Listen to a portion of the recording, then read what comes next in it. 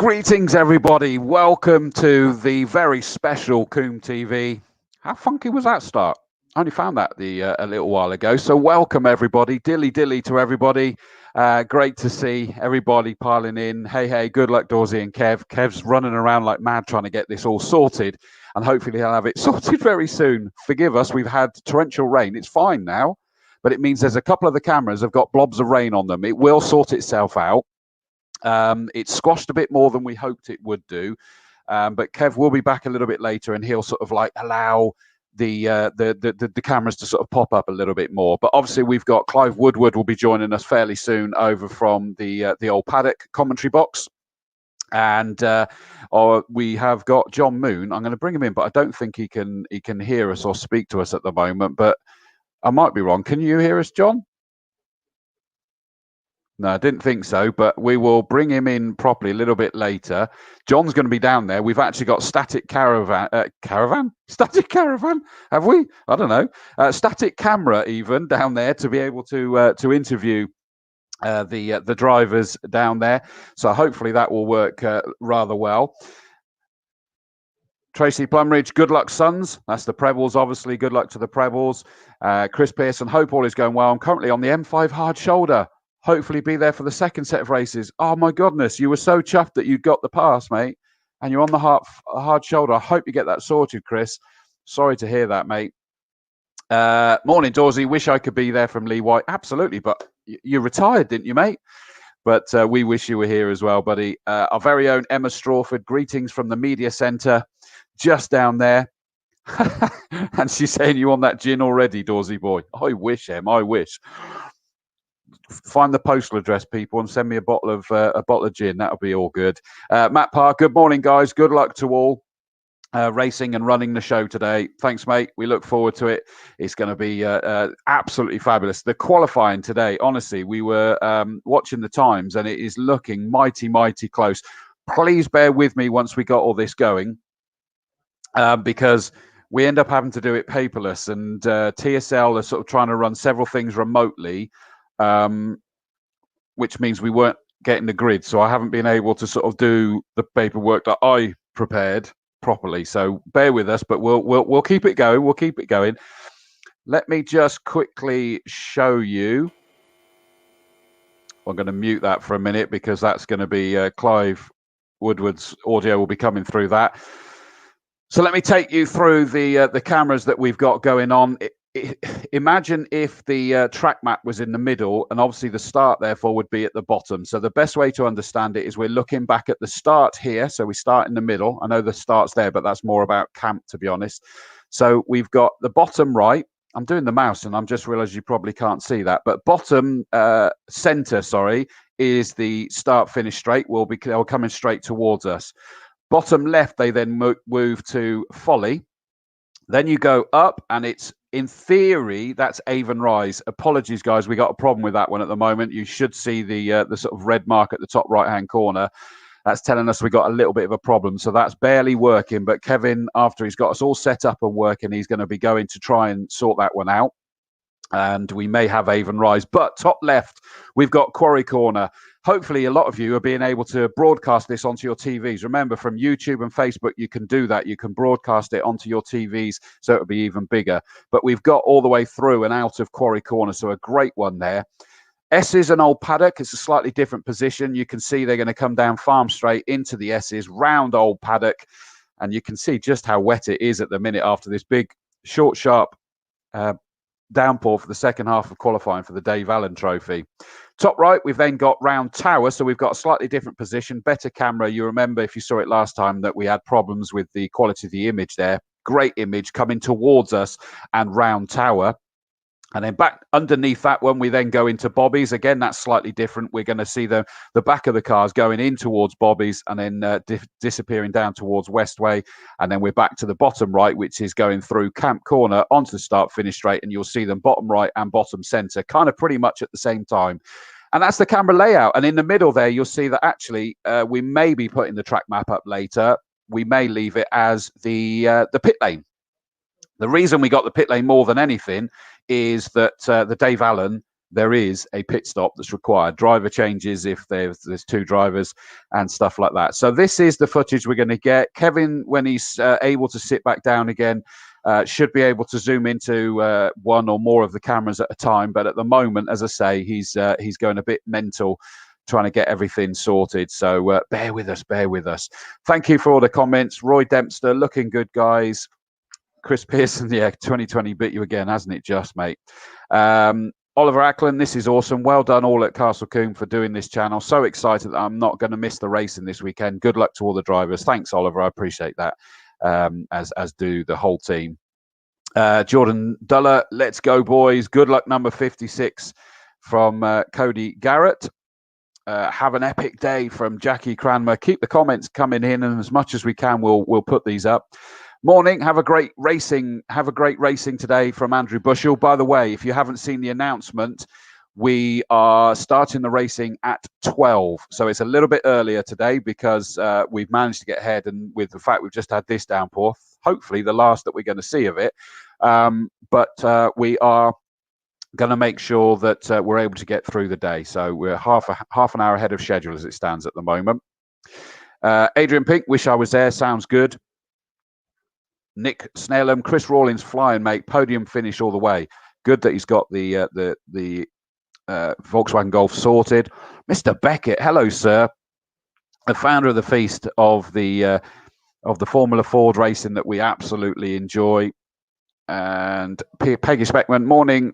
Wish everyone the best of luck and safe racing. Fingers crossed for the next one. Wish I was there from Alan Fraser. I know you all, and I'm so appreciative that you are, positive about what we're trying to do here, bringing you as much as possible. Mike Cotton, wishing everyone a good day's racing. Rob Atwood, good luck, Kieran Atwood, Formula Ford 1600, no number 43, and all at Solely Motorsport. Have a safe day. Paul Wiltshire, hello from the course car as promised. Good man. I knew you said you were going to do that.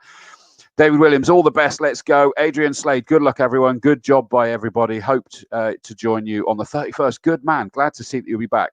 And I'm going to bring somebody else into the stream now because I can see he's there. It is. Let me just put it that way a bit cleaner. Hopefully, can you hear us, Clive? Oh, hang on. Let me take you off mute. You need to unmute your mic on the screen.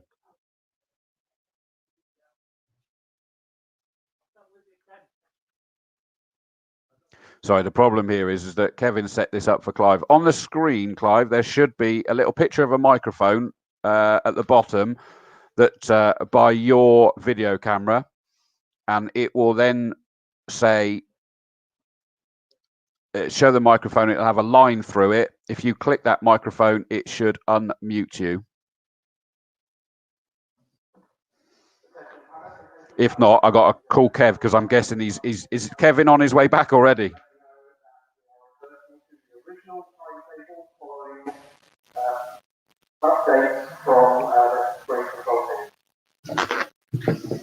Oh, and I think actually I'm just getting a notification that we're reverting back to 12:30.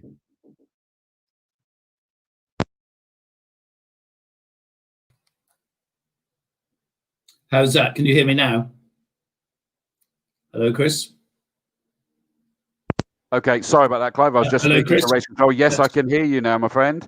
Oh, hang on. I'm asking technology. Kevin's still working here in the background. Hello, everyone. My name's Clive Woodward. I'm at, can you hear me? We can. Yep. I'm at Old Paddock. Very much looking forward to the summer spectacular race day. Conditions just beginning to dry out after quite a heavy little shower, of which we may get one or two today, I think. But very much looking forward to the 4 Castle Combe races and the Dave Allan Trophy, of course. And it was on this day, 1st of August in 1965, my racing hero, Jim Clark, probably my favourite driver of all time, wrapped up his 2nd World Championship by winning the German Grand Prix at the Nürburgring. And I must say, having watched many of the truly great racing drivers over many years, won't say how many, he was probably the greatest driver I ever saw racing. Another absolute hero was Niki Lauda, who on this day in 1976 came back to racing after his horrendous accident. in only 6 weeks, which was absolutely amazing. And during the lockdown, I read the book on Niki Lauda by Maurice Hamilton. It's a real gem of a book. I would recommend anyone to read that. There's some fascinating stories in there, not only about his racing, but all the anecdotes about contract negotiation. When Lauda Airlines had the crash, he was absolutely amazing what he did with the families involved. And it's a really, really interesting read. But coming back today, I think it should be an excellent day's racing. I'll go back to you, Chris, because I think Kevin's just going to do a bit more work here, and look forward to speaking to you all a bit later. Speak again a second, Clive, because I've just changed something. No, that's fine. All right. Okay. That's okay. Yeah. I was just checking. Just to let you know, in case you didn't hear, Clive, ignore the comment that we said earlier about 12 o'clock race start. We've reverted back to 12:30. Okay, lovely. Thank you very much. All right, so that's gives us a bit more space. So I'll just remove Clive from there for now. So yes, it's gone back to 12:30. I think that basically there's quite a few people that aren't going to be ready for 12. So we've gone back to the original one. I would imagine there's quite a few came up and said, whoa, whoa, whoa, we're not going to be ready. In fairness, I think there's quite a few of them that are in the GTs that will have been out in that Dave Allan Trophy. So we needed a bit more time. It's good. It gives, in fact, that we need to make sure that Kevin knows that as well. Hopefully Kevin can hear, so he knows that he's not under quite as much pressure. Let me just, Kevin, could you just making sure you know as well that it's 12:30 start, mate.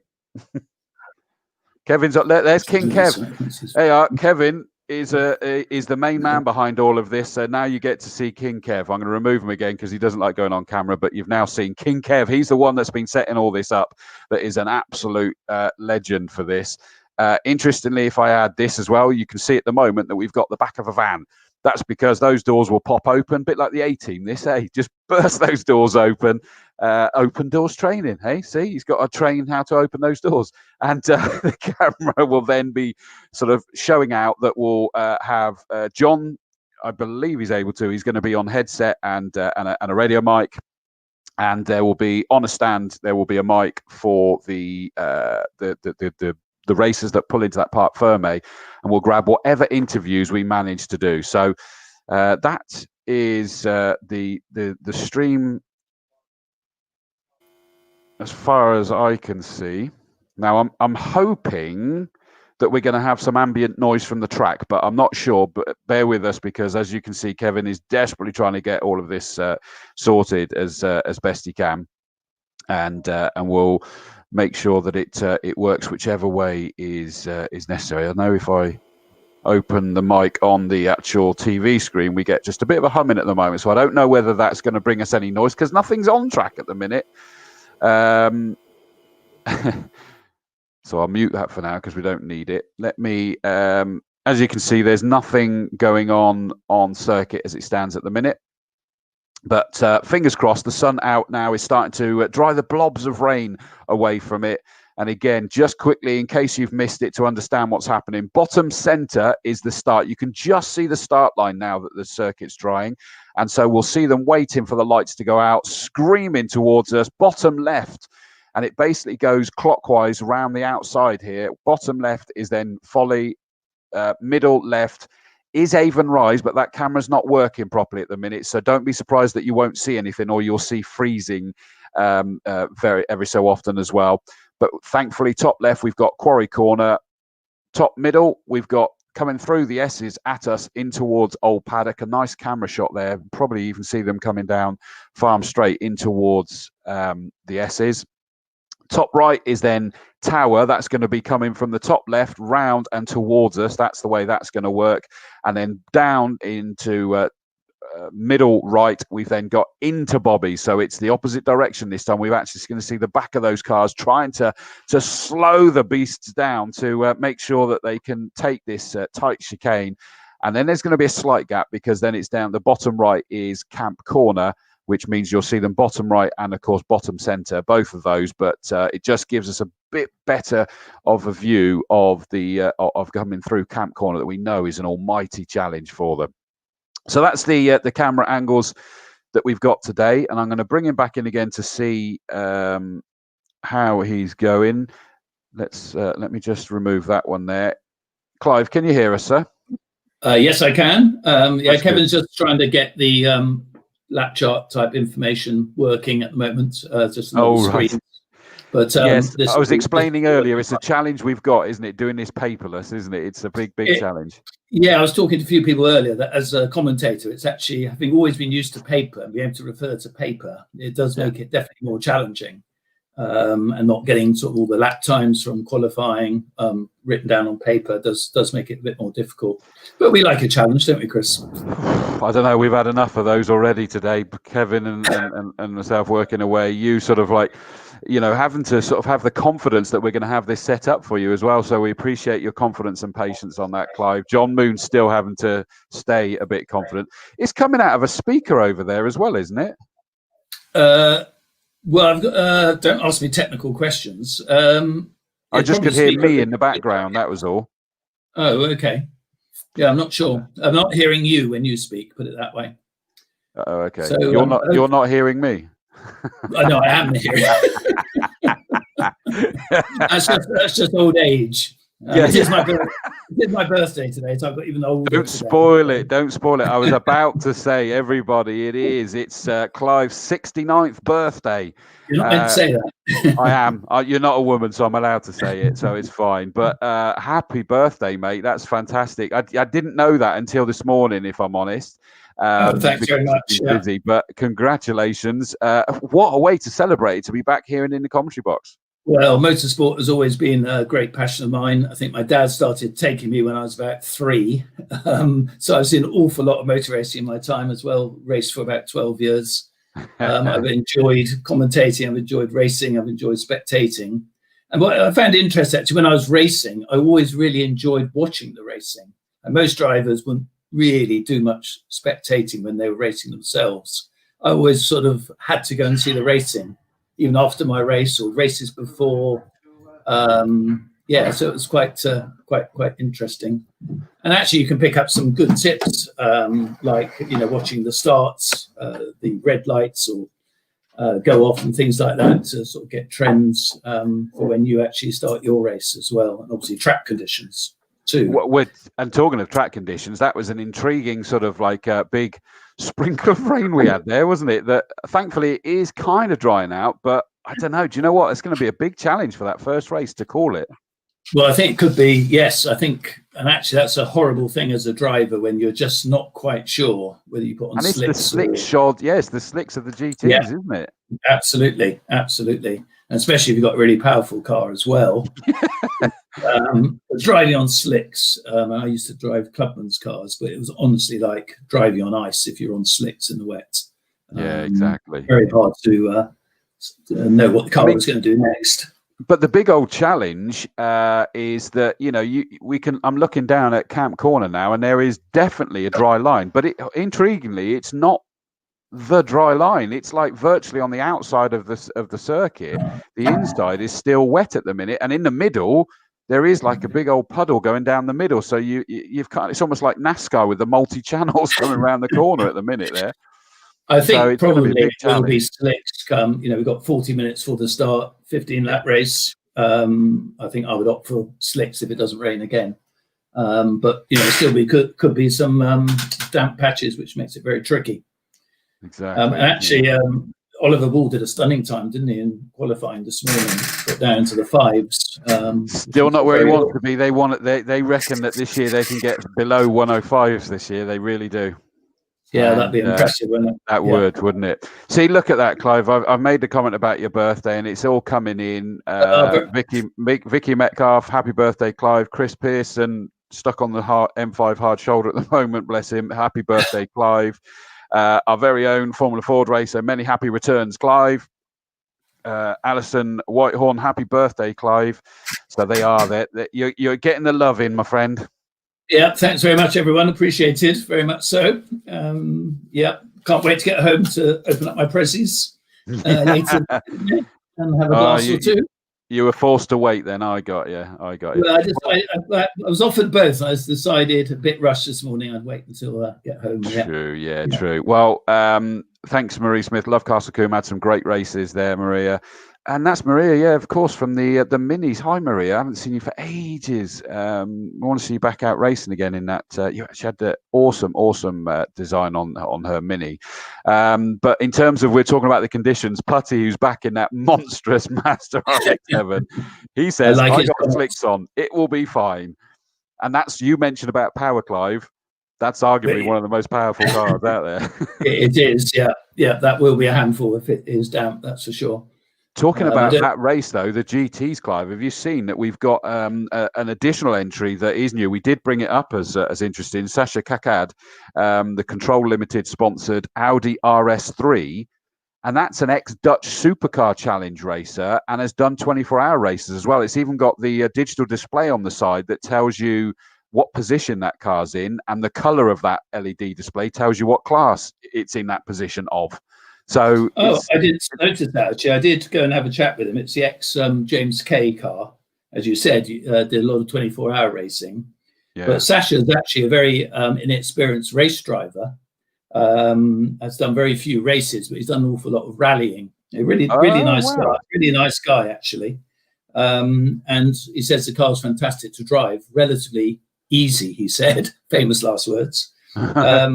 And there's definitely more to come, but he did very well. And for somebody who hadn't raced at Combe before, I think he's fourth or fifth on the grid. So very good effort there.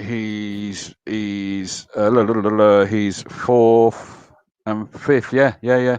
So absolutely, he's done brilliantly well there, and it just looks and sounds amazing. I hadn't realised just how little noise I actually get in this commentary box, especially with the headphones on, until I was stood just down there when the GTs were out qualifying.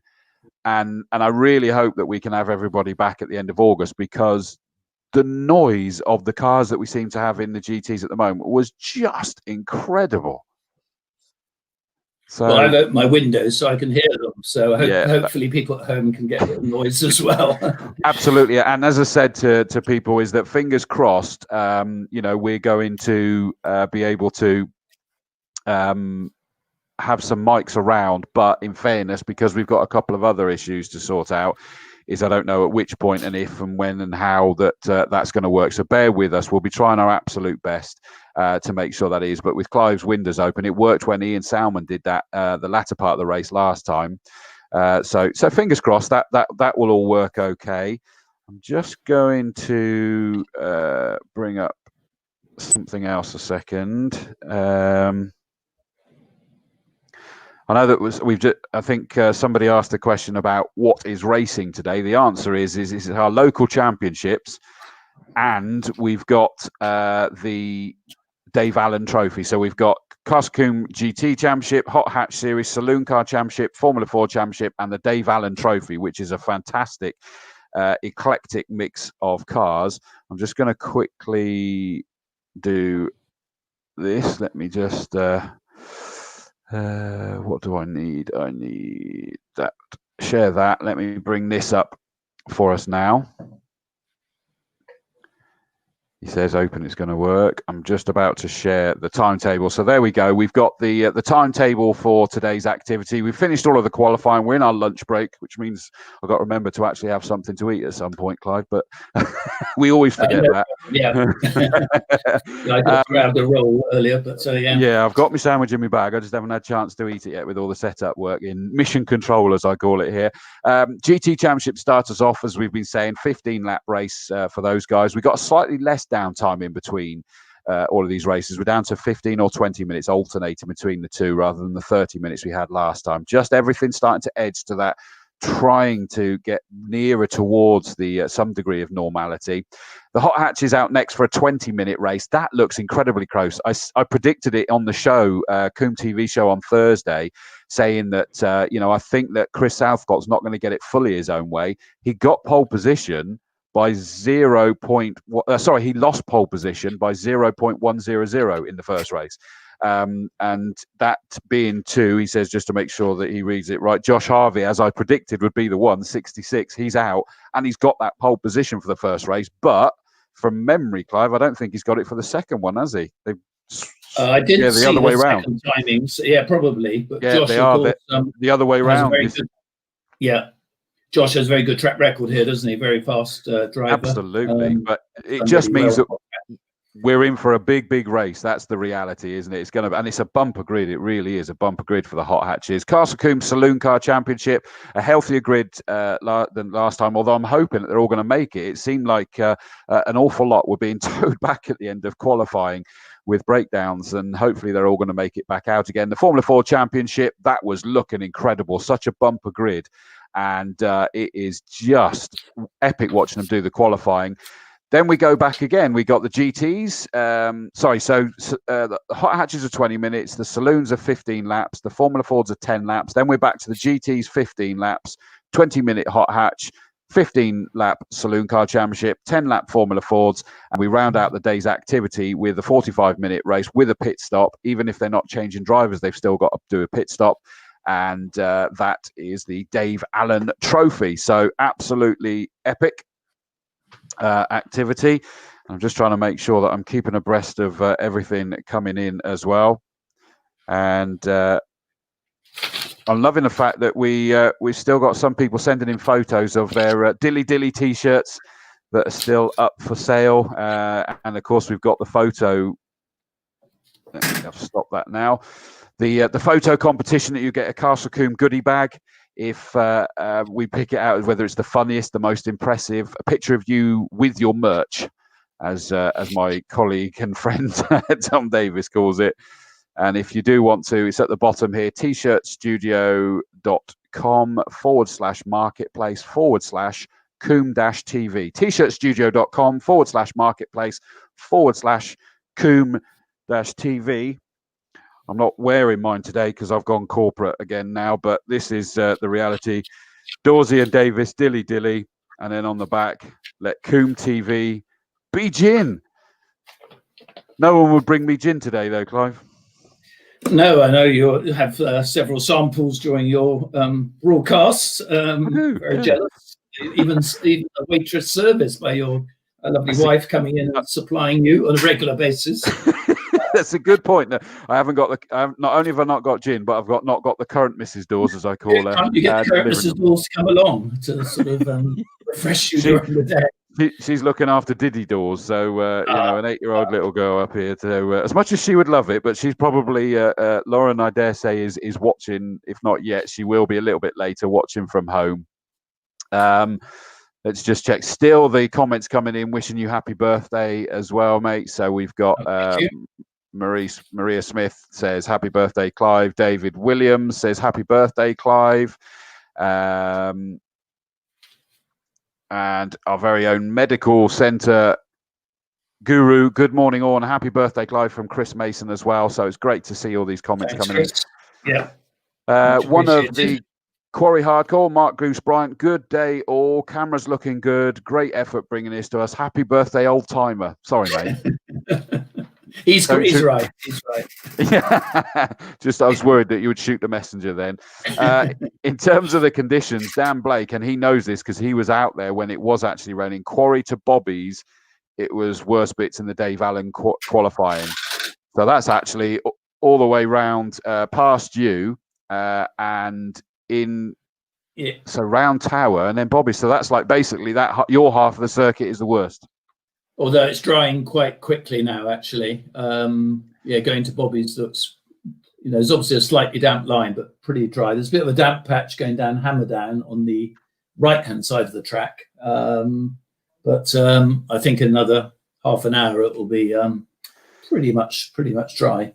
Yeah, I mean, I'm looking at it now. Folly looks dry. Camp is getting there. We've got a bit of a sort of a puddle in the middle there. Tower looks soaking wet still, and I can see what you mean in front of you at Old Paddock, top centre camera. That's looking good. Quarry doesn't look too bad, does it? That in the top left camera. I can only really see the exit from where I am, but that looks not too bad at all.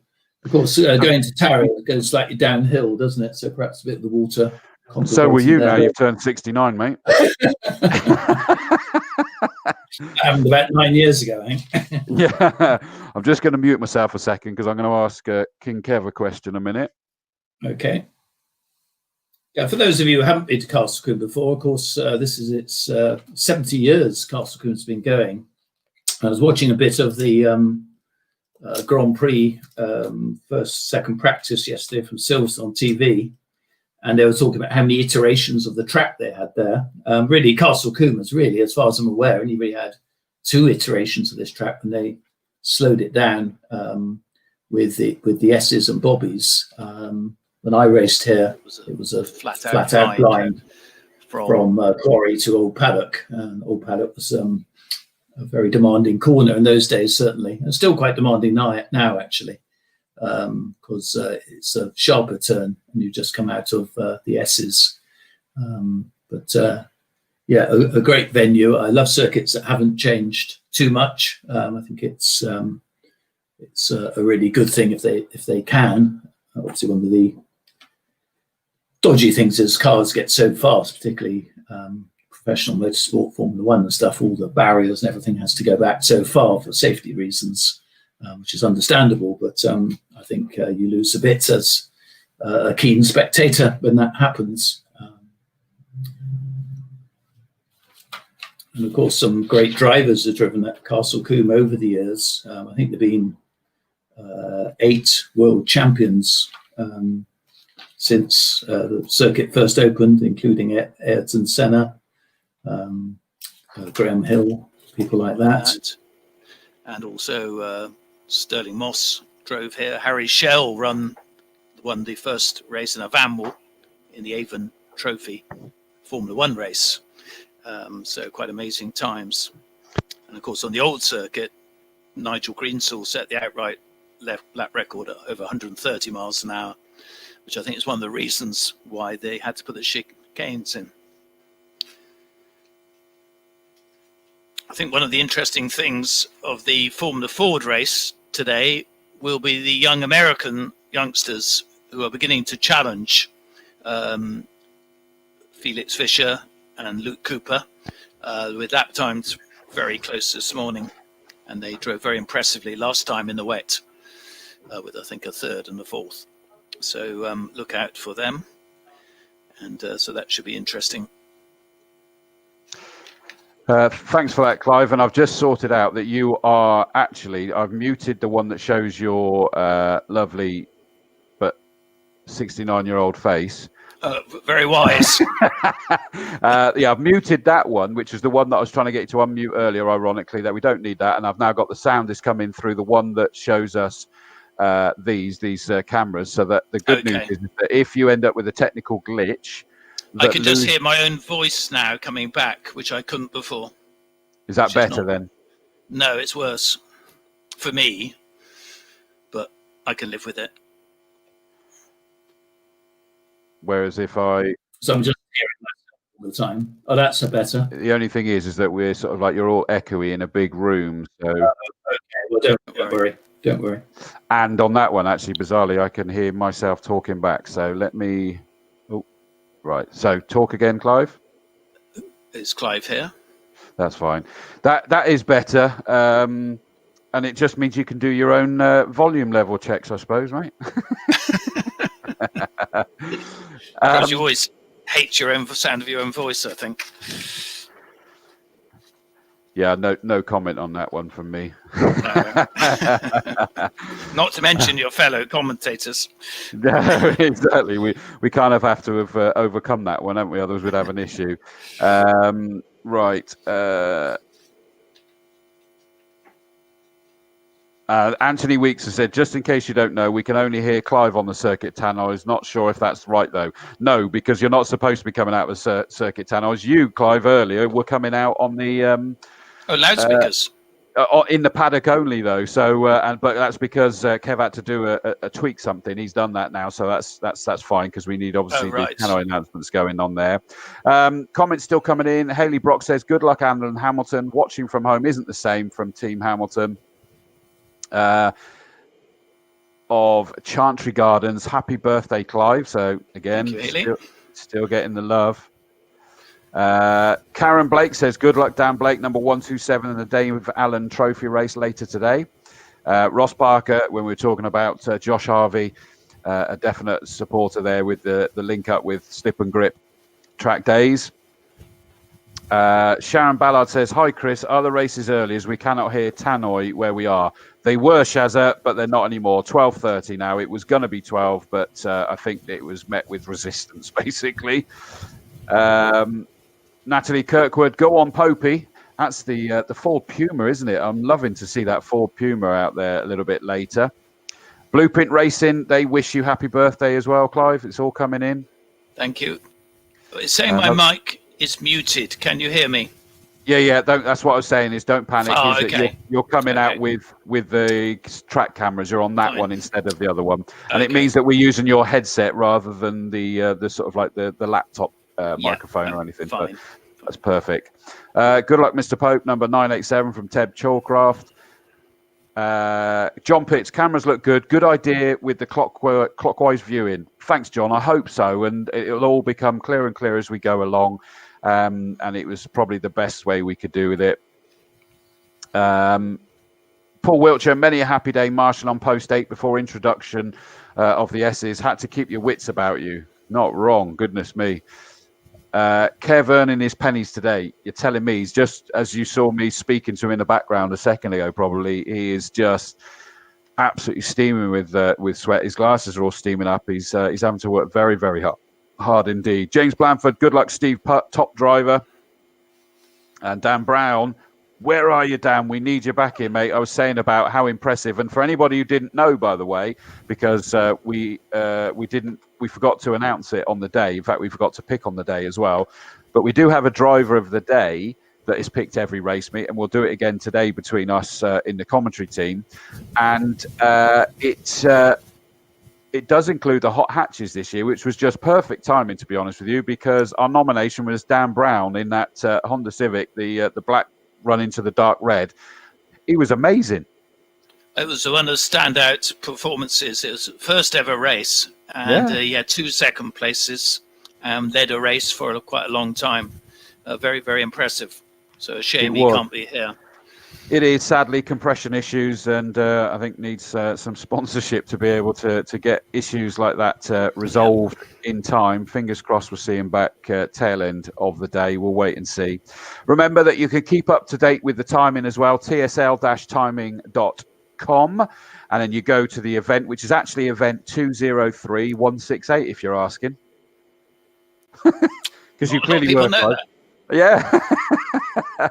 So, yes, it is 203168. But you can just go to tsl-timing.com, scroll down, you'll see Castle Combe, and you can go to the either the live timing, you'll be able to see the live timing, or you can actually see all the results, the times from the qualifying from each of the races. You can catch up on that, and the PDF book of everything each championship's done. It's broken down.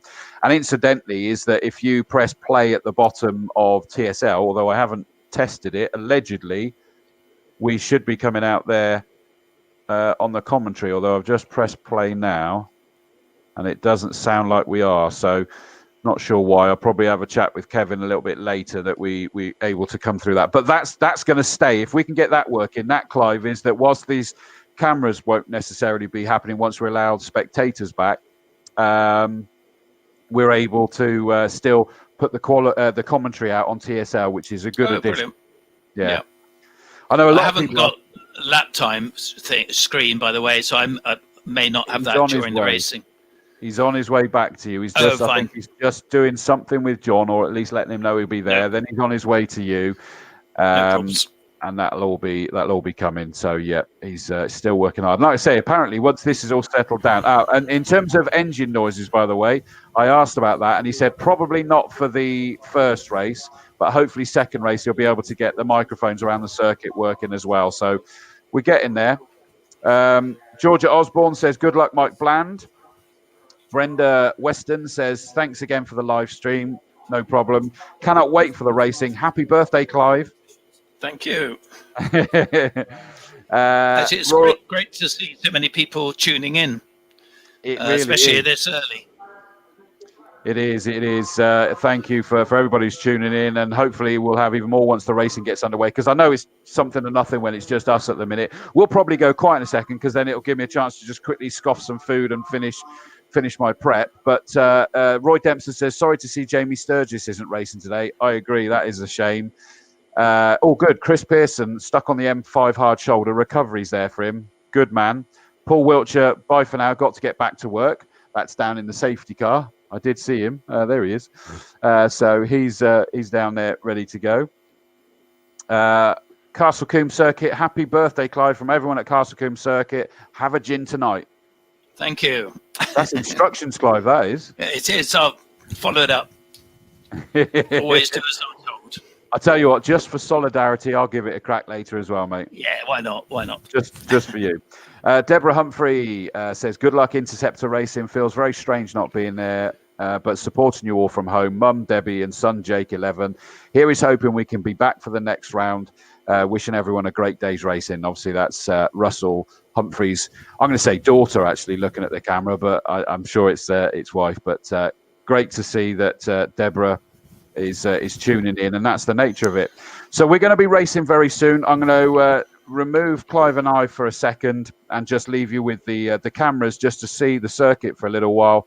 And then we'll be back literally in a few minutes, but it gives me time to scoff down a sandwich, and I'm sure Clive probably got a little bit of prep that he wants to do as well. I'll do the same. Yeah. See you later. See you in a few.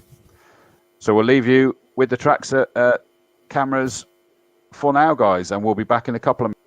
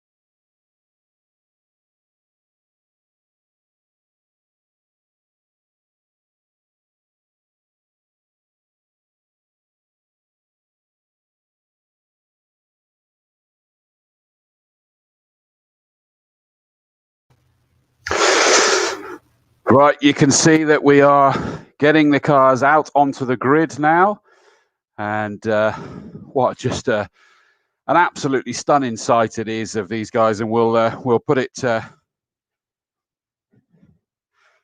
in terms of the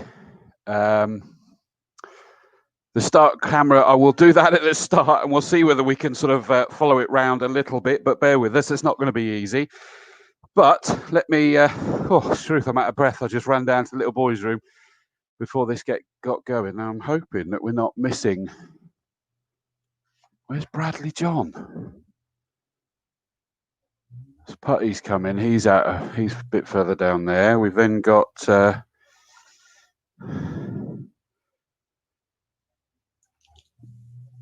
Dominic Shepherd is there in his.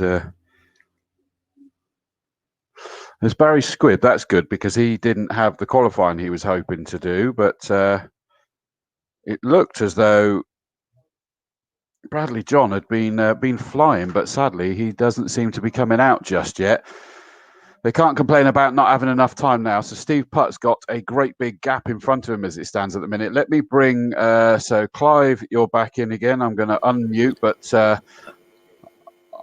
can you hear us, Clive? Thank you. Yep. Yes, I can. Good to hear, as you say, Barry Squibb back. I assume he's starting from the back of the grid. It looks like he will be, but we've also lost Neil Greenland by the looks. Oh no, there's Neil Greenland. He's now whipping round towards his position on the grid. But Barry Squibb, Barry Squibb, Bradley John, as I say, supposed to be on. Oh, there he is there. Where did he come from? He snuck through. He is there. Stop the clock. It's no panic. I don't know where he just came from because I was looking everywhere. Neil Greenland's going to go there. So let me take you through this grid. For those of you who are just joining, it's myself, Chris Dawes, and Clive Woodward are going to be the commentary team. And we've got John Moon in a little while. He'll be joining us as the reporter down at Parc Fermé to grab the interviews. So it's the Castle Combe Racing Club GT Championship for 2020. Rounds 3 and 4 in effect, sponsored by Reese Motorsport Insurance. So thank you guys for the sponsorship. And the grid is as follows. On the front row, a great pole position there from Oliver Ball in that Vauxhall Tigra, car number 41. Alongside him, number 36, Keith Butcher. That's a good performance by Keith Butcher in that Audi R8. Sadly, we lost him for race number 2 in the opening weekend when there was contact up at Bobby's and they just couldn't get it repaired. They've got it done. They've got it tested. That seems to be hooked up rather well, to say the least. Second row, 27, Bradley John. Alongside him, 138, Sasha Kakad in that amazing Audi RS3. Third row, number 7, Steve Putt in that monstrous RX-7 with his new paddle shifters this year. And an awful lot of fuel that he's bought ready for today's activities. Alongside him, number 24, Tony Bennett in his Caterham R300. Row 4, Team Hamilton, I know you're there in your droves. Well, he starts in 7th place on the 4th row of the grid. Number 56, Alan Hamilton in his Westfield Aero. Alongside him, number 20, Tim Woodman in his Caterham 7. 5th row is 21 Dominic Shepherd in that incredible Audi Super Tour as they make their way off on their warm-up lap. Remember, this is a rolling start. Alongside, in 10th place, Neil Greenland in that monstrous Mitsubishi Colt. 6th row is 86 Jeremy Cook in a BMW, 73 Michael Parsons in his Golf. Row 7, 59 Del Brett in his Porsche Boxster, 33 Paul Arbour, and that car is out there. He got towed back in qualifying, but he is out. 8th row, 75 Barry Squibb, and 49 Ruben Taylor. Oh, we've lost Clive, but we can still hear you, Clive. That's the good thing. And I'm going to now put this up to. So, I mean, what a sight, Clive, seeing this field of 16 GT cars and the noise of them as they come past you. It's just amazing, isn't it? Oh, no, we have lost Clive. I know that Kevin was over with him at that point, so hopefully we'll get that back up and working. Thanks, guys, for all the comments coming in, saying about top work on the cameras. Oh, can you hear us now, Clive?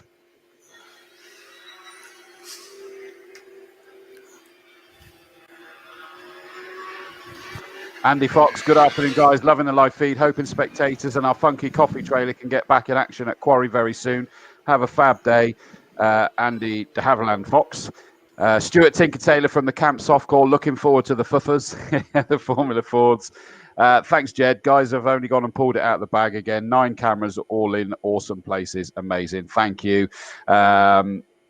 And plenty of you saying, Tony Gordon, great for the feed. Happy racing, Mike Wyatt. Hello from the Philippines. Hello, Rupert Crook. Thank you very much from the Philippines. That is brilliant. And someone from Team Hamilton, Ian Hamilton, very good live stream, looking fantastic. Watching from Northern Ireland. Go Team Hamilton. So there we go. Right, they come down towards us, and hopefully Clive will be back with us very shortly, as he's gone. The camera's gone, but also he can't hear me by the looks of it. But it's a rather crazy start as they come down towards us. And across the line goes Oliver Bull, but the Audi R8 of Keith Butcher was a very tardy start there, and Bradley John was unsure whether to go for it or not. Steve Putz spun, and the Audi R8 into the barriers. Sorry, I need to just jump towards Folly there, is that Steve Putt's gone to the infield, but the Audi R8 of Keith Butcher, and it is a red flag there because all of the barriers are... The rector-cell barriers are all sort of messed up, and it's basically in the middle of that. The good news is it is rector-cell barriers that we have there, so don't panic. All that mess you can see is all the foam from the rector-cell barriers, but I'm not quite sure what happened. But Keith Butcher was very slow away. Oh, yes, I can. Can you hear us, Clive? No, Clive can't hear us. I think I just got a message that it kicked in. Internet down, screen back at screensaver. So apologies about that. So we've got a red flag here, so we're not missing any action at the minute, and it will be a moment while everybody else is now slowing away. It was a very unusual start there, is that even Ollie Bull, I think, was kind of like, well, I'm not sure exactly whether to go or not, because the Audi R8 of Keith Butcher was a long way back. Bradley John in the Mitsubishi Evo was then trying to work out whether to get going or not, and he just sort of waited until he got to the line, and then was able to go as he went. But Steve Putt, I'm not sure what exactly happened, but Steve Putt's rear end just hung out as he went through Folly, but I'm not sure whether that was as a result of any contact with Keith Butcher's Audi R8 as he tried to go up the inside of Keith Butcher. And Steve Putt's car's just stopped in the middle of the tarmac facing the wrong way. But I'd imagine that's more a case of just making sure that everybody is okay down there. But it's going to be a pretty reasonable delay down there, as we would expect from the footage. So apologies about that, ladies and gentlemen. Not the start that we wanted. I'm sure that plenty of you were commenting there, but there was a bit too much to try and keep up with. We've basically got a whole run of the rector-cell barriers have been sort of absolutely whipped out. So good, the rector-cell barriers now, but it is a big problem. And so I'm trying to also text at the same time, because I'm assuming that Kevin isn't over there with him. So I'm just going to quickly mute you, and I'm going to...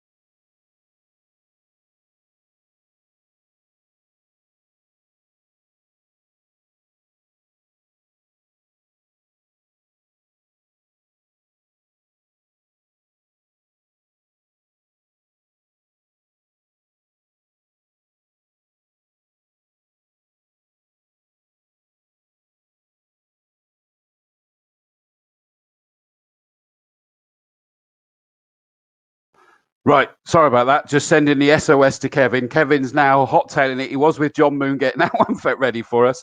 He's now gone straight over to the straight over to the old Paddock commentary box. Thank you to Poop Poop for saying this is a very experimental live stream, but our modern screens are big enough for it to work. Thanks.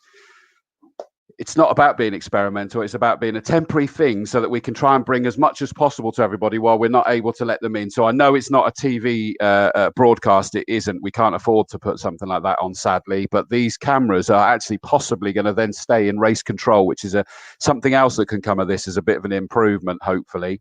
And it's just so that we can try and bring this. Sadly, we've I think it's ever such a simple problem that's occurred over there. Is that thought that we turned the screensaver off on the laptop that Clive's using, but it seems to have come on. It's cut him off completely. So Kevin's now going straight over there to get that sorted out, and we'll have Clive back to us. Sadly, of course, he didn't actually have anything to commentate on that came round to him because of this incident. So as you know, I'm afraid that for some of you who may be sort of going, well, what are you not showing us anything? It's like, well, no, because we're not supposed to show the live footage of everything that's going on. It's the majority of the work, in fairness, is trying to repair the rector barriers, which is not going to be a job of a moment, sadly, which is why they wanted to get us started at 12. And they all fought it, and they're the ones that have now caused this massive delay, which is a real shame. Typical, I know. But hopefully they will be able to get them repaired, replaced, whatever it may be. But it's an awful lot of vehicles down there to get that one sorted, which means that that's all you can see is just a mess of the rector barriers and all those vehicles. So, frankly, it would be it would look worse than it, I believe it is. So we're not doing that. Hey, you know it's Dawsey and Davis, and even Tom's getting abusive now. Can I get your autograph, please, Chris? Only if I can sign it across your chest, mate. That's the only way to do it. Happy birthday, Nathan, says Roy Dempster. But to bring it back again, Janet Jenkins says, happy birthday to Clive and good luck to Team Irwin from Janet. Spiller Motorsport, presumably that's Pete saying this. Can you arrange dry weather for the Dave Allan? Qualifying in there for my first ever race was ...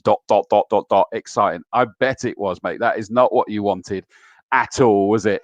But hopefully it will be dry. I think that was it. We had it sort of forecasting is sort of late morning. We were expecting a little bit of rain. And sadly, that looks it did happen, but hopefully it will all be over for the day now, and we'll just have this sunshine. I'm glad it's not yesterday's weather as well, though, because I'm sure many of you enjoyed the sun, but wow, wasn't that hot? And I think we'd have had passing out drivers in the car if we'd had it that hot here. So I think to some extent that's a good thing that we haven't got that. The only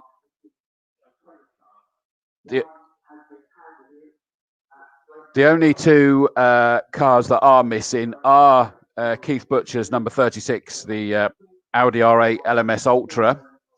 That was the one that went into those rector barriers. And again, as I say, these things are amazing. They're just like, they're made of fairy dust and unicorn droppings, I'm told. I don't know whether that's true, but basically it means that you can hit those things and invariably you're able to come out and carry on driving. It's absolutely incredible, really phenomenal stuff. And he's gone sort of pirouette and long nose. Of course, not that long ago, that used to just be solid barriers there. So it's great news. He's gone into the rector cells along that and hopefully get that sorted. And we'll wait and see whether it's repairable for the second race. Now, Steve Putt also is missing from the grid. I'm trying to see whether his car is still on the circuit. Now, yes, it is by the... Oh, no. Yeah, possibly. I think Steve Putt's car is still there, but I think he invariably went into the infield. But there may well have been some contact with Keith Butcher's Audi R8, which would be a shame. Hence, we've got people that... I'm just catching up on these bits and pieces. The problem is I get bits. Yeah, someone said, "Go on, Steve Putt, send it," and someone else said he did. And I'm not quite sure exactly what happened down there.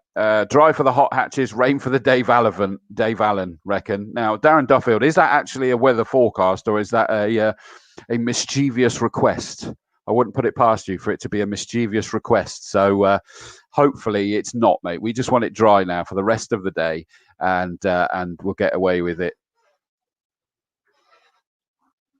So let's have a look. Steve, yeah, I mean, Steve Putt's car's in the middle of the circuit, but it looks okay, to be honest with you. And it is literally just a massive, massive mess of recticell barriers. So that's the part that's going to take them a reasonable amount of time. And Josh says, come on, Steve Putt, get back round and go hard. Yeah, because we want him to, because he's got the 2 GT races and the Dave Allan Trophy later today that he put on pole position by a massive margin as well. So hopefully they'll get it sorted. Jed Dorr, recticell equals big soft car cushion. It is, isn't it? It is. It's magical. It really is. We're not allowed to reveal too much details because it's like NASA top secret, I think. Probably not. It's not true at all, but I just find it amazing. Why did I have some gin at lunchtime? No, I didn't. Bobs. I wish I did. I'd have loved to have had a gin, but I'm looking around and I think the best I got is some coffee. Don't adjust your sets, people. It really is just coffee. Dawesy drinking coffee, not gin. I know, but professional standards and all that. But it is a nice hot cup. See, you can even see the steam coming off of it. So, not that I really need any wake-up juice now. We've got the racing back underway. We've got the arguments happened. Spiller Motorsport, Darren shut it. That's where Darren was asking for the rain for the Dave Allan Trophy. And Pete Spiller is Dave Spiller's dad. Dave Spiller races for us, young man, very, very talented young driver. And Pete Spiller's gone and got his race license this year to actually do some racing, and especially something like today where he's looking to race with his son.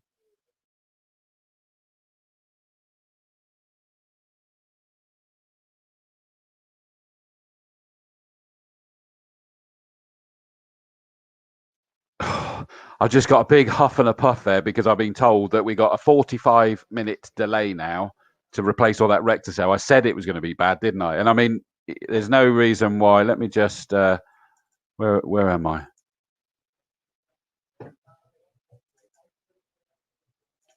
No, I'm not getting anything working on this mouse.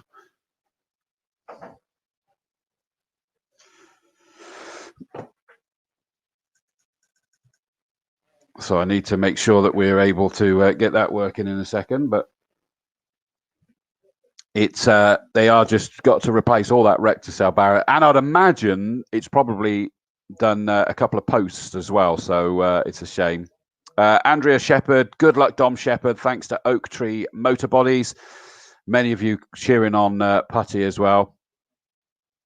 Can we use the term race loosely, Chris?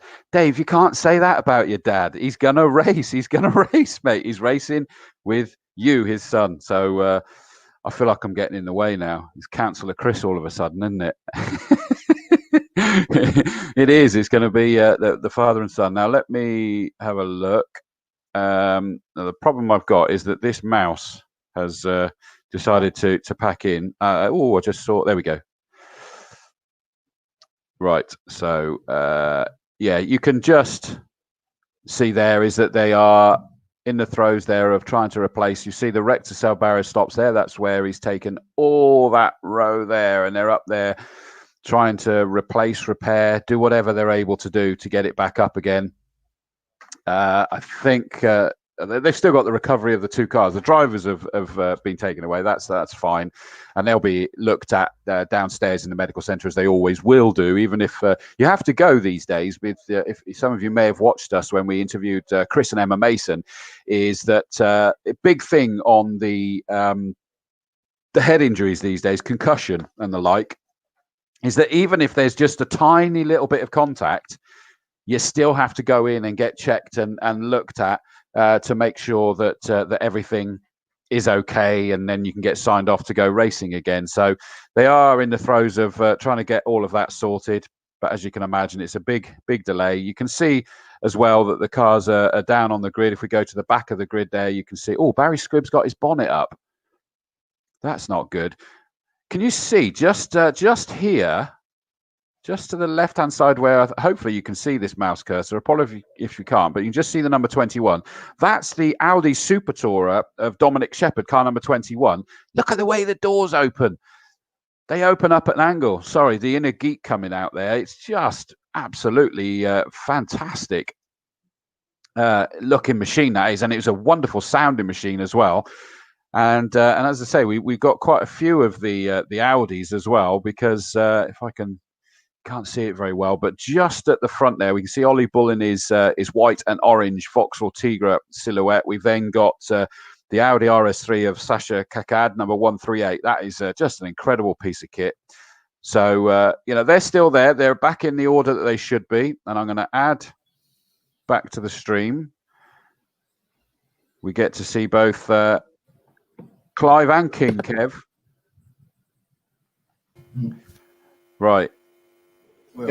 Can you hear me, Clive? I can hear you. Can't see you. So I can abuse you on camera now, and you'll have no idea.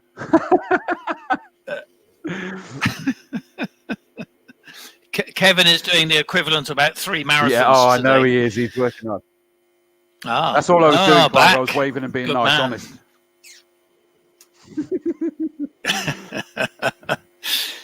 Yeah, the internet went down, and then all hell loose. So what happened on the warm-up lap? It was the first lap of the race. We got the race. Yeah, because we'd done the warm-up lap, and although I think you missed the warm-up lap as well because it had gone down already, because I asked the question about what a wonderful sight. They came around for their rolling start, and bizarrely, even Ollie Bull, who was then miles away from the rest of the field, was there sort of going, shall I slow down? I don't quite know what to do, because Keith Butcher in the 36 Audi R8 was way back and just not accelerating. Something was not right at all. Bradley John was then on the inside of him, but of course he's from the second row, so he's sort of thinking, well, I can't really go now. And so he just waited, crossed the line. He then took off. Steve Putt was trying to come up the inside as well. And I don't know exactly what happened, but coming through Follies, I suddenly saw Steve Putt sideways. So he may have been clipped by Keith Butcher, or he may have clipped Keith Butcher. I don't know which way. Yeah. He went infield, although the car's still just been put on a low loader, so clearly it's damaged something, sadly, on the monstrous RX-7. Fingers crossed they get that sorted. But the worst thing, and the reason for this delay, Clive, is that Keith Butcher went to the left, and of course, thankfully, it's no longer just the metal barriers there. We've got Recticel all the way along there. And he's hit and gone pirouetting along it, but thankfully, all along the Recticel stuff. The bad news, so that's good news from the driver and the car perspective. The bad news is that they've now got to replace a massive stretch of it. And apparently we were told 45-minute delay. Oh, wow. I'm hoping that's a Les 45 minutes. So in other words, it could be more like 30 minutes with a bit of luck. But it's going to be a reasonable delay. I don't know whether we actually have spares of Recticel barriers, the Recticel foam cushions. No, good point. They're fantastic for saving cars and injuries, aren't they? Unbelievable. Amazing. I mean, to the point, Clive, where we got the reports from the medical centre is that they actually had a massive reduction in the number of people with whiplash or concussion. Yeah, I can believe that. Yeah, statistically, it was like hugely reduced beyond belief. So, yeah, it's... but sometimes you see cars go off at colossal speed and you think the damage is going to be terrible, and it's not actually too bad. Yeah, I mean, if you consider it folly, that, of course, will have been at big speed. I'm just looking, Steve Putz. Oh, the rear.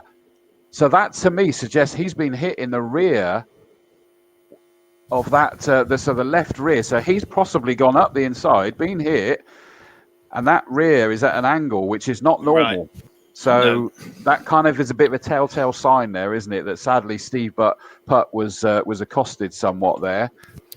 Looks that way. It does. So it's just the two of them, is it? Yes, it is, mate. They're the only ones that aren't going to make it. I mean, it's so difficult to tell with Keith's Audi R8 because, of course, it's just bodywork. It's designed to come off. It doesn't look that bad. It will be messy because of the fact that it's just gone along the Recticel cushions. But you missed that we've established that it's made out of pixie dust and unicorn dung. It's magical, mate. That's how magical it is. That's what's inside it. If you get into the core of it, that's what it is, honestly. You've been doing your research. Absolutely. Or M says I've been on the gin, which I wish I haven't. I'm just that nuts. Spooner in orange. Big hello to all the Coombe marshals from Cops Corner at Silverstone. Rubbing it in, he's up there. But great to see the coverage again in a bit of downtime. Dilly. Yeah, sadly, Spooner, you're not seeing a lot, which is why we've got Taylor Norton says, has the GT race started? Yep. And then someone else said, and stopped abruptly. So that's a shame. Dave Spiller says, well, you know those barriers well, don't you? Dan Williams, no, because actually it's not as far up as it was for Dave Spiller. Thankfully, of course, that hasn't got rectus out there because that's not a normal place to go through. So, no, that was almost approaching Quarry, wasn't it? Yeah, it was. It was probably 2/3 of the way up Avon Rise. Yeah.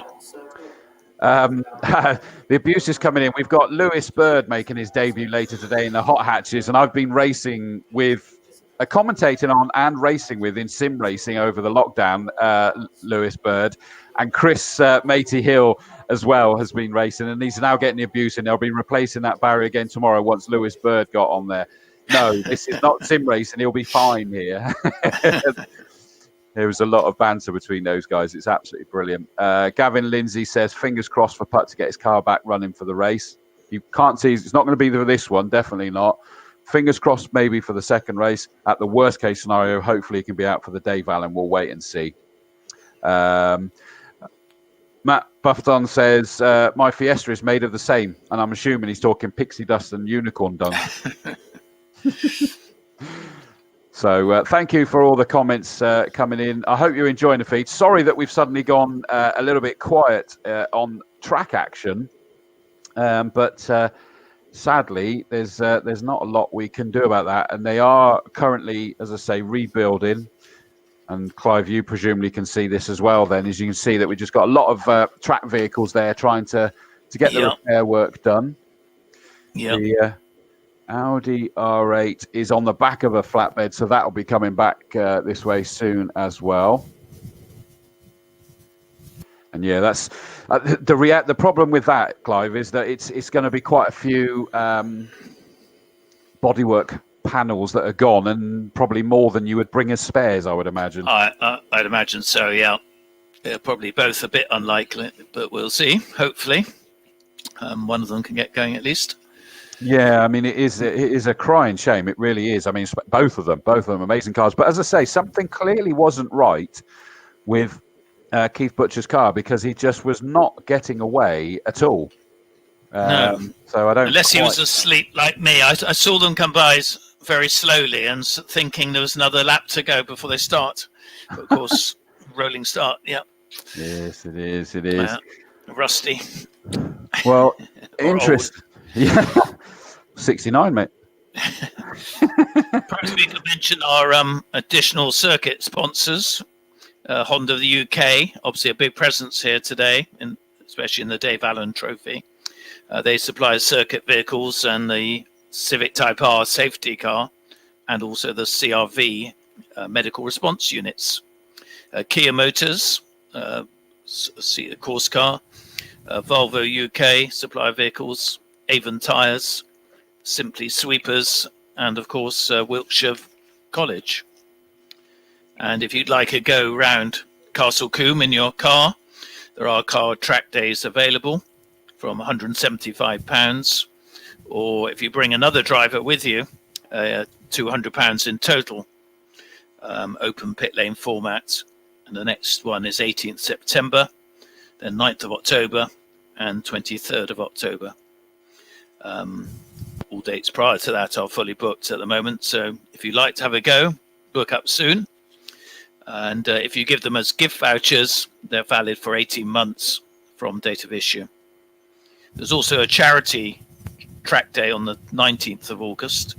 That's £150 per place, or £120 if you're a Castle Combe Racing Club member. And all proceeds of that go to the Castle Combe Racing Trust.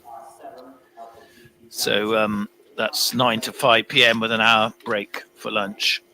And if you're a bike person, you can take to the circuit on your own motorbike, £135 on the 7th of October.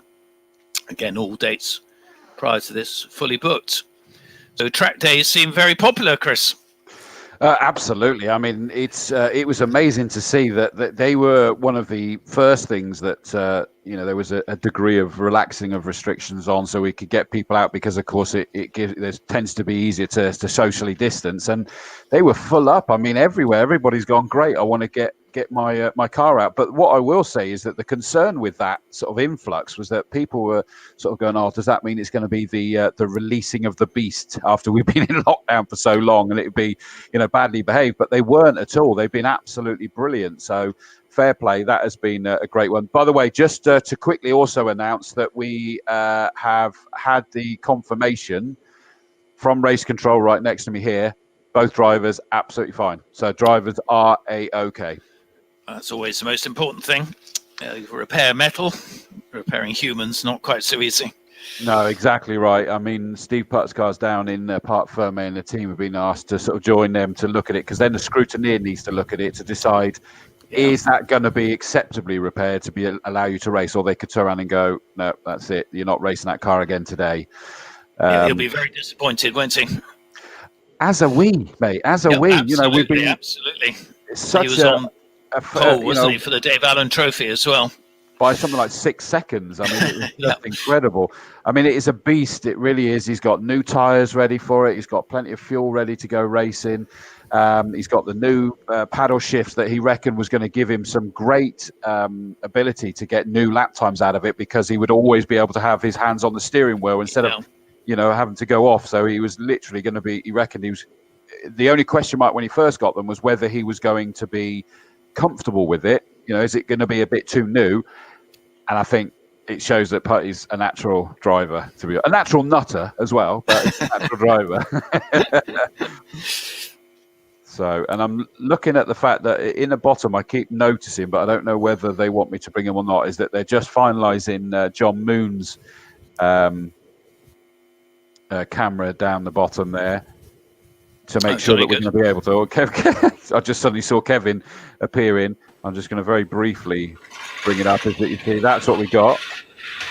So that will be the John Moon camera, and you can see we've got the microphones on stands there as well, ready. So, and in fact, I think I can hear myself in the background a little bit there as well, and that means that we'll be able to safely interview the various drivers. But I'll leave them a bit of time to get it sorted. Now, I'm just looking. Keith Butcher's Audi R8's coming in. It doesn't look excessively bad. I mean, obviously, it looks messy with the fact that bodywork panels are here, there, and everywhere. Interestingly, I'm sure that looked like the right rear on his as well. But, of course, if that's gone into the Rector cells, it's going to have done something. But that looked at a jaunty angle as well, which that would be the other way round to what I would expect to see if it was Steve Putt and Keith Butcher having contact. Oh yeah, that left rear corner, that is a terrible angle, but that would have probably done it in the barrier contact. Crashing in the barriers, yeah.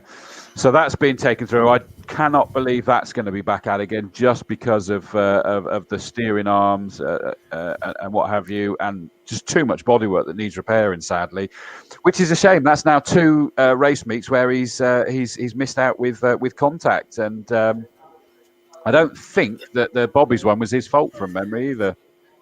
No, I didn't see it, but yeah. So that's a shame. I expect the organisers wish they started at 12 o'clock now. Yeah, I'm sort of like trying to sort of listen to the paddock announcements as they're making them, because obviously they've got to keep all the drivers up to date on what's happening when. And I was saying, isn't it Murphy's Law, Clive, is that we were obviously attempting originally to be getting away at midday instead of 12:30. They wanted to start early to try and get ahead of things with the timetable being a little bit tighter this afternoon. And it didn't happen because I think largely the drivers weren't ready. I think it was as simple as that. I was going to find a way to dress that one up, but I don't think they were going to be ready for it. And I think they probably wanted the track to dry out more because they're going to be out on slicks. And so they managed to get it annulled that it was going to go at 12:30. I think you also feel sorry for the hot hatch guys, because they're all getting revved up to go, expecting to race very shortly. And then big delay. Well, bigger, because if you saw the look on my face then, is I just had a piece of paper shown to me that actually said another 45. So it wasn't a Les 45 really? that's normally down to 30. It's going to take a little bit longer just to sort of get which would suggest to me that we've probably got some of the posts just behind the barriers. And again, not an uncommon thing, sadly, is it, that we see that? You know, because it's just wood. It's wood posts, isn't it, behind those metal barriers? Absolutely, yeah. But lucky that those barriers were there. That speed, it's quite a dangerous place to go off. Yeah, and I mean it's fairly recent that we got the Recticell. Yes, it is. Unicorn cushions there. That's what's going to have made the difference. It's massive, and it is. He's literally gone to where the end of it was as well. So he's done a good job with the timing on it. And Castle Combe have done a lot on safety actually over the last few years, haven't they? With the barriers for marshals, these new barriers, and other stuff going on. Yeah, which is really important. Good comment by Poop Poop. YouTube user called Poop Poop. Don't ask, nothing to do with me. Flappy pedal adjusting. So we're talking about Steve Putt going from the gear to the flappy paddle. It's mostly it's like flappy paddle adjusting to it is mostly switching from right to left foot braking, isn't it? Probably, but it's also just getting used to going up and down through the gears here. What Steve was saying is it's totally different, and he's not. You know, a lot of the gamers are used to that because, and I do it with my sim as well. Is that you're using the paddles, but he doesn't. He's not interested. He's not done any of that, so he wasn't used to it. It was always the gear stick and everything. And I would imagine it's like someone going to right to left foot braking, is that kind of difference to him. Once you get into it, it's great. Of course, it's going to be quicker. So I'd see the synergy there is that by all accounts, to be able to go to left foot braking is going to be quicker. But I tried it once on my road car and nearly went straight through the windscreen. And I'm sure many of you watching, if you don't try it, don't. It's just, I literally went, I'm going to try and do this, thinking it can't be that difficult. But you don't have the feel. I think unless you get used to it, I never did it when I was racing because of the same reason as you say. I couldn't control the braking so well. Well, straight through this. 15 cars in the back of you. Yeah, exactly. It was not pretty. So that was the first and the last time I did that one. But good analogy, Poop Poop. It probably is, similar sort of concept, but equally as worthwhile to do that as well. I'm not sure who this is aimed at, Slyx. What's your favourite car? But since we got this delay, I'm gonna answer that one. Now let's base it on this grid. I would assume that is the easiest thing to do on it. And my favourite car on this grid, it has to be. Wow, that is a hard question for these GTs, isn't it, Clive? I think I know what you would go for. Surely it's a Mazda R7 for you. You seem very enthused. I am. However, I'm loving the Audis. The new RS3 that we've got here of Sasha Kakad is just an awesome looking kit. And of course, the Super Tourer GT number 21 that Dominic Shepherd's in. I adore those cars. It's a very nice car, yeah. The Audi R8 that Keith Butcher's in, the Audi R8 is probably my favourite road going car. So I've certainly got a soft spot for that. The Tigra at the front of Oliver Ball, that thing is just a wolf in sheep's clothing, isn't it? I think to drive, that would be fantastic. The handling looks really superb. But I think I probably Audi R8 into, if one said you can have any of those cars. Really? Once repaired, of course. I mean, mindful, of course, that it's not the, it's not like a GT Audi R8. No, it's a bit more standard under the bodywork, so to speak. Although saying that, it really was impressive speed he's got out of that now. So it's a shame that it's happened. But I know when I was covering things like whether it was British GT or Blancpain GT as was and things like that, and I think possibly GT Cup and Britcar had them in there occasionally, is that the Audi R8 GT cars in that were just mind-blowing. So good championship, the GT Championship, actually, isn't it? Really, it's in rude health, isn't it? GT racing, without question. Yeah, it is. Mind you, I tell you what, though, one of the other cars down there that looks incredible is Tony Bennett's R300. I was about to say, for driving pleasure, really fast Caterham must be absolutely brilliant. Because even a basic Caterhams and go really well. Although I think I'd be terrified racing in this. The amount of times we've seen him trying to pass one of these, the big cars that are towering above him, and he's down here, and he's just got to really think twice before he makes a move, even lapping. Yeah, one of the fun races I did a few times was the relay, Burkett, 3 hours, 6 hour relay. And that, when you drove something like a clubman's car, which go around by corners about twice as fast as a lot of the cars you were racing against, it was all about picking your lines and getting the speed momentum, and so you could keep the pace going. It was great fun, absolutely fantastic. I saw the clubmans were up at Alton Park the other week, weren't they? Yeah. Yeah, my oldest brother's son-in-law races in that actually now. Yeah, Ben Mallock, who's an aerodynamist for Renault Formula One. Wow. Yeah, he was with Honda originally, and Fair play. They do look awesome cars as well. They do look awesome. Stuart Tinker Taylor of the Camp Soft Course says the poor Putmobile. I know. It's down there. They're looking to see what they're able to do with it. I hope they can come back out again. Of course, they're down Plymouth way, so they've got a long old journey back again. If they don't even get to actually race, it would be devastating. Stephen Jensen, who's out in the Mini in the hot hatches. Hello, Chris. Nice to see you this morning on the way to quali. Thanks for waving at me. It wasn't a wave. Let's just say it wasn't a wave. I'll say I saw him once.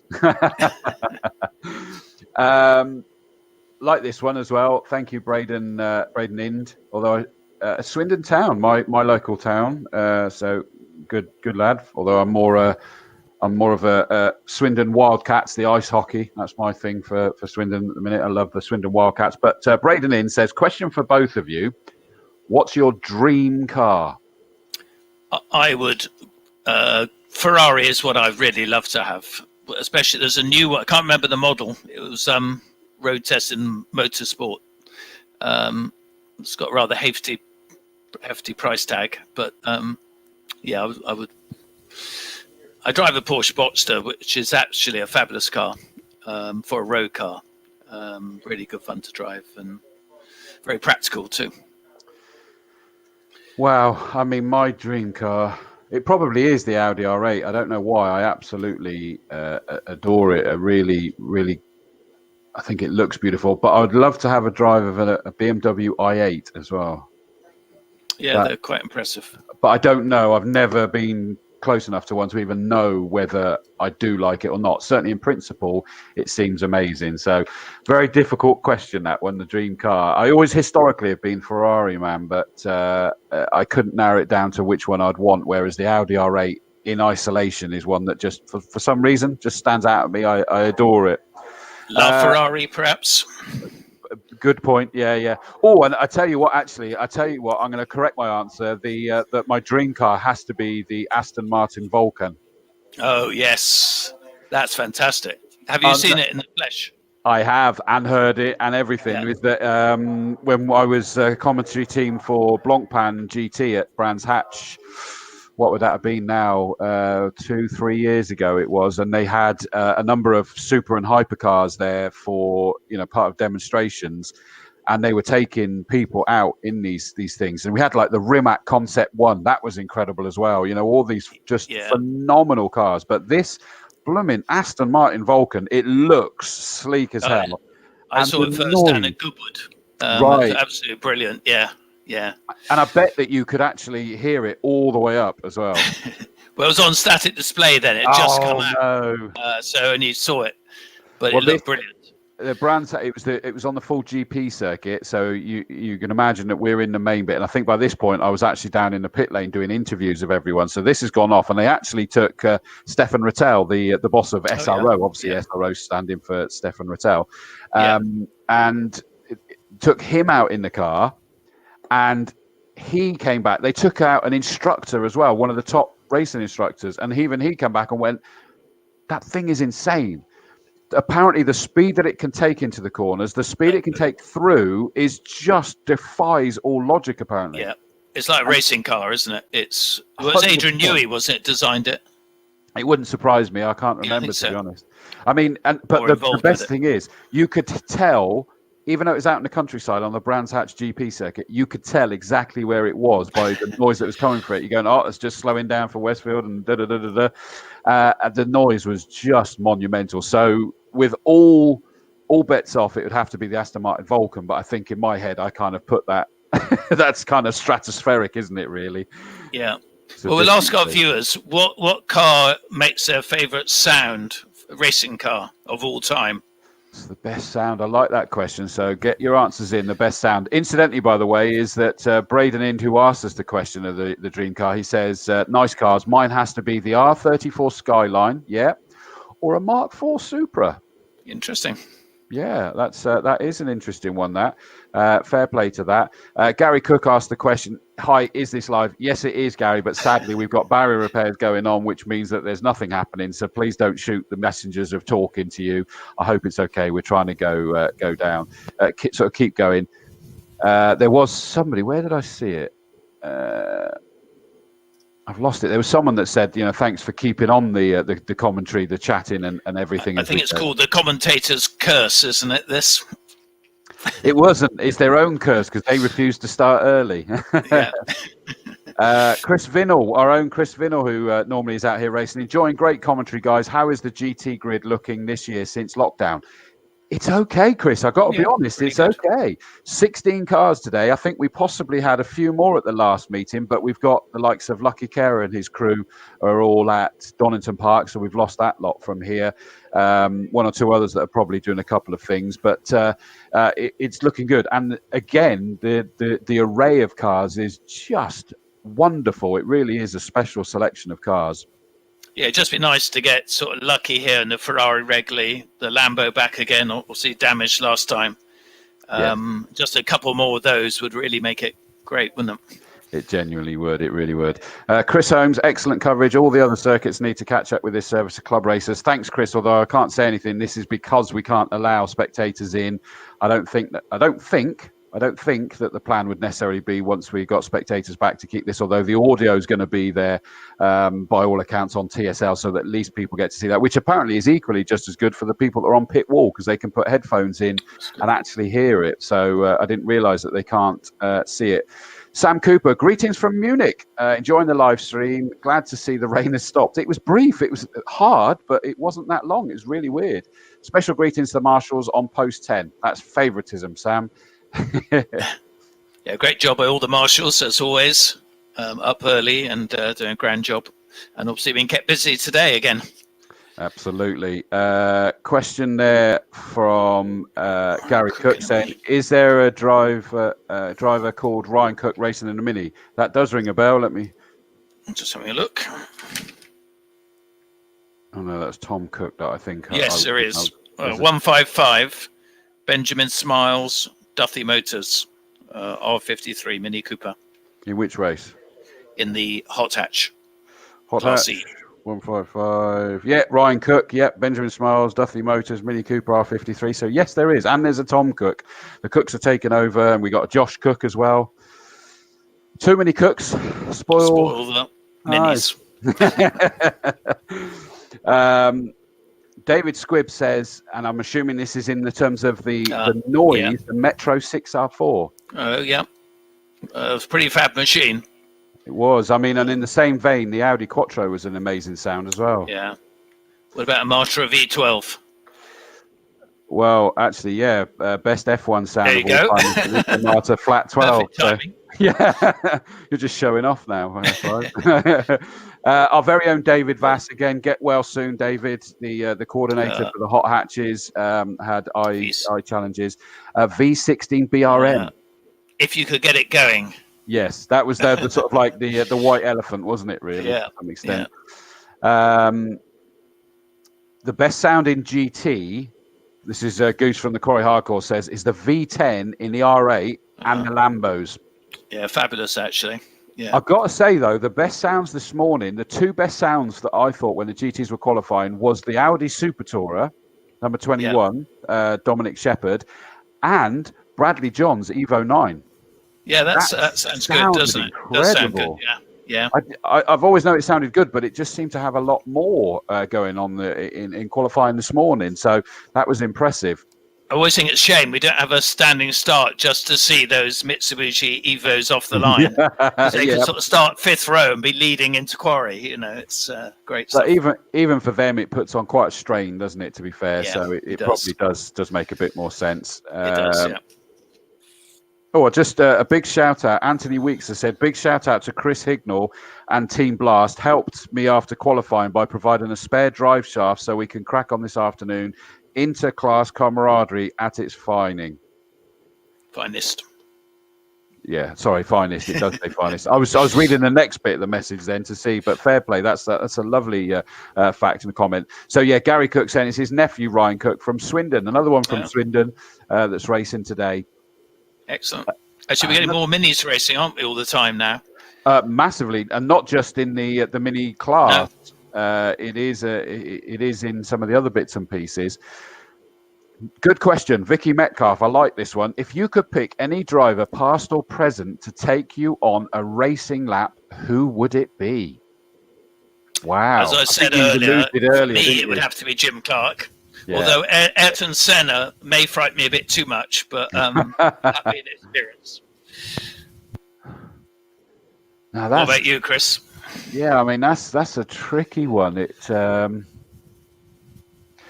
you know what? I would really love Jenson Button to take me around because I really like his apparently he's like ridiculously smooth and relaxed. He could almost be on a couch apparently while he's doing it. Yeah. And I think that would relax. You'd feel probably safer with somebody like him than most, but still go incredibly fast. Yeah, the other guy apparently is amazing to drive with, who I think Guy, my brother, went round at an old age, was John Surtees. Apparently he was amazing. Absolutely amazing. Yeah. That's a claim to fame and a half, isn't it? Do you know somebody who I've heard is actually really good to go around? He was working at the Palmer Experience. Oh yeah. He might still be, I don't know. And apparently he's one of the best instructors to go around. And that was Nick Hamilton, Lewis Hamilton's brother. Which, you know, I know he's in touring cars, but obviously with the challenges he's got, is that he's still trying to do stuff. But apparently he's a really good instructor to go out with. So, yeah, interesting one, that one. Yeah. Next one is Alan Freena says, V16 BRM, best sound ever. There were 2 running last year at the BRM track day. Wow. Yeah, was that up in Louth? Because they used to be made, didn't they? I think in Louth and Lincolnshire. I think they did have. I think they may have even driven them on the streets. I think, from memory, which would have been quite a sight. Yeah, wowzers, that would be incredible. Sorry, I keep reading ahead, and I'm a man. I can't multitask. Sorry about that. Bear with us, everybody. If you're just tuning in, we are going to get the racing underway soon. They're still doing the repairs. The reality is, Clive, we're going to have a nightmare as the day progresses, aren't we? We're just going to have to see what happens for all of it. So apologies, ladies and gentlemen, but when you got circuit furniture needing repair, there's not a lot we could do. Jed Doyle says Lamborghini Countach is. I'm not sure whether that's dream car or favourite sound, really. Well, it could be either, couldn't it? Yeah. Yep. This is, and I'm guessing this is in terms of being taken on a lap. A good shout. Bob Light, who used to race there, was the best. I like that. He won a lot of races up here. Yeah, that is a very interesting shout indeed. There'll be plenty of the drivers that are watching now that will start giving me, mocking me because they know I wouldn't go out with anybody because I'm no good at the passengers. I hate being a passenger. I've driven fast.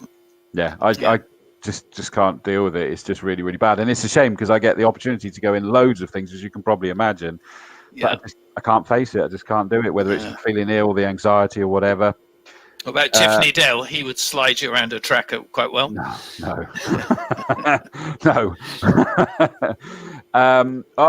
Peggy Spackman from Slip and Grip says, Steve Putt has broken wheel and subframe, but hoping to get fixed today. Oh. And I echo the fingers crossed. That would be good if he can. We could do with the Red Bull mechanics down here after the Grand Prix the other week. Yeah, absolutely. That was pretty amazing. Mark Goose Bryant says, watching the Blancpain GT at Brands, you could hear that V10 above all the other cars right around the GP loop, and that's in the Audi R8. So the V10 in the Audi R8 in Blancpain, that, I think you're right, Mark. That was where I probably fell in love with the R8, is that it was just a screamer of a car, but in a nice tone to it. It was beautiful all the way around the GP loop. Awesome sound. I forgot that you were there when I was commentating there, Goose, because you loved that day, didn't you? I remember that now. I like this one, Chris Mason, in terms of who to take them round. If you want a quick lap, Les in the sooty van. Yes, I like that shout. Our very own Tom Davis of Dawsey and Davis Dilly Dilly is saying the best sound has to be any Cosworth DFV F1 car. Shout out to all my fellow marshals. Oh, it's a different Tom Davis then. Sorry. Oh yeah, because it's Davies. Sorry, Tom, I've been getting that wrong. Actually, Cosworth is a really good sound. Formula One Cosworth, yeah. Well, I had the privilege of commentating on the Masters F1 event at Donington Park 2 weeks ago, and we had a lot of the DFVs there, and they're just incredible and so quick, and they just mind blowing. They only just, although they still were quicker than they had Le Mans cars from about, I can't remember what it was, like 6 years ago or something. Yeah. LMP1 that was there, and it was still couldn't go quite as quick as those DFVs from the 70s and 80s. Fabulous cars, those, yeah. Just amazing. Yeah. That's an interesting one. Braden says best sounding car is a Mazda 787B. Oh, is that the Le Mans one? I think it is, isn't it? The orange and green one, that is. Yeah. Johnny Herbert and who else drove it? That's another question for the listeners. Yeah, who else drove that Mazda 787? Assuming that we've got the right one, but I'm pretty sure it is. And if it is, I remember the footage actually from the Mans going down the Mulsanne Straight. You could hear it from miles away, couldn't you? That's a good answer, actually. It is absolutely brilliant. Jed Doyle confirms that the Countach was favourite sound that he was saying. Stuart Tinker Taylor says Ferrari V10 F1. Very nice. Sharon Ballard, in response to who would take her around, she said, "You'll never ever get in a race car." Surely Rob can take you around. Surely. Poop says 1992 Lola T92 10, quite possibly my favourite sounding car. Interesting one. Yeah. Chris Mason says his favourite sound was the Formula 5000 at Castle Combe. Were you there for that, Chris? When Peter Gettin won, and I don't think I was. A really good day that was. Yeah. Yeah, I might have been, but I don't think I was. I can remember I was watched the race and went to the paddock afterwards, and he had a Porsche 911, and he was just about to drive down to France to race in some single-seater race, sort of a couple of the following weekend. Nice lifestyle. Yeah, that was why my first response there was, as you do. Yes, absolutely, yeah. Actually, I met his son at the Autosport show. They had a 5,000. You were probably there. They had a 5,000 display, and some of the old drivers talking, interviewed by Ian Titchmarsh. It was quite interesting, actually. Ian Ashley and the people like that. Cool. I'm just going to ping a message down to Kev to see where we're at with the John. Yeah, the Johns, because I can see that John's down in the media centre, but I saw that Kevin was sort of testing the cameras down there, and he's now shut the van. So I'm hoping that means it's done, and we may be able to run a test in a little while and see whether that one's working. I'm not going to interrupt him. I think I can see John's just having his lunch quickly at the minute, because of course we're running around trying to make this work, which is why, thank you for this comment as well, David Vass. Never mind the racing, chaps. I'm thoroughly enjoying your chit chat and banter. Thank you. Oh, I can even see King Kev now as well. He's just opened the van. There he is. He's closed it again. He doesn't want to be on camera. He's opened it again, closed it again. He's a busy boy. He was just teasing me with opening and closing then. What about another question? The best ever race that you've seen in your lifetime, motor race, for our viewers? That's a tricky one.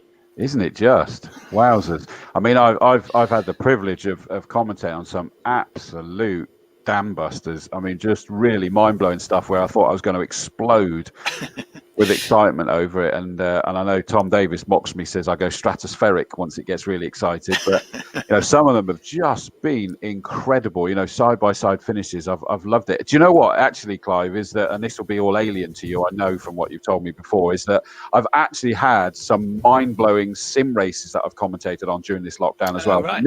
New thing to me to get involved in that during this lockdown. But I've had some absolute incredible sim races that have come down to the last corner and loved every second of it. Yeah. Still got some of the answers to the other ones. So a good one. What's the best race you've ever seen? So that would be good. Dave Hardiman, though, says in terms of person going in a lap with, he nominates Rowley. Rowley Hamblin. Are you sure? The man opposite me. That's why he said it. Is it's the man opposite me. I'm only joking. I worked with Rowley on the racing school days, and he's a good lad.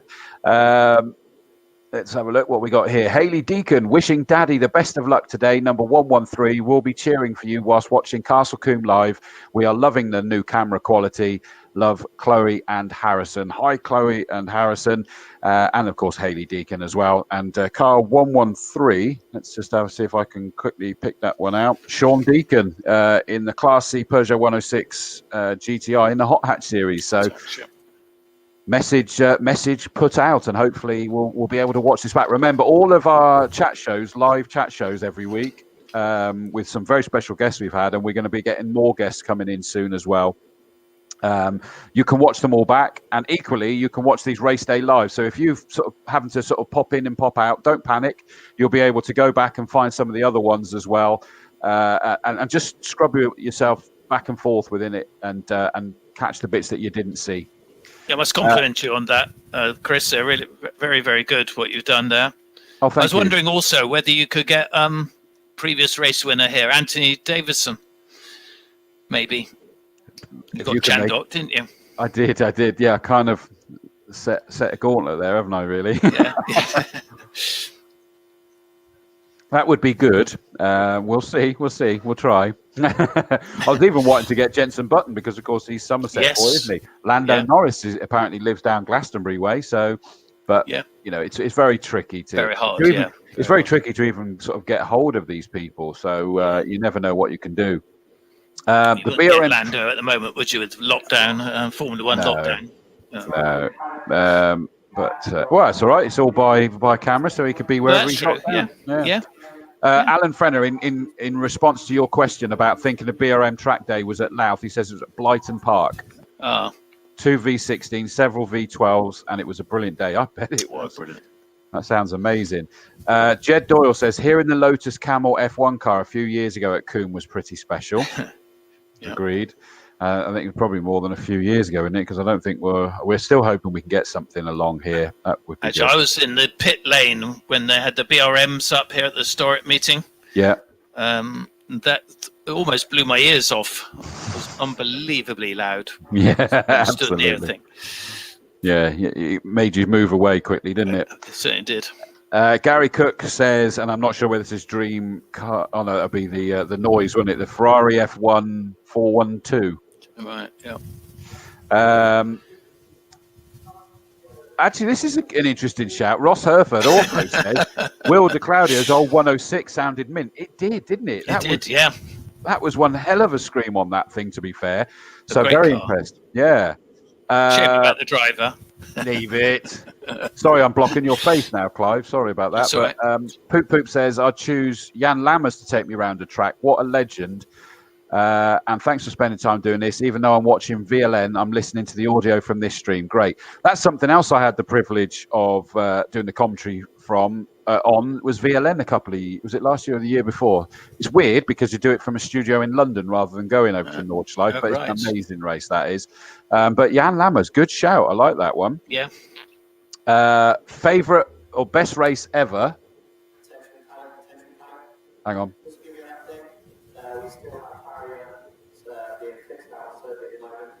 Having the GT race for now, we will look Right, so they're still doing barrier repairs, so they're having to abandon this first GT race, sadly. I mean, they've been sat on the grid patiently there all this time. They will then see how we go about trying to get a second race for the GTs in later today, but they're still repairing the barriers, sadly. So that's the update, guys. Sorry about that. Yeah, sorry, I was about to say, in response to your question about best race you've ever seen, Michael James says, it's very specific. Round 30, British Touring Cars, 2018, with Sutton and Cook. That was a good race, I seem to recall. Yes. Yeah. Josh Cook, of course, one of our local lads that was here at last race meet, in theory to race, had a problem with his car, but catch this, just because he couldn't race, he stayed and was helping out others with their cars. Great effort, yeah. And that's a touring car driver that, you could possibly, think that they'd be a bit different, but they're not. It was brilliant. Josh Cook's one of our own. I was hoping to get him on to interview, but sadly it just never materialised. I think he's a bit too busy. Oh, my dad's watching. Hello, Dad. He said, best race ever, British GP when Mansell v Senna, when Senna broke down and Mansell picked up Senna on his car, and I have the signed picture. Brilliant. Yeah, I was there that day. Actually, I saw that. Yeah. Which means that I've got to say, and I don't. Is it the same year? Was that 92? I'm trying to remember. The Mansell-Mania year. Well, 92 for me, Mansell-Mania was but that's not about the race particularly. That's just about the emotions, the experience. I mean, that Mansell-Mania at Silverstone in 92 was just out of this world. It was unbelievable, wasn't it? Yeah. Oh, it was. At the end, they all went on the track and everything. It was. Yeah. It's more like Monza.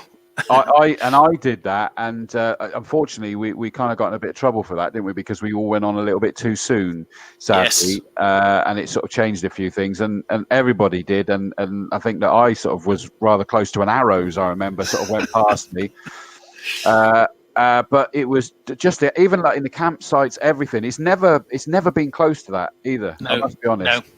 It really hasn't. Damon Hill 94. I think, was it 94 when he won the championship? Apologies, I probably got that wrong, but that wasn't a million miles away, but still couldn't quite do it. But Mansell-Mania 92 was just out of this world. It really was.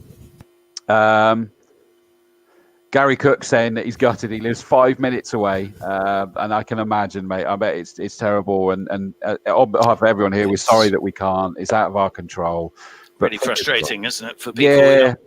Yeah, it is. I mean, you see, it's all sort of like kicking off with other big events as well around the country, sadly. So it's difficult. This year must have been about the first time in about 65 years. I haven't been to a race meeting for more than about 6 months. I know, it's really weird. Yeah, yeah. It is very bizarre indeed. So the hot hatches are now sort of making their way down towards the bottom, just so you know, which means that I've just quickly I realise there's another dad and son in the hot hatches, by the way, 53 and 54, Paul Bird and Lewis Bird being the son that I was talking about earlier, just so you know.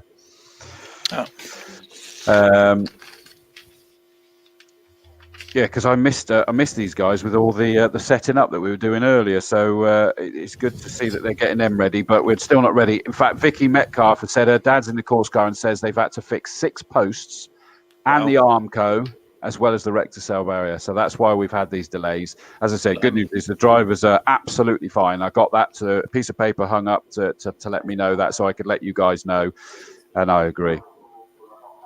Tom Davies, and again, apologies, I was getting the wrong Tom earlier. Mini Sevens and Miglia races at Thruxton when they supported the British touring cars was more exciting than the touring cars itself. It was a brilliant race, actually. Yeah, I saw that on telly, funny enough. Yeah. Can't wait to see them at Brands when they are on one big grid. Yeah, that would be great. Oh, there we go. The Camel F1 car. It was 2017, Chris. Steve Griffith's Lotus 101. I remember it. Steve Griffith. Yeah, because I've had the pleasure of covering him at various other demos around the country as well. Sam Cooper, best race. Any race involving the Ginetta Juniors is pretty good. This is true. Yeah, very good racing. Always going to be something special. Ross Herford says Gary Preble and Mark Wyatt was good racing to watch back when they had the Rover and the Astra. Yes, agreed. Yep. And Mark, of course, still has the Astra, doesn't he? But it's not the back Rover today. Tomcat anymore. Terry Gallagher says, thanks for the great coverage. Sorry to hear that Dave Vass is not well. Get better soon. I might be able to avoid a black flag at Grimley Oval Raceway next Sunday. I'd imagine that means that Dave Vass would normally give him a black flag then. Elizabeth Cooper says, good luck to Tony Cooper. Lots of love, Lizzie. I'm actually watching first time for everything. Welcome. Sorry we're not bringing you action at the moment, but I think we're getting closer and closer towards it. Still see them busy beavering away. Let me just do that again so you can just... Tony Cooper always goes well, doesn't he? He does, absolutely. Dominate, really, really strong in his class. You can see that we got less vehicles down there now, Clive, and we're getting closer towards it. We can see more red and black than the black and white barriers now, which is good. News. So we're getting there, ladies and gents, boys and girls. Hopefully get it back underway soon. Babs Woodman, that's lovely. Babs Woodman, 88 years old, watching from Australia. My son international. Tim, that's Tim Woodman's mum is racing. So she's Tim Woodman's mum. He's racing today. I'm so excited to see him. Absolutely, and we look forward to seeing Tim Woodman out there. Sadly, of course, that race has been abandoned for now, so you'll have to wait for their second race and possibly get their first race fed in somewhere later. Something. Well done, Babs. Yeah. Wishing my Uncle Lewis the best of luck. 54. Go Lewis Bird. So Uncle Lewis, eh? And I can say I've raced against Lewis as well on sim racing. I love it. Is he related to Chab and Co? Not as far as I'm aware. No. Braden, who we saw the comments coming up earlier, he lives in Tetbury, so you're a Swindon Town supporter but live in Tetbury. Would love to come and watch. You got to get down here as soon as we open back up, Braden. Get yourself down here. It's always a great atmosphere here as well as great racing, so make sure you do it. This is a good shout. Canada, when it turned into a 6-hour race, it was amazing. Wasn't that the one where Jenson Button managed to get Seb at the end? Is that the same race? I'm not sure. I'm sure that's the one. That was a race. Just because they just red flag because the weather was so bad and it stopped and eventually got going. And I'm sure that it was that one that was a fabulous. That's when he came back from the back almost to win, wasn't it? Yeah. Yeah, I'm pretty sure that's the one. Yeah. I couldn't remember the delays, and it was just and it was right at the end that he managed to get him because Seb's tyres were just cream crackered, and it was just brilliant to see. Yeah. Selena McCarthy says, excited to see my dad race, Peter Elliston. And apologies, I was getting that name wrong last night, wasn't I, with Elliston? But it's Peter Elliston in the black, lovely colour scheme on that, black and a luminous orange on the 123 Volkswagen Golf, Class A, and then another addition to the Class A for the Castle Combe Saloon Car Championship. Yep, passed him on the motorway this morning, actually. Oh, really? Cool. Yeah. Fabulous. Eileen Rutter says, good luck, safe driving for today. Thanks to Mr. Dawes, Marshals, all the Castle Combe team. So, yes, thank you for those comments to us all here. Mr. Dawes. I know. I felt like I was in trouble for a second then. I looked around going, what did I do? Gary Cook says, please can you wish Kath Cook a happy birthday for Wednesday? Her grandson is Ryan Cook, racing in the hot hatch. Happy birthday, Kath, for Wednesday. Birthday, Kath. Yep. Yeah. Theo McBride, my dad Simon is racing today, number 71. Again, we'll just quickly have a look.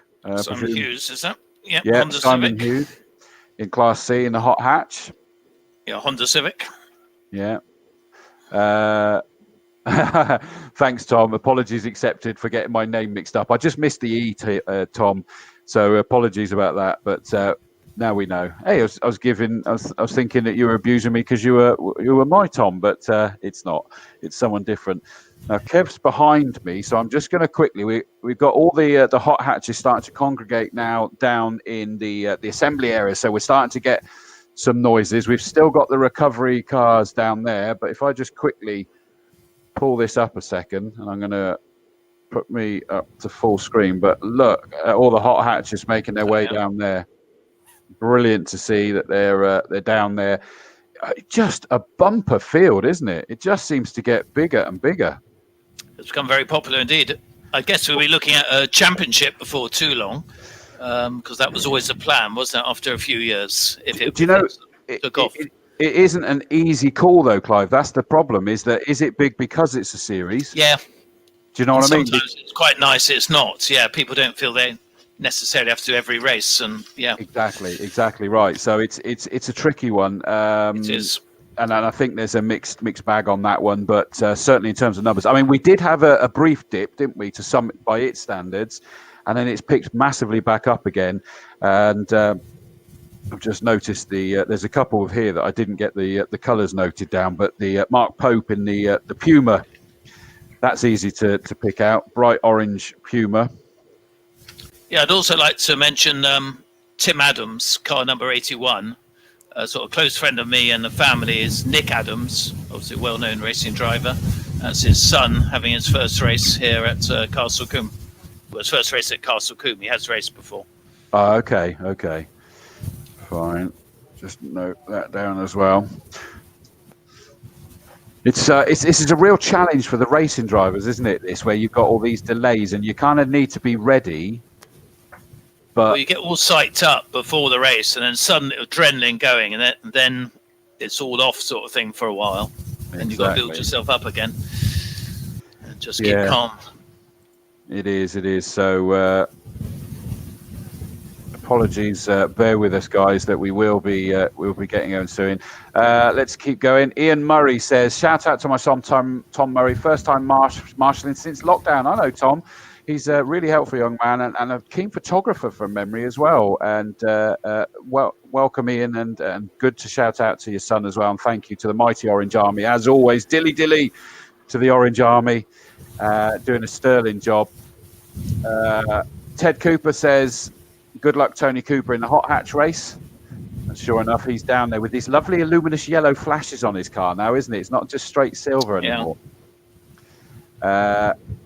James JDB Performance Buffed on. Good luck, everyone in Hot Hatch. Look forward to joining back in next year in the new JDB Performance Honda Civic. Yeah, come on back, mate. Come back. Good news. Dave Goddard's watching as well. And no, I'm not putting that one up on the screen, Mr. Goddard. That's a funny comment, but I'm not putting it up, mate. Sarah Bland says, wishing our dad lots of luck on his race. Mike Bland, love Jaden and Owen.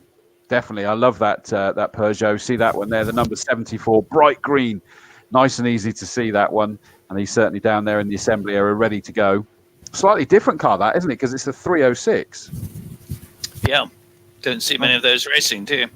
No, I mean, because that's, you've got to assume that's a reasonable lump of car compared to, say, certainly a 106 or a 206 or whatever. Just had notification. Hang on, that can't be right. What was it?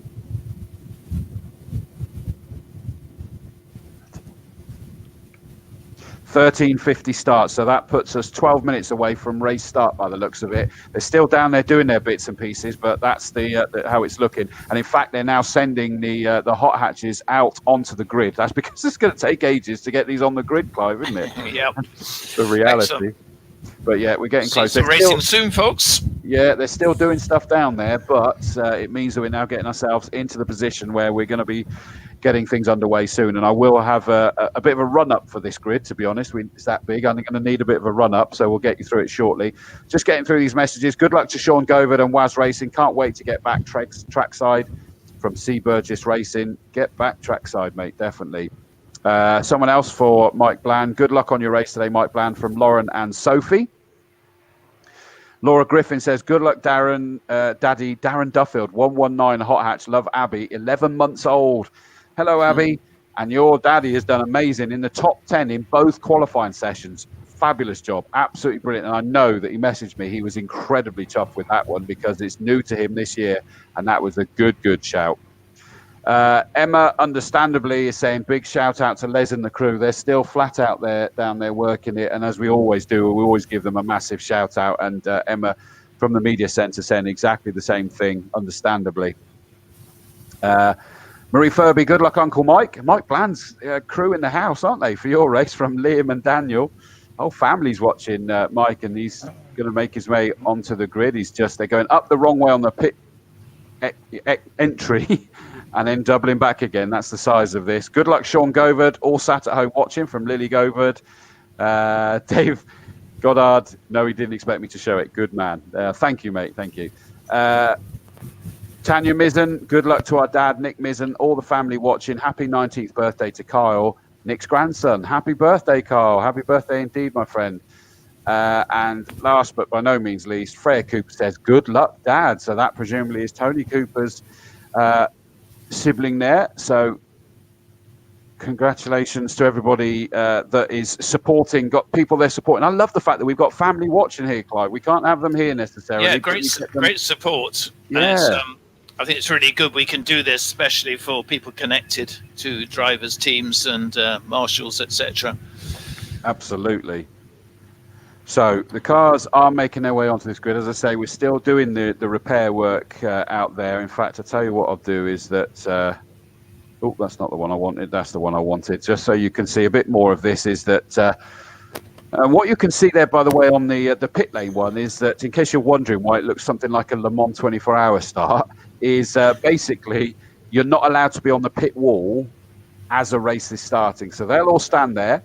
The race will get underway, so they'll do the warm-up lap. Then they'll do the race start. And as soon as they've exited Folly, which hopefully they will do this time, then they'll be allowed up onto the pit wall. But under race start conditions, they're not allowed over to the pit wall. So they just stood there like that. Look at this grid, though, Clive. I mean, this is halfway back, and we've still got them disappearing around the corner. Just awesome, isn't it?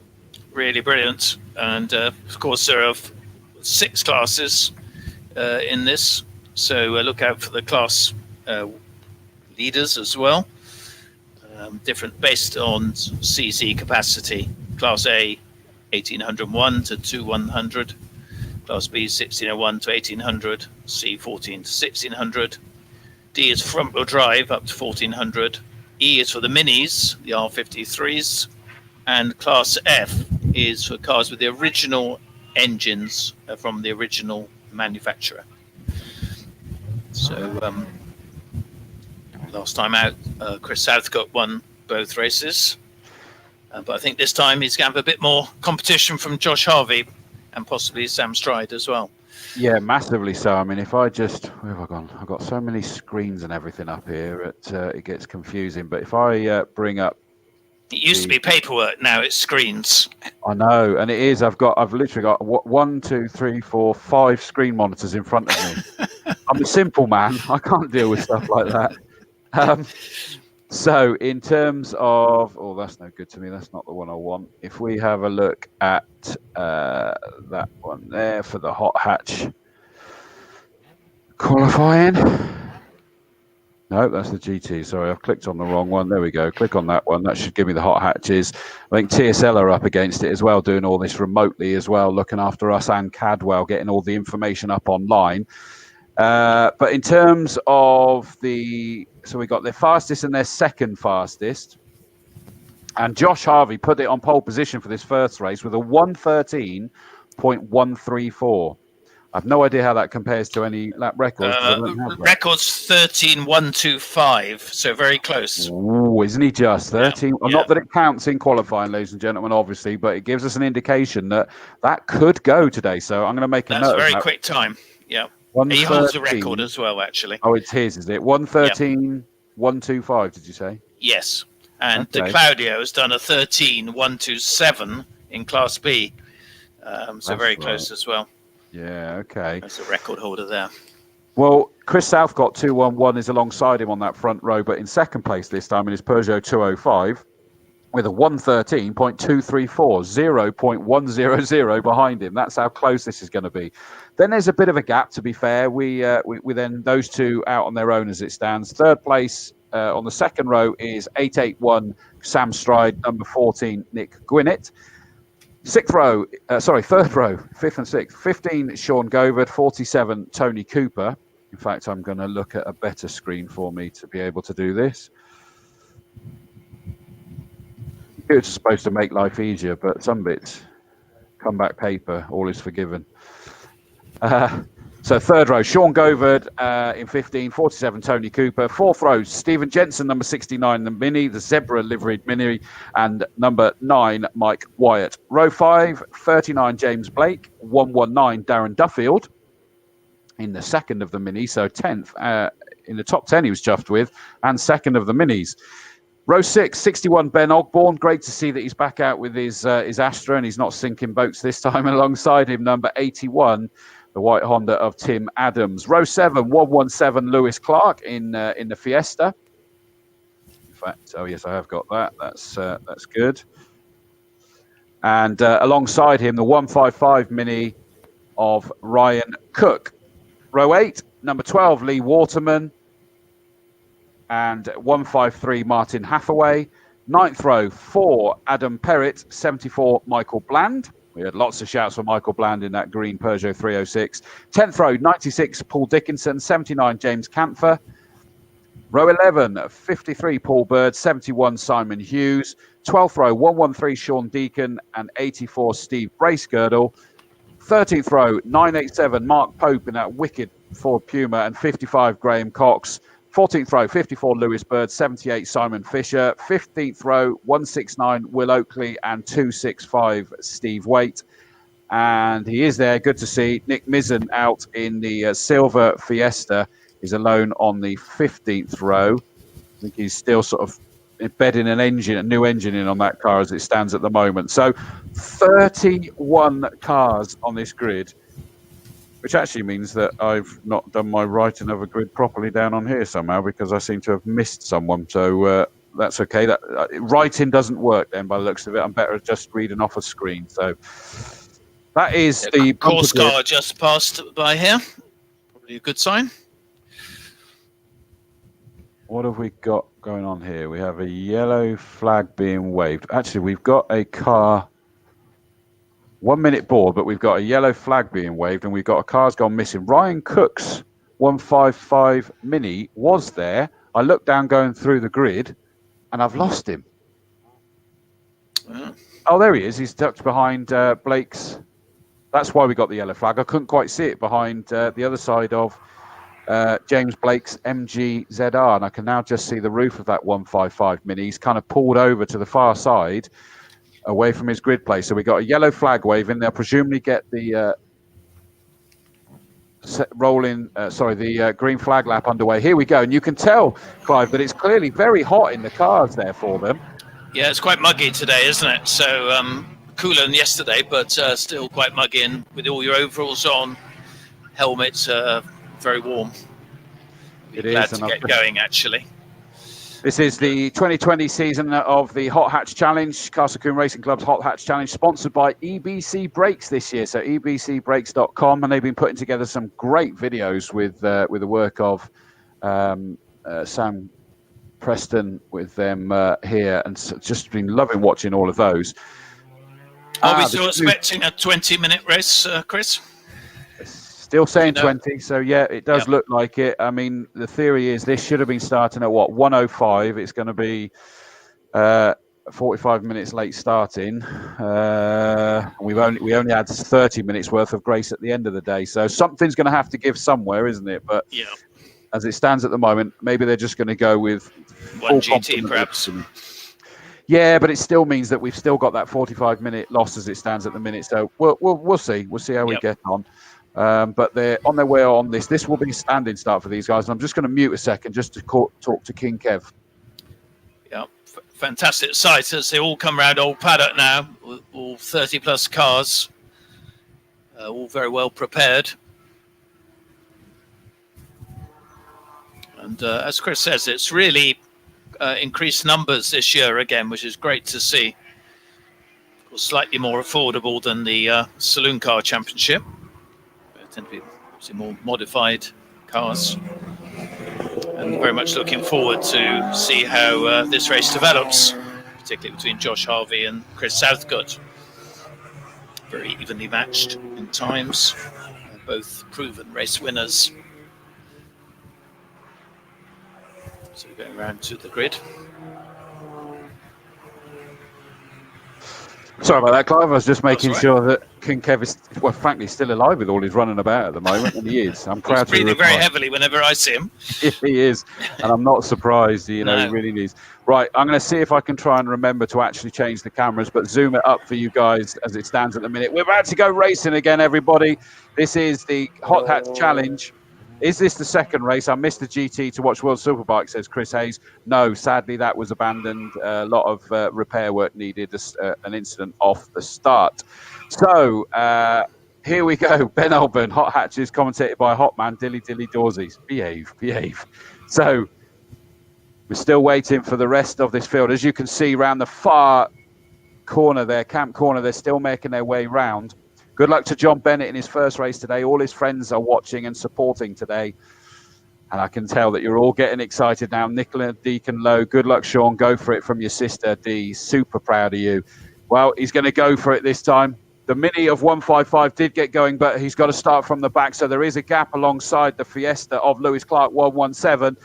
The 31 cars, therefore, are still going to take the start of this race, and it does still say on TSL that we're going to get 20 minutes, which is fantastic to see that we're going to get that. And just waiting.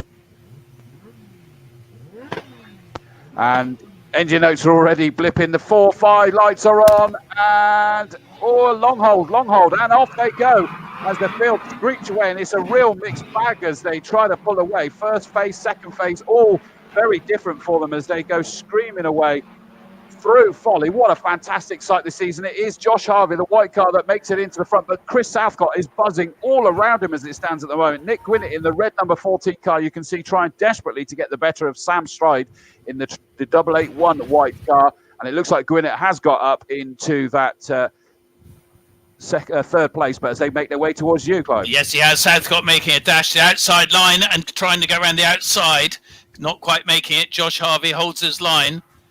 Gwyneth in third place, and then Sam Stride in fourth, with Tony Cooper in fifth, going very well as usual. Then we have Govard, and then Jensen going exceptionally well in the Mini in seventh position. As they go down to Tower Corner, the positions remain the same as the rest of the field stream by, all going well. Was one tail ender going a bit slowly, but otherwise probably back into your sight very shortly, Chris. Cool. Number 61 going slowly. And big lockups going into a great camera angle there in towards Bobby's, where you can see them lock up. The front two are absolutely glued together. Down towards camp they come, and it is the black car of Chris Southcott.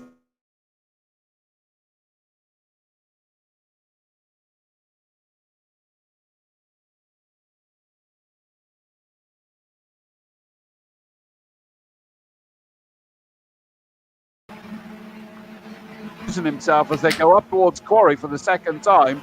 Look at this battle for the lead that's about to make its way towards you. I reckon it's got some life in it, you know. This is going to be a great race, I think. Chris Southcott going one side to the other, the outside again. He's trying to get round the outside on the right-hander of the S's. Takes a very tight line as he comes out and is in the slipstream, just a couple car lengths back, just pulling away a bit from Gwyneth in third place, and then Stride and Govard and Jensen. Then a good battle between Wyatt and a Mini. Didn't quite catch who it was. But they're going into Bobby's now, and it's still Harvey just leading from Southcott. I just loving the fact that we're getting these cameras as well, Clive, that we're able to do so much more as they're happening around the circuit. And it is Noah's Ark, 2 by 2. Down towards camp comes the lead twos, and it's still just about Harvey. Josh Harvey has the lead, and we got a challenge for third, and there's a move made there. Sam Stride dives up the inside in the Silver Lake car, up into third place, just ahead of the Clio number 14 of Nick Gwinnett. That was a real Dandare lunge as they got down in towards Camp Corner, and I think that's really compromised Gwinnett all the way up through Folly, up Avon Rise in towards Quarry. But the lead two, there's no separating there. They're still glued together. Absolutely, as they exit Quarry Corner again, Southcott this time in the looking at the inside this time, probably setting up the outside to try and fool him that he would do something different this time. And these two pulling away now, great dice, and going very, very quick. Southcott closing as he goes down, hammer down, trying to make another challenge, looking at the inside, can't quite do it. Just seeing as they're really tied together. Excellent race. Sam Stride third, and as you say, and Nick Gwinnett fourth, and Govard still in fifth place. It's just brilliant. When we do get the chance, then obviously I can sort of click in and zoom on these lead battles. But I'm sure you can appreciate. I'm trying to commentate at the same time, and it becomes quite a challenge. And Clive keeps unmuting his microphone for some reason. But I'm having to press the screen. Hopefully, I'm back now. Yeah, you're there. It's just you unmute your other mic, bizarrely. But it is still the white car of Josh Harvey that has the lead up over Avon Rise. See, I did manage to forget because I'm managing. Oh, we got a load of smoke up at Quarry Corner, up over Avon Rise. Now that looks more like someone's engine has blown. A colossal amount of smoke. Don't quite know what. I think that's Southcott. Southcott has gone missing. Yeah, I think it must have been. He's on the infield at Quarry Corner. Oh, right. And in fact, yeah, we can see it on the camera now. That Josh Harvey now got a huge lead. That's a shame. And second place now, Sam Stride, with Nick Gwinnett in third place, dropping back a little bit. And then a big gap to Govard in the Wilder Claudio prepared Peugeot. Beautiful looking car. Jensen in fifth place. And Southcott on the fastest lap of the race, look on that last time round, and then it went. That is a real shame. He put in a 1:13.480, not the fastest lap, lap record, but he was the fastest lap on this race. But Josh Harvey crosses the line now, as you say, with an absolute country mile of a lead until we get to the white car with the J-Glow green flashes on it. Number 881, Sam Stride, across the line he goes in his Honda Civic EG2000. Picking it up into third, therefore, of course. Then it's Sean Govard in the number 15. He's up into fourth place now, leading Class C still. Stephen Jensen in the zebra liveried Mini is in fifth position and leading Class E. Yeah, some great dicing down the field as well. Further back, some really good dicing going on. Meanwhile, here comes Josh Harvey through Old Paddock. Car sounds absolutely fabulous. And it's now got virtually a hammer down in front of Sam Stride. And then in third place, as before, Nick Gwinnett. Then a big gap to Govard. Of course, he's in Class C, so leading his class. And Jensen is still just in front of the Peugeot 169. Yeah, which is William Oakley. Red Bull Racing is what the programme says, which is interesting. I was intrigued by that. Josh Harvey crosses the line again, 5 laps down, and remember it's a 20-minute race, so we've still got 13.5 minutes to go. There goes Sam Stride in second, Nick Gwinnett still in third in that red number 14 Renault Clio. And I know that Emma Strawford's just said there's like about a 20-second delay between what we're seeing here and, of course, the feed. But hopefully that doesn't actually cause you a problem watching at home, because you're not seeing that delay, the faster bit here. But it's the joys of technology, eh, Clive? Yep, I haven't got my position screen working, but no props. A great dice further down the field, actually, starting with 95, Paul Dickinson in the Mini, and followed by 25. So look out for that one, and about 6 cars involved. Meanwhile, well on his way is Josh Harvey.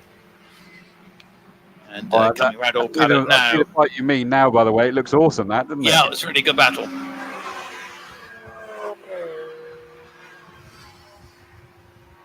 So the leader just comes in for a fight now. He's going to, in fact, he's got 2 cars having to fight through Camp Corner. He's going to be passing through. And it's not long until we're going to get then tackling this gaggle of cars. Somebody stopped heading up Avon Rise. Just pulled off onto the left-hand side. And I've got a feeling that was another car that moved up. Will Oakley, I think, 169 Will Oakley may have pulled off. We'll wait and see if he still comes through or not. Yeah, it's Will Oakley, sadly, has pulled off onto the grass. You just said that he was having a great fight with Stephen Jensen, didn't you? Have you lost us, Clive? Mark Popps going by in a Fuel Puma, now leading that gaggle of cars. So he's gone through well, and actually is pulling away from them now. Can you hear me, Clive? I can hear you. Can you hear me? Yep, we can. That's all right. Yep, I just fine. thought that we lost you for a minute there. That's okay. Did you hear that we lost Will Oakley, sadly? I did just hear that. Yeah, that's a shame. great side by sides. There's side by sides going on all the way through this field, isn't there? Some great racing, yeah. Although the leaders, unfortunately, since I don't know what happened there, but the cloud of smoke was colossal. Whether it was braking or an engine or something, it's very hard to tell from here. Yeah, it was Chris Southcott's car. As I say, he just put in the fastest lap of the race at that point, and in fact, he probably is still the fastest lap of the race. Yeah, he is. But of course, that then suddenly disappeared. Josh Harvey crosses the line. Now that gap's coming down. That was a very slow lap for Josh Harvey, a 1:17 compared to a 1:13. Lappery, perhaps, or. Oh, I'd say there's a bit more than that. That's a massive delay, isn't it? 4.5 seconds. Yeah, very strange. I have to keep our eye on that one.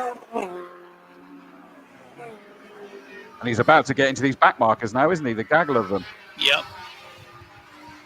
Yes, a really good racing there. And here he comes round the S's now. As you say, the gap is much, much closer. Listen out. His car's sounding fine, but definitely a lot closer to Sam Stride, and not that far behind Stride still is Nick Gwynedd in third position. And let's be honest, Clive, is that he'll have wanted to have arrived with that massive lead as he closes in on this massive gaggle of back markers, wouldn't he? Yeah, they've lapped a couple cars, but I wouldn't have thought that should have caused that much delay. Not that much, no, I agree. But here comes Pope 987, all his supporters watching, I'm sure, crosses the line, and he's leading this great big chain of cars. And the rear one is the red Mini number 84, Steve Bracegirdle. But here comes Josh Harvey. 2.768 was the gap between Harvey and Stride last time. 2.4 with a new personal best of Sam Stride. He can smell blood, can't he? I think he's going for it. That's good news. But we got back down to 1:15s by Josh Harvey. Still a second and a half off his best, but a lot closer this time. And Duffield in a Mini got past Wyatt, so last couple of laps. So that's a good effort in the Mini there. Jensen leading the Mini Brigade, probably as expected.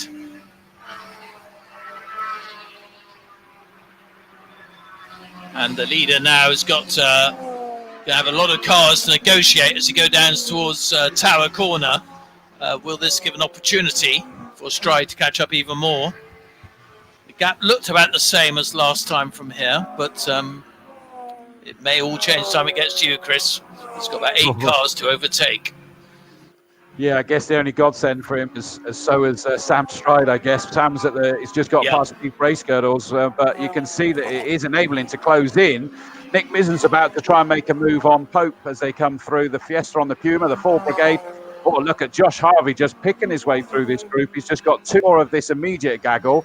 The next one is the 95 Mini of Paul Dickinson. Through he goes up the inside, and I think it's the 55 Cox car that he's now getting past. So actually he's done a great job getting through this, and it looks like Sam Stride has quite significantly lost out. It's only 2.5 seconds gap, but that looked to me as though this lap round, Clive, is that I think the lead margin is going to go out with just over 8 and 10 minutes to go. Right. Yeah, a whole gaggle of cars coming out of Quarry. I can see the leader Josh Harvey coming into the S's. And as you say, Sam Stride still trying to negotiate a couple more yet. Blue flag being waved vigorously by the marshals, doing a grand job there. And he's just getting by a few cars. Meanwhile, Gwynedd goes by in 3rd place. And then quite a bit of a gap, which is very unusual in the track. Yeah, for a field this size, I agree. Yep. Well, just looking into the distance, the sun is beaming, is that it looks like our leaders working their way towards us. And in fact, Josh he's past Nick Mizen. He's now got to try and get past the Puma of Mark Pope. And Mark Pope's putting a lap on the 265 Mini of Steve Waite. So it's lappery of lappery going on. What can possibly go wrong? Thankfully, nothing is the answer. He's got past him. So that gap is now out. Mini's a nice colour scheme, isn't it? Quite unusual. It is. That, of course, used to be orange, didn't it? And he decided to go with the zebra livery, which is ironic because he's the flying giraffe, but he is the zebra livery. And he's going great guns, but I think he's now managing that. He's managing that now, I think. I think convincing win there for his class. Meanwhile, here comes Josh Harvey. Yeah, weird how that gap came down so much. It's about the same as it was now, I would say. So Sam Stride still going well in second place. And these two really pulled out a huge margin now of the rest of the field. It's good behaviour by the cars, isn't it? When you consider we've got quite significant variance in speeds here, haven't we? We have, yeah. Yeah, driving stands very good so far. A great fight going on here. Is that for position? It is. 54 Bird and 74 Bland. The two Peugeots are very different sizes, having a great fight there. Josh Harvey goes through, still in the lead. Puts a lap on the Mini, the Stricken 155 Mini of Ryan Cook, I think it is, that he's just put a lap on there.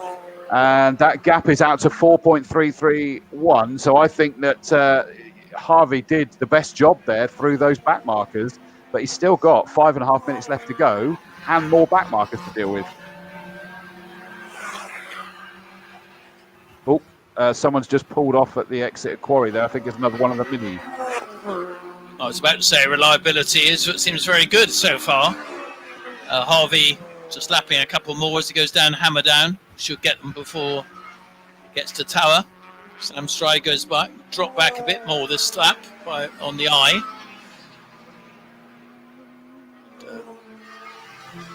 Gwyneth comes by in third place. Going very well, actually. It's a Class F car, which are meant to be standard engines from the original manufacturer, so going exceptionally well. I love the cynicism in your voice when you said that. Oh, we've just lost the Bobby's camera. And the two Peugeots of Bird and Bland still having a fantastic fight there. As Dad Bird, that is having a great fight, as up past another back marker goes our leader Harvey. Yeah, he's definitely got this in the bag as it stands at the moment. What of our other debutant here of Lewis Bird? Where's Lewis? He's 54 Bird came straight through the S's on that lap. Didn't sort of take the corner. That was the red one, yeah? Yeah, that's right. Yeah, the slack. So first ever race.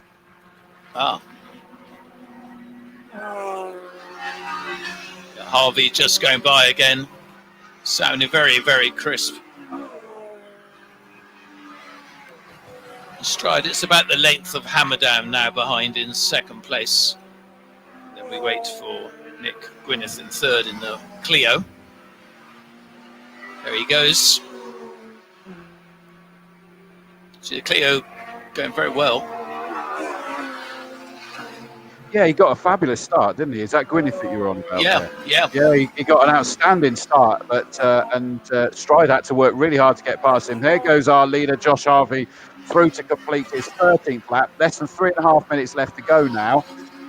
So we've probably got ourselves hopefully another 3 laps, maybe 2, but up over Avon Rise he goes. Big gap now between the lead two, 7.988, because they've kind of settled in. I think Sam Stride knows he can't do anything about it. There goes the number 14, the red Clio of Gwyneth. Nick Gwyneth coming through, still sat there in third place, and that's the lead in the Class F. Like you say, that is incredible performance, isn't it?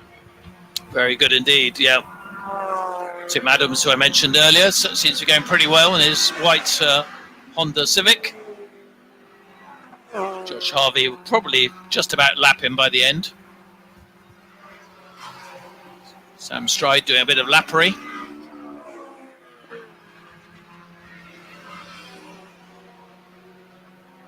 So some good battles going on around the field. When it goes by in third position. It's difficult to pick out the leaders now coming through. There's a lot of same sort of colours, aren't they? It is. Especially white Hondas. Yeah, exactly. Here he comes now. Josh Harvey, really, they were saying it was going to be, it was set up sweet. It is. Incidentally, we lost Ben Ogborn in the red Vauxhall Astra right at the beginning. He looked like it was a bit to go away from the start. He came by very slowly on the first lap. Okay, James Blake we lost as well. Oh, Bland's just made a move past Bird, so 74 past 53. The two Peugeots having a great fight. And incidentally, Tony Cooper we lost. I missed that fact. And he's actually messaged in saying his dipstick popped out. Filled my car with oil. Hope to be back out later. He got a cracking start as well. Oh, shame. Yep, the leader comes by, old Paddock again. Not long to go now, so just reliability needed. And second place, Sam Stride. Civic. I tell you what, Stephen Jensen's can't relax now because Darren Duffield, who's up into 6th overall, second in Class E, his first season here, and that gap's down to 1 3/4 seconds now. They're just heading up and towards Corrie, so you'll see them soon as our leader comes towards us, ready to start. Oh, no, they're checkered flagging it now. I was about to say last lap because we had a minute left, but obviously we're up against time. So they've actually checkered flagged that one. So it is a great victory for Josh Harvey in car number 66.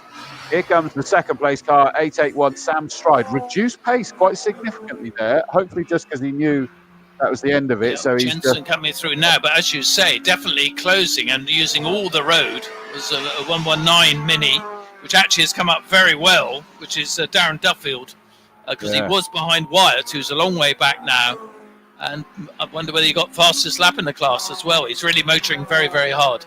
Wow, yeah, we're just following it through Tower now, and sadly we've lost the bobbies. I know that Kevin's gone charging off again, so we'll keep it. Oh, and the number 4, the silver Renault Clio of Adam Perrett's crawling into the pits right at the end here. But here we go, Stephen Jensen. I'd say he's got an issue because he's going defensive down in towards Camp Corner. The Zebra Mini. This is for class honours. He's just missed the apex slightly there. He's clearly nursing something there, but he just manages to keep Darren Duffield, the 119 car behind him, to take what is 5th on the road for Stephen Jensen in the 69 Mini. But more importantly for them, it is the Class E honours. And Darren Duffield, what a great job there, nearly putting some pressure on him. Finishes 6th overall, 2nd in Class E. I know he'll be pleased with that because he was chuffed top 10 qualifying. Wow. That was that definitely looked off the pace, didn't it, Stephen Jensen's Mini? Yeah, I think probably so, yeah. But having said that, certainly Duffield was going very quick at the end. You could tell by the angle of his Mini through the S's, using all the road. Yeah, absolutely. In fact, what did he do? Yeah, Stephen Jensen, a 120 compared to his 118. So he was a good couple of seconds off there. So that is, ironically, actually, our first race of the day, the Hot Hatch Challenge series sponsored by EBC Brakes. Josh Harvey, number 66, takes the victory. And he was originally being pushed very hard. I'm not convinced Chris Southcott will be out. That was a lot of smoke, but it was such a good fight in the early stages. So second place goes to 881 Sam Stride. That's first and second in Class A. Third is number 14, Nick Gwinnett. That gives him Class F honours. In fourth place, number 15, Sean Govard. Had a very lonely race there. Apologies I didn't mention you much, Sean, but great Class C victory. And just dominated Class C in reality. Awesome performance by the WAC car. Do you keep unmuting your mic, Clive? I know. I don't know what's going. If Kevin could come back. Also, I haven't got the other screen working. All right, well, don't unmute the mic because I'm muting you because you're working on the other one. You're coming out of the other one, so just leave that one off. In fifth place, number 69, Stephen Jensen, which wins him Class E, just ahead of the 119 Darren Duffield, 6th overall, 2nd in Class E. 7th place, car number 9, which is the... where did that car start then? Oh, there we go. Mike Wyatt started in 8th and he came home in 7th and 2nd in Class F. 8th place, number 81, which is Adams. I kind of got to look at different places now where I've got pieces of paper and pieces of information everywhere. So in Class F, the 881, the Honda Civic of Tim Adams. In 9th place, 119, which is, 117, Lewis Clark in the Ford Fiesta. He came home in 9th place. 10th is the 153 Mini of Hathaway. So that is Martin Hathaway. In 11th place, number 74, Mike Bland. He did a great job there, having a fabulous fight with the smaller Peugeot 106 GTI. Just managed to take it. But in fairness, the 53 car of Paul Bird still, whilst he got beaten by the bigger car of Bland and finishing 12th overall, did Bird, he got him 2nd place in Class C. Just behind him is 987, which is Pope in the Ford Puma. I just love that car. It really is a fabulous car to have out there, Mark Pope. 14th, number 12, Waterman. Nick Mizzen, number 68, in 15th place. Oh, sorry, Waterman won Class B in that number 12 car, the MGZR. So well done for that, Lee Waterman. In 16th, 55, Graham Cox. 17th, 95, Paul Dickinson. 18th, 113. I know we had quite a lot of people cheering on Sean Deacon. He came home in 18th place, 5th in class. 19th, number 71, which is Simon Hughes. 20th, number 79, Camphor. Perrott came into the pit at the end, but is showing us 21st, just ahead of number 84, Steve Bracekerdle, 54, Lewis Bird in his first race. Well done, my friend. 78, Fisher in 24th. And then your last finisher, number 265, which is... actually, I put weight. It's Gary Franks, isn't it? Why did I put weight? I don't know.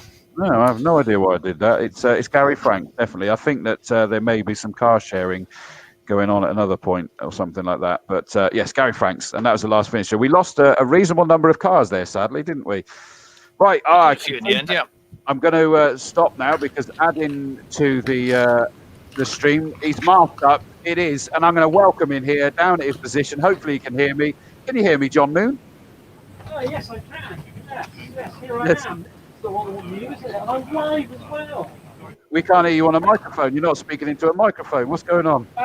Right. Okay. What about if I stood here? Would that make a difference? Yes, that works. Don't get too close to it because that distorts. It's incredible, isn't it? It's incredible how it all works. You blow my ears off now. Thankfully, it's not being recorded because nothing I say is worthy of keeping on the record. But there we go. Yeah, the bad news is it's there for prosperity forever and ever, mate. I was hoping it wouldn't be, but there we go. Yeah, not to read. What do you think of my checkered flag mask?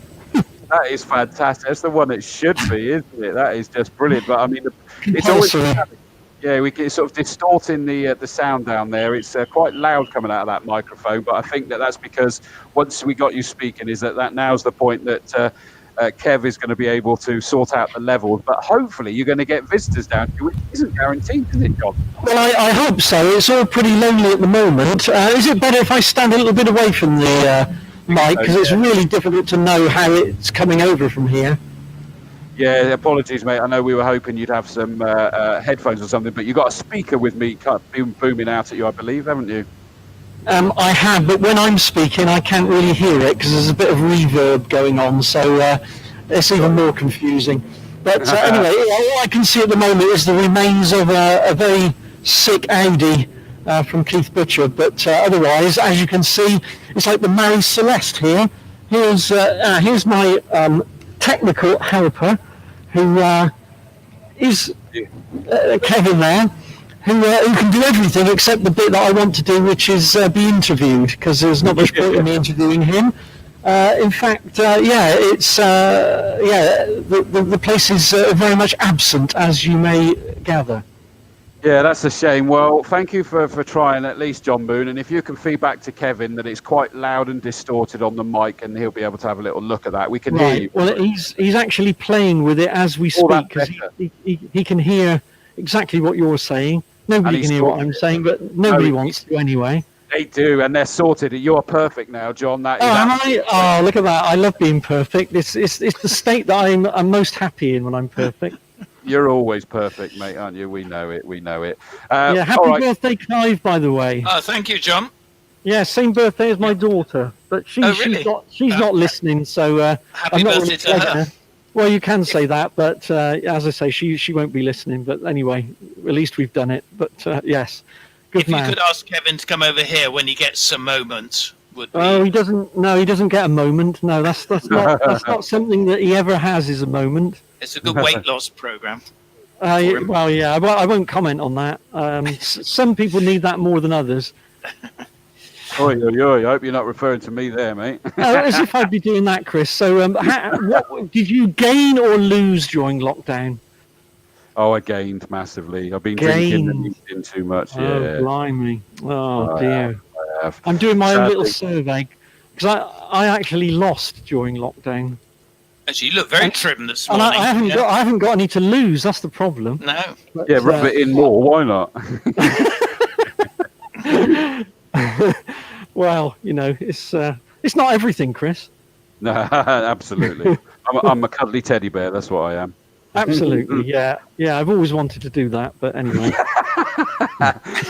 Well, I think that means that we've got no one for you to speak to, John. We'll pick you up after this saloon car race then. Yeah, and we'll try and organise people next time. I don't know how we do that, but we'll have a go. Last time, John, I went round as they come in on the last lap, and the sort of scrutineers got them into that paddock there. I don't know where you are at the moment. Well, I'm not far from there, but I tried to do okay. that, but they just all sailed on by. So Right. that was to no avail, I'm afraid. Right. If you ask the scrutineer guys, last time they stopped them for me and guided them in there so we could interview Good plan. them. Yeah, Yeah. well, we'll try and do that then. Yeah.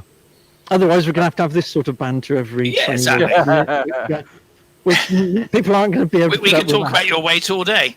Well, we could. Yes, we could. Right, we've got all the warm-up laps, so I'm going to take you through the grid. So we'll catch up with you later. So I'm going to remove John from there and put this back up to full screen. So taking you through this grid, and we've got a couple of missing, but pole position, the front row has been locked out by the Prebles. Front row, 91, Gary Preble. Alongside him, number 66, Adam Preble. Second row, number 1, Simon Thornton Norris. And the Golf, number 7, Chris Rawlins. Third row, 50, Robert Ellick. 98, Mark Wyatt. Fourth row, 6, Rob Ballard, and it should have been 86, Kevin Bird, but sadly our championship leader is not out. I saw he got towed back in and he's not made it back out again. Row 5, 96, Tom Cook, and it should have been 25, John Lannon, but we saw his engine smoking and retire. However, he is at the back of the grid, interestingly, so he has made it, just not in his 10th place grid slot. So I don't know whether that means he's a bit concerned about how he's going to do off the start. Sixth row, 1, 2, 3, Peter Elliston, lovely car, black with the Dayglow orange flashes on that one. Alongside him, 26, Mark Sutton in the MG. Seventh row, the Fiesta, number 67, Terry Thorne, and Anthony Weeks, number 41, thanks to the Hignalls and Team Blast helping him out with parts to get this one back out again. Eighth row, should have been 23, Stuart Hignall. Sadly, they weren't able to help themselves, and that car's not out there. We saw that one towed back as well. But Chris Hignall, his brother, number 28, should have been started alongside him. He's starting on that role on his own, is Chris. And then at the back, number 27, Ray Ferguson. And as I say, alongside him now will be number 25, John Lannon, starting at the rear. So that's the grid. And I know that we're used to being spoilt by the saloons, but let's not kid ourselves. Clive Woodward, if you sat there with a 17-car grid in a lot of the other championships around the country, you'd be ecstatic. That's very true. And Castle Combe always attracts big crowds when they're allowed, and also excellent grids typically. It was a bit of a surprise last meeting, saloons were a bit fewer than usual, but great to see the racing rivalry of siblings Gary and Adam Preble. Both great racers, both won a lot of races, and Simon Thornton Norris is always very, very competitive.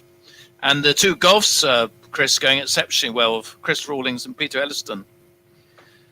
Yeah, absolutely. Especially as what's it? Gearbox I heard was a problem in testing on Thursday for Rawlins in that Golf, but he's managed to get it sorted and back out again, which is great. What sort of times do you know? How far off they were? Sort of Preble times? A bit, I would imagine. Hang on 2 seconds. I'm multitasking again. Sorry. Right, 5-second board's been given. I will have a look. Okay, no props, don't worry. The Prebles were very close to each other, but we're now 3 lights, 4 lights left. On goes the 5th light.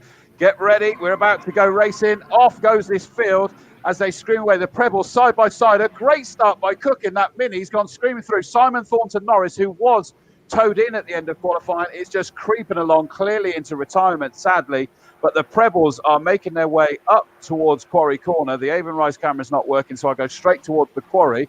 Can I tell you which one's taken the lead? I think it's Adam Preble in the Astra, isn't it? I think so. Yep. At the moment, they're very, very tied together, a bit like the last race. And but it is Adam Preble leaving in the Astra, going a little bit wide on the Essex. Gary Preble trying around the outside at Old Paddock, can't quite do that. And right behind them is car number 7, which is the Golf for Peter Elliston, going exceptionally well in 3rd position. A great dice for 4th as well. With Rawlins having dropped back, I must have made a bad start or something happened at Quarry. But a really good dice for the lead between the two Prebles. Can you hear me okay?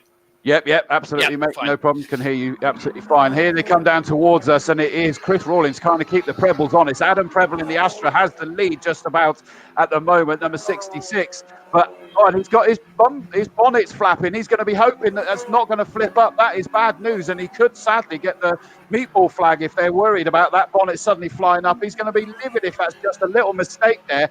That means that bonnet is flapping at one corner, because we've seen it happen before. If that goes up, he suddenly can't see it at these speeds. He doesn't want it. Chris Rawlins all over the back of Gary Preble. Absolutely is, as he comes out of quarry. A great performance there. In the meantime, Thornton Norris came by looking reasonably healthy, way behind everyone. But it's still Adam Preble leaving, Gary right behind, and not far behind that, Chris Rawlins doing a grand job in his red and black Golf. And then quite a gap. But this is going to be some race, I think. Gary always likes to win here at Castle Combe. And now Ellick up to 4th place.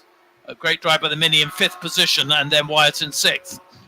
Sorry, it's Elliston actually back in 7th. So Elliston, I think, is... Yeah, the mistake I made on Thursday's show, wasn't it? Ellison we used to have. But here come the Prebles, still glued together. It is just about the Astra of Adam. But Gary's looking up the inside. He's diving up the inside in towards camp, slides himself nicely up the inside there, and he needed to do that because Rawlins in that number 7 red Volkswagen Golf was all over the back of him. But Adam's coming back at him again already. Then it's a gap before we get to the black Golf of Ellick. He's moved up 2 places ahead of this battling pair of cars, the Class A Mini of Cook, and Mark Wyatt is right with him as well. Great stuff. And always great to see the Prebles. They race so hard. They're right together, side by side. And in fact, Adams just got it going into the S's. Brilliant move. And having a great race, these two, as well as, of course, Rawlings in 3rd place, who's really putting on a grand show. Is not losing anything at all. In fact, going down towards Tower is possibly gaining. Ellick in 4th place in his black Golf. And then it's Cook going very well in the Mini, with Wyatt putting pressure on as he goes down into Tower, having a look on the inside. And I doubt whether he'll get a Mini, but he's having a go. He's got him. Very good overtake there by Mark Wyatt, former champion, of course, in 5th position. Amazing also as the lead dicing back at the back of the field as well. Well, the lead 3 are glued, and it's Adam Preble back into the lead from Gary Preble. Yellow flags because sadly Simon Thornton Norris has pulled off at Folly. Gary Preble's just undertaken under yellows there. That's bad news. Chris Rawlins went as well, although I've got to tell you that looked like Adam Preble slowed down dramatically there. But he's going to say he slowed down because of the yellows. That could be an interesting one there. The yellows are being flagged. The bad news is, no, that'll be your answer. 66, Adam Preble has been shown the meatball flag, which means he's got to come in because of that flapping bodywork. It's not surprising, Clive. It looked menacing, didn't it? Yeah, that's probably why he slowed down, perhaps, although he's keeping right up with them now. Gary Preble now leading. As you say, Adam Preble back to 3rd, with Rawlings obviously in the Golf in 3rd. Ellick in 4th position, going very well nonetheless. And Mark Wyatt now in a pretty secure 5th place, with Cook in 6th place in his very neat sort of cream-looking Mini. And then we have Ballard, who doesn't seem to be going so well as he was on the front row of the grid last meeting. That doesn't sound on full song to me. Which one was that? Ballard.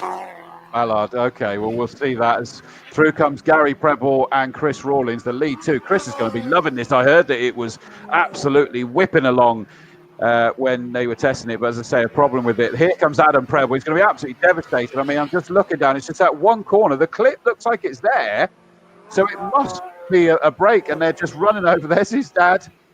In fact, is that Kevin Bird as well helping? Surely not. No, I don't think it is. Right done. And they've closed it. They've now closed that bonnet. They're going to be furious with that because he was in for a great race there, wasn't he? Yeah, that's a great shame, actually. But Gary Preble just pulled away a few car lengths now.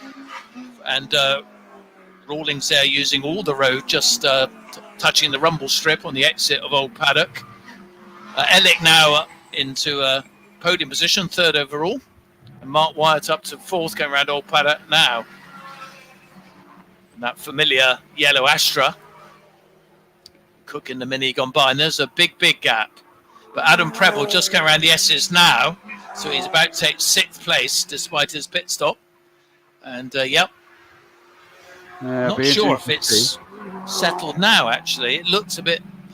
perhaps you have to look at that, really? Chris. I'll see when it comes through. Leaders are already Leaders are already through, and the gap's over 2.5 seconds. New fastest lap of the race goes to Gary Preble. There's Ellick, the new third-place car. So it's Golf second, Golf third, but a big gap. Rawlins in second, 50, Ellick in third. There's Mark White. Not only has he made that move, but he's pulled away from the Mini of Cook, so he's done well. Incidentally, by the way, John Lannon, we said there's a problem in qualifying with the 25 car. Gearbox blew up. He's got a new one fitted for race 1 in the paddock. He's getting a gearbox fitted in the paddock, and he's out. Preble goes through. I think he's probably okay with that bonnet, to be honest. Yeah, maybe in the angle I saw it. And by the way, you asked about Ballard. You asked about Rob Ballard, saying that car sounded off too. In qualifying, he did a 1:14. His best in the race at the moment is a 1:17.4. So you identified that right. Something's not right. Yeah, it just doesn't sound as it's on full power at all. Because he potentially could be a contender, couldn't he? Yeah. On full song. And Cook's, the Mini seems to have slowed down as well a bit. Adam Preble going very hard again now. Yeah, I think his bonnet, as you say, is fine. Ballard goes by struggling. Then we have Elliston. Black and orange.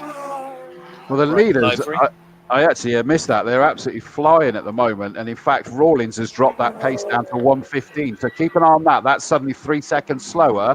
It may be because he was backing away from Preble, but Ellick's just lapped 2 seconds quicker than him. So keep an eye on that second place car. Will do. Interesting. Or an ear, I should probably say. Or both even. Yeah, probably right. Yeah. Preble's gone by. A substantial lead now.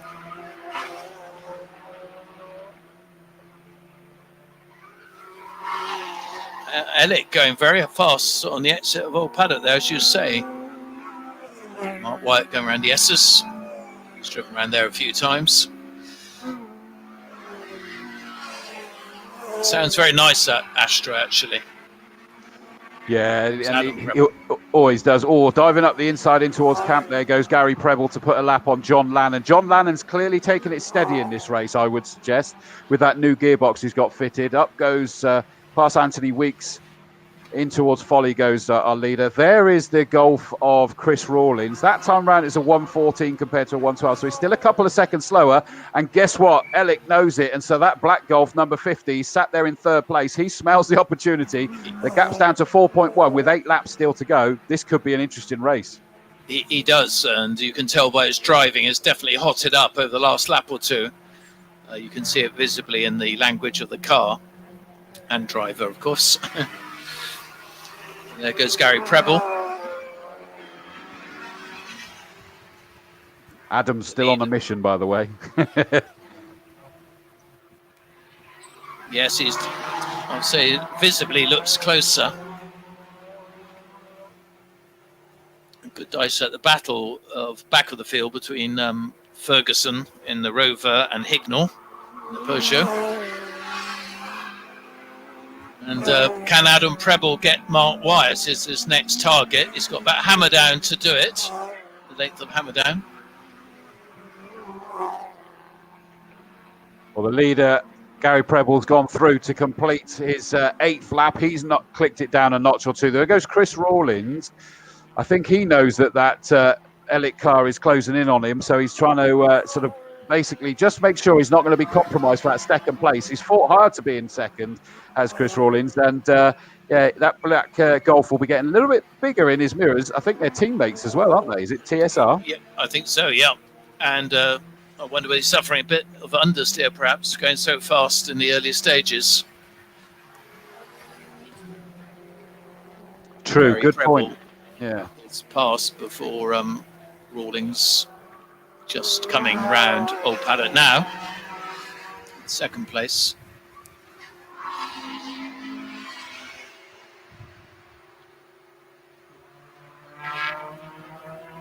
We'll see the gap between Preble and Wyatt this time. Hignall pulled away from Ferguson in that lap. That's the beauty of this, isn't it? You're always going to find a race, no matter where you are on this grid. Oh, Yep. Gary Preble washed out a little bit there, coming through Camp Corner, just really pushed it towards the exit. A very slight puff of smoke when he changed through the gears. Hopefully that's okay. Lap time wise, he's dropped down to the 13s. Now, what of Chris Rawlins? 1:14.5 for him, but that was a slow lap for Ellick that time round. So Robert Ellick, he can see that red Golf going up over the crest of Avon Rise as he's sort of halfway up the rise. So he's got the incentive there, hasn't he? But it's just whether he's run out of puff now as well. Yeah. Elliston very close to Ballard going down into Tower now. I think he'll get him fairly soon. Gary Preble comes by again as the Golf. Oh, he spun. Who has? I think it's. Oh, no, it wasn't. Sorry. I think it was the third place car. Yeah. Just what was that? At the S's. Yep, it was Ellick, who was definitely, it threw me for a bit because he was a lot closer, just slightly overdid it on the left-hander of the S's, spun onto the grass, and has got going again now. And Adam Preble is closing every lap on Wyatt, probably 2 seconds behind now or so. And of course, that won't be screen, class, will it?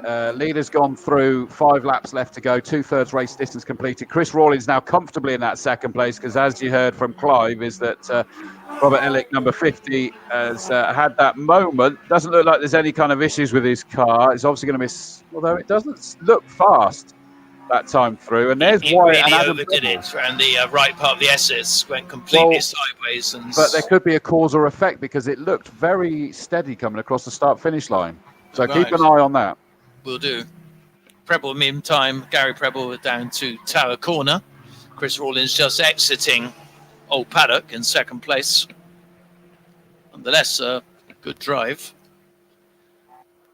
Steve Putt needs a welder ASAP. If anyone has one, come see me. That's the shout out from Steve Putt and his monstrous Mazda RX-7. He needs a welder. Come and speak to him. Ellick's third. Adam Preble now up to 4th place. Wow.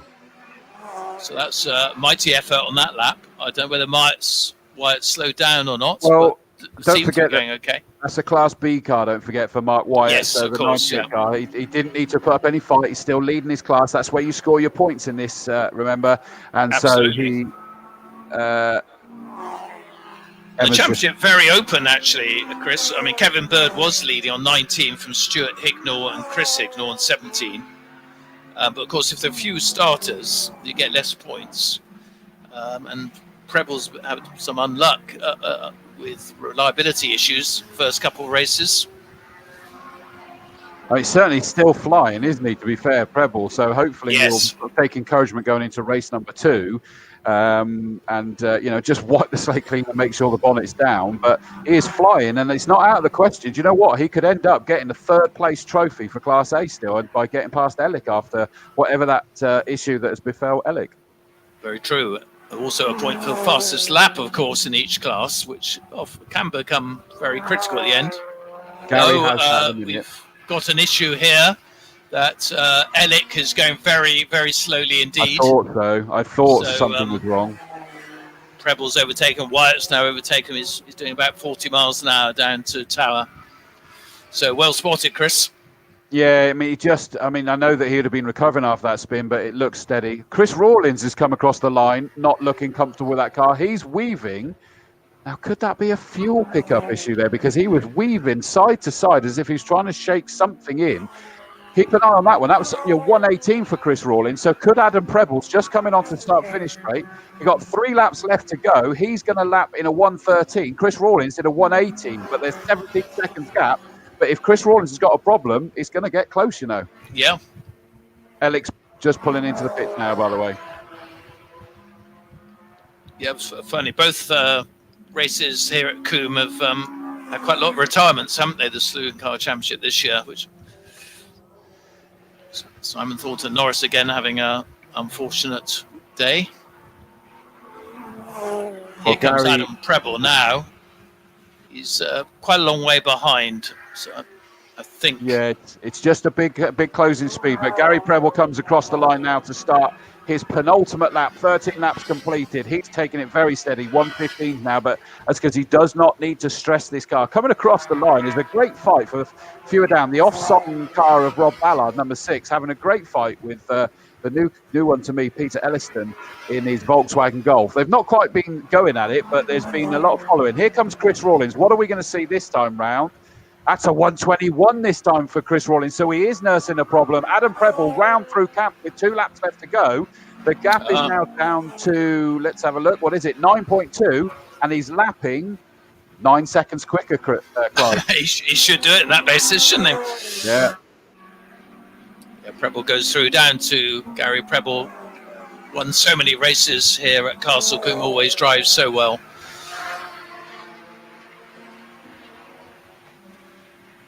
Very nice guys, the Prebles as well.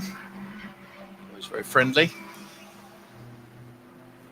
Yeah, here comes Preble. It doesn't sound right, that Golf.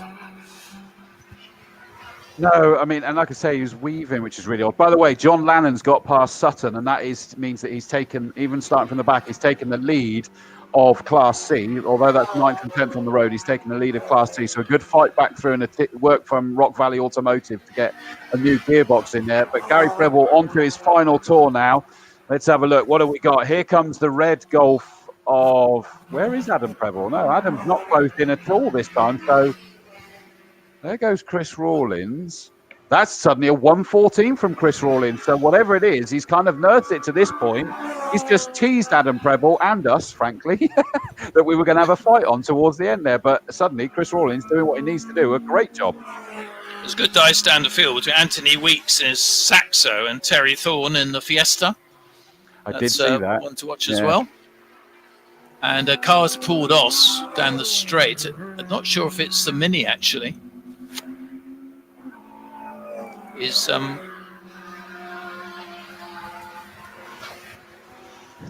would be 96 Cook then, wouldn't it? I think. Yeah, I think it's Cook pulled off.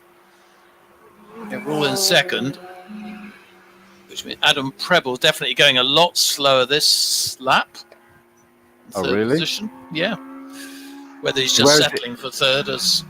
And there goes Gary Preble, takes the checkered flag, takes the victory. Punches the air as he does it, slows right down to put his thumbs up. But let's look into the distance. Chris Rawlins cleared his throat on whatever his problem was. He's about to get past Rob Ballard, who's going to move up into 5th place by the end. But here comes Chris Rawlins, powers it through, takes 2nd place. A great job there by Chris Rawlins. Here comes Adam Preble. Yeah, you're right, he really has realised that there's nothing he can do. And these are highly stressed cars, aren't they? Because they're very, very powerful and highly tuned. Very much so, yeah. So, yeah, 3rd place. It's not showing that Gary Preble has taken a checkered flag, but I assure you he has. I watched him do it. He's going very slowly now on his waving and enjoying it. Mark Wyatt comes home in 4th place. That gives him Class B honours in the 98 Vauxhall Astra. 6th, Rob Ballard comes home in 5th place, 4th in class. There goes John Lannon to win Class C, which is a great job there. 6th place was 1, 2, 3.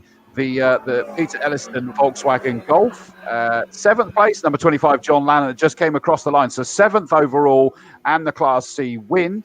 And it was the Mini of Cook, sadly, that's dropping down. So Tom Cook in the Mini Cooper S had an amazing start, but it's just obviously had an issue at the end there. So he's out of this race. So it means up into 8th place comes the 26 car of Mark Sutton in the Lime MG ZR. Then it is the fight that you were talking about is really entertaining. 67, Terry Thorne. He comes 2nd in Class B. And then your Class D winner, 41, Anthony Weeks in his Citroen Saxo. Those two had glued together, but it was for different classes. It's still showing 96 Cook as finishing in 11th place. 12th is number 28, Chris Hicknall. Then it's Ray Ferrari Nut Ferguson that finishes in 13th. And that's actually the last of our finishers. So a tough old race there for a few of them. Simon Thornton Norris out. Ellick was looking so good in that black Volkswagen Golf. But as long as they can make sure that Adam Preble's car is not got an issue with flapping bodywork, I'm looking forward to race number 2 on that one, Clive. Well, I think the first few laps were very entertaining, weren't they? And it was great to see the Golf up there challenging as well. I didn't expect that to make such a challenge. Yeah, I mean, in the early stages, he was all over them, wasn't he? Yeah, perhaps a shortlist driver for Driver of the Day. Just a thought. Could be. Agreed. And of course, I forgot to say at the beginning, by the way, of course, that is the Castle Combe Racing Club 2020 Saloon Car Championship, sponsored by Samco Sports, samcosport.com. Thank you for their support for this. And I got a feeling, by the way, we've got drivers going into Parc Fermé this time. I can see Gary Preble's in there. Chris Rawlins is in there as well. So we should be able to get some interviews from John Moon this time and put him back in. He's got someone else's 4x4 in the way there, though. That wasn't supposed to happen. We'll just remove that for a second because I'll keep an eye on the bottom of the screen. But a fantastic race. Just so you know, next up is going to be the Formula Fords, and another packed grid for these guys. And it's going to be mighty close, judging from what we saw in qualifying. And in fact, even in testing, I think it was said that a few of them forgot they were only testing and were actually fighting quite hard with each other. Bring it on. Why not? Yeah, very close times. I think the first 4 or 5 in that. And Fisher Cooper battle, I'm sure, will be renewed. And Dave Vivian was going well this morning as well in 4th place. And Bryce Aaron 3rd.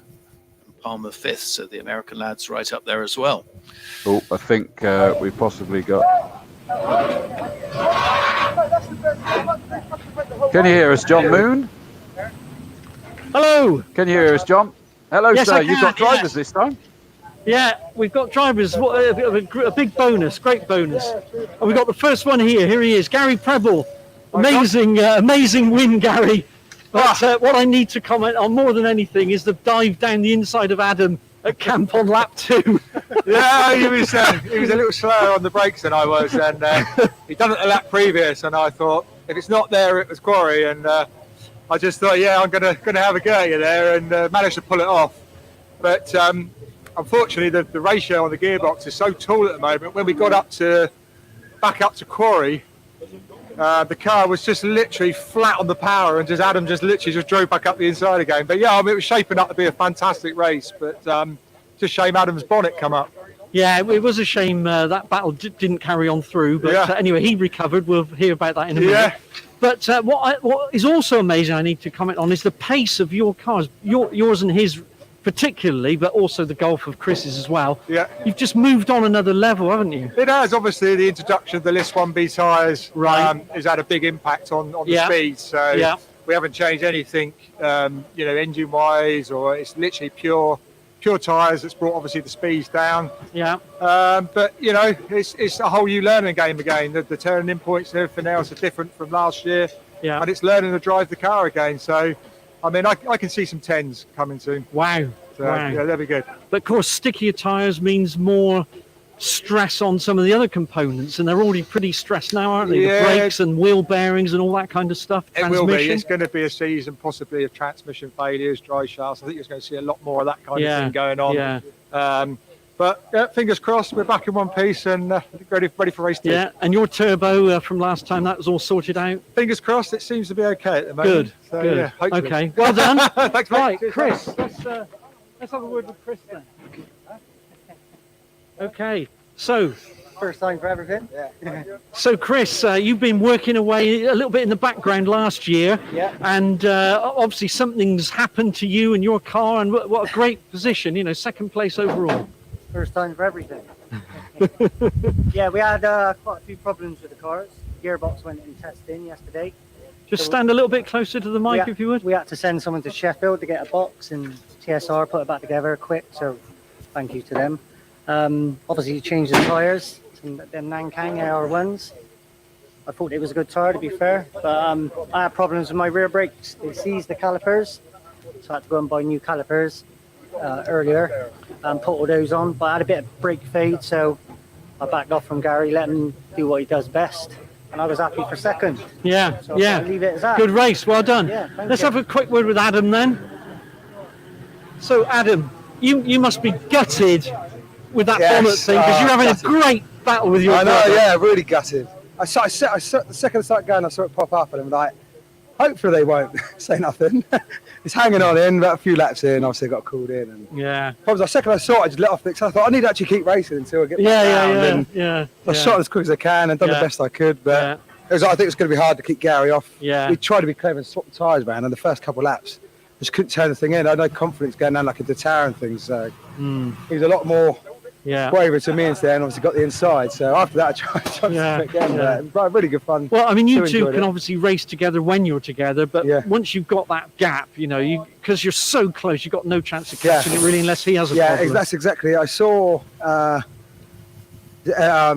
Alec, and I thought, oh, is he stopped? Obviously had a problem. I thought he's pulling people in, and then I started seeing Chris. Obviously his brakes went, and then you think obviously you got a chance, but no. So you need another 5 laps. I think when the fuel was low, it kept on the last couple of laps. So oh really? I was happy to see the checkered flag in the end. Well, that pit stop did it, you see. You're running too marginal. Yeah, definitely.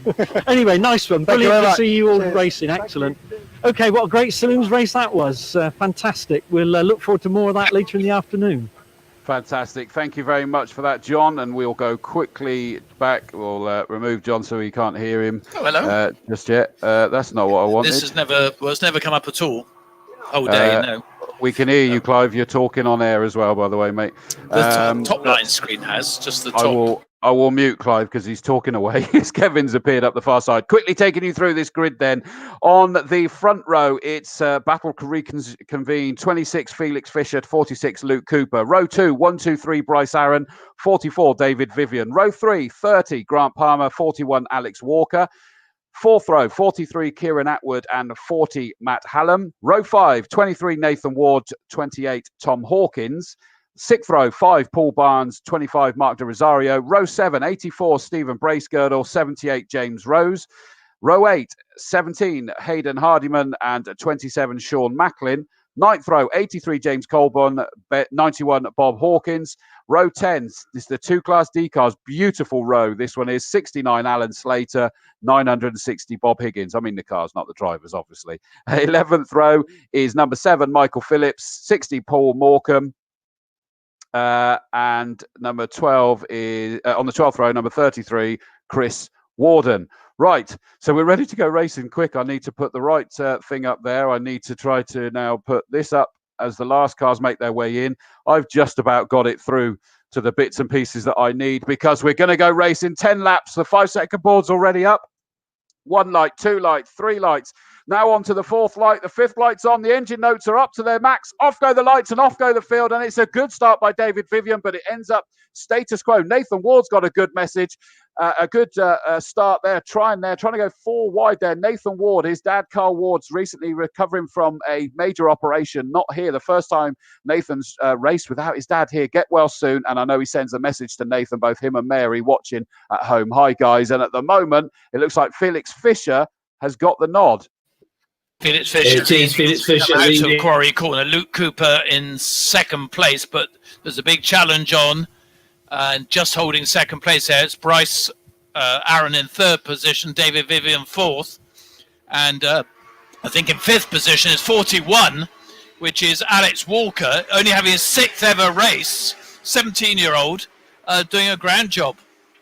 But I think it's going to be another Castle Combe Formula Ford cracker with Fischer and Cooper and Bryce Aaron, very talented American youngster, who's planning to do a National Formula Ford Championship this year. Yep, and here come this field. It is the white car of Felix Fischer, car number 26, that still just about has the nod. But look at this stream of them in. Luke Cooper in 2nd. Then it is 1, 2, 3. Bryce Aaron tucked up there in 3rd. A small gap, and we then get 44 David Vivian. Up into 5th goes the 41 car of Alex Walker. And rounding out that 6-car train is number 30 Palmer in the other Dempsey car.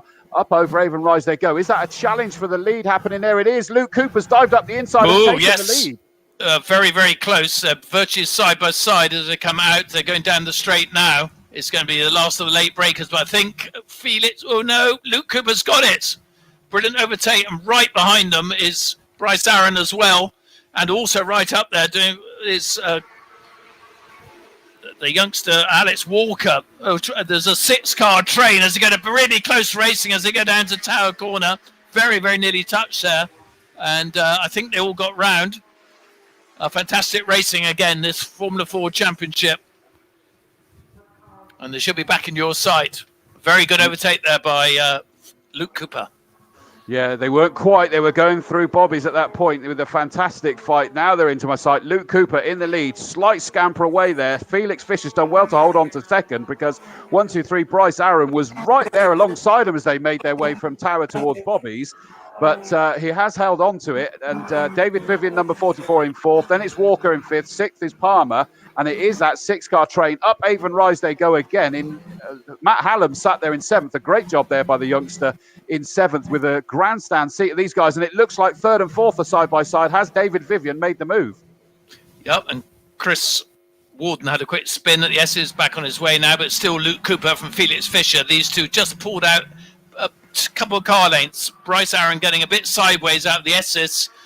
David Vivian being challenged very hard in fourth position by Alex Walker. And then we have Grant Palmer in the next position. As we go down to Tower, it looks as though Felix Fisher a bit closer again as they go into bobbies. And back into your sight, some excellent racing here. Yeah, I'm waiting for them to reappear. There they are, glued together, the front two. So whatever daylight Luke Cooper had managed to create between himself and Felix Fisher, it's gone. They're together. They're absolutely glued together. Through Camp Corner they go. Luke Cooper, I thought he was going to run a bit wide, but that was probably perfect. Black and white warning flag, but I can't see the car number, sadly, and it's not coming up on TSL on any warnings for it. But heading up towards Avon Rise we go. And it looks like it's number 28. That's Hawkins. Tom Hawkins has got a warning. Someone's locked their brakes up in towards Quarry. And there's yellow flags up there. So I think we've just had a spinner up at Quarry Corner. And in fact, there is someone going slow. It could be Vivian, I think. Yeah. Yep, I think it is David Vivian. Meanwhile, Luke Cooper getting a little bit sideways on the exit on the left hand of the S's. And getting a slightly closer again is Bryce Aaron as well in third place there. Very close together. Fourth place, we have Alex Walker and then Grant Palmer.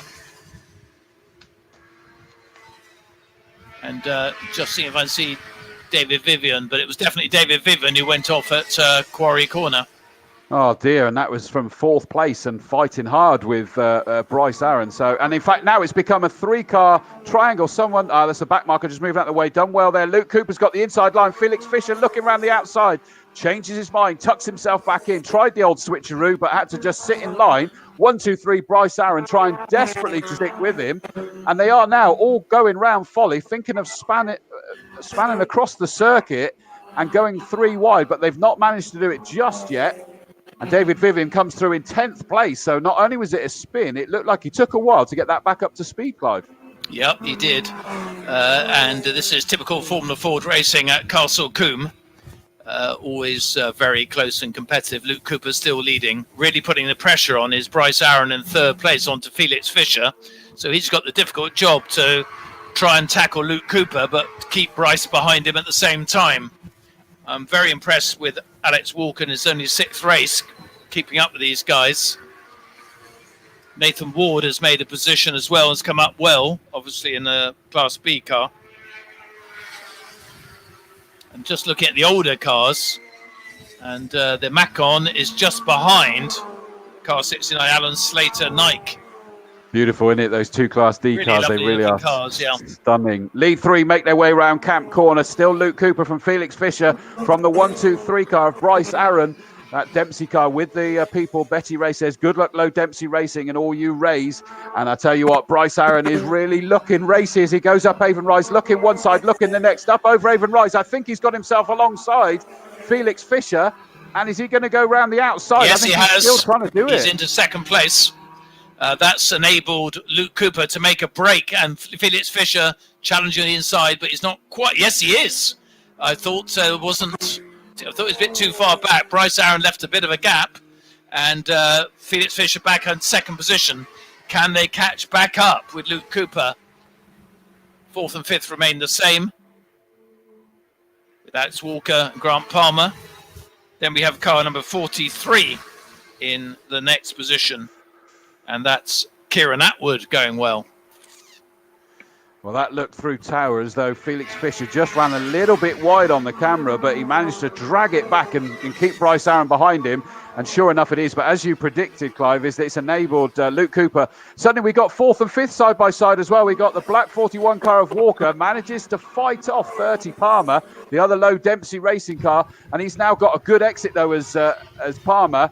But he's being forced to go around the outside at Folly. That's not necessarily going to compromise him too much. Up over Avon Rise, the 2nd and 3rd battle still goes on. Side by side for 4th and 5th. Welcome back to Formula Ford Racing.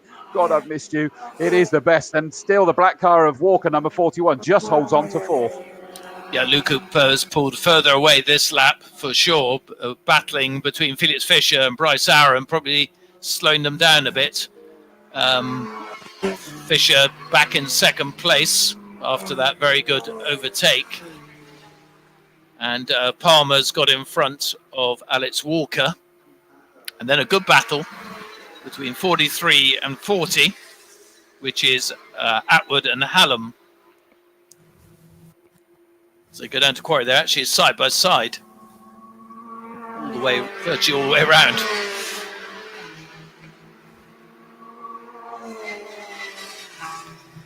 Well, the leader's making their way. Has got in front of the Nike now, so it's now leading his class. The leaders have gone through that car from America to complete their 7th lap, and it's still Luke Cooper. Well, actually, 1.5 seconds clear of the 2 behind, who are still having a great fight, but also 30 Palmer has got past the 41 car of Walker, so that 4th and 5th place has swept around on that last one. But I still think that the black 41 car is trying to come back at him. He's very close on the exit of Quarry Corner, that's right. And Bryce Aaron really putting the pressure on Felix Fischer. Luke Cooper just got that 2nd a bit gap. And, Bryce Aaron, can he do anything? He's getting the slipstream going down Hammer, and similarly Walker on Palmer. And very close, goes to the outside line, does Aaron. I don't think he'll find a way by there. And some great racing going down the field as well. Well, the leaders are now going to getting closer to some lappery, but they're about to start their penultimate lap. Luke Cooper surely just needs to keep himself clean. He's 4-wheel drifting around Camp Corner there. Felix Fischer in 2nd. You remember, these guys arrive here split by 1 point in the championship run-ins. Fastest lap of the race also going to Luke Cooper at the moment, so there's the extra point there for that as well. But heading up Avon Rise, is Felix Fischer going to be challenged for that 2nd place? Bryce Aaron's got the outside line for what will be Quarry Corner, and I think he's just swept round it, and he's done it.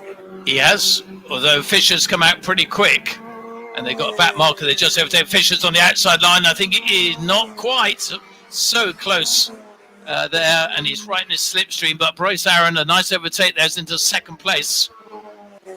Excellent racing here. And Felix Fischer on the outside line as he goes down into Tower Corner. Very difficult to complete that manoeuvre on the outside. He's having a go, but not quite. Incredible. That he was certainly giving that a go, wasn't he? And he knows that he needs to kind of do that damage limitation in reality over his main rival in the championship of Luke Cooper. The two of them just trading blows. He arrives here leading it by 1 point, but as it stands, he's going to lose more ground because he's in 3rd. They now go on to their final lap. This is where the race is going to be. You know that Felix Fischer is going to be desperate to get himself back up ahead of the low Dempsey car. The low Dempsey car of 30 Palmer is also still ahead of 41 Walker, so they're doing well here. But heading up over Avon Rise, Felix is trying to do something, and they're going to have a couple of back markers to contend with soon, so this could get interesting down towards you. Yes, indeed. And Felix Fischer took a very tight line on the exit of Quarry to try and get the inside for the S's. Can't quite do it. There's a back marker as well. Luke Cooper also taking another back marker. And Fischer just following in the slipstream, trying to pull on the outside, but he's got a back marker in the way. He's going to have to go back inside again. Very close, but Bryce Aaron in 2nd position. And you think he's got it going into Bobby's. He has. There's also a very good dice in Class C. I don't know if you noticed that. Steve Bracegirdle and Mark De Rosario. Oh, yeah. Mark De Rosario. Very close all race.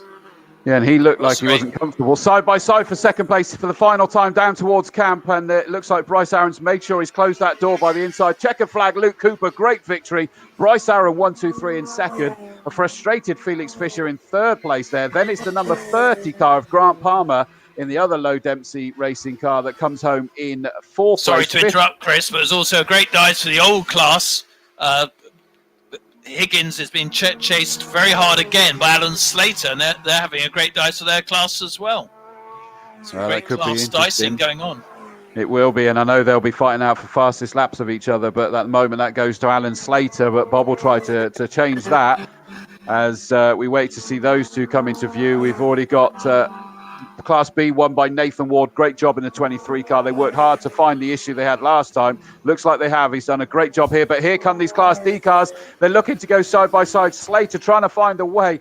This is a fight that that has been commentated on for many, many years between these two. But Bob Higgins just about gets it in that 960 car ahead of 69 Alan Slater. What a fantastic photo opportunity those two cars together really is. So Luke Cooper, number 46, takes the victory by just over 2 1/4 seconds in the end from Bryce Aaron, 1, 2, 3. Third place, number 26, Felix Fisher. Fourth, number 30, Grant Palmer in the second of the Low Dempsey. So second and fourth for the Low Dempsey racing team. That's a fantastic job. Fifth is number 41, which is the youngster Alex Walker.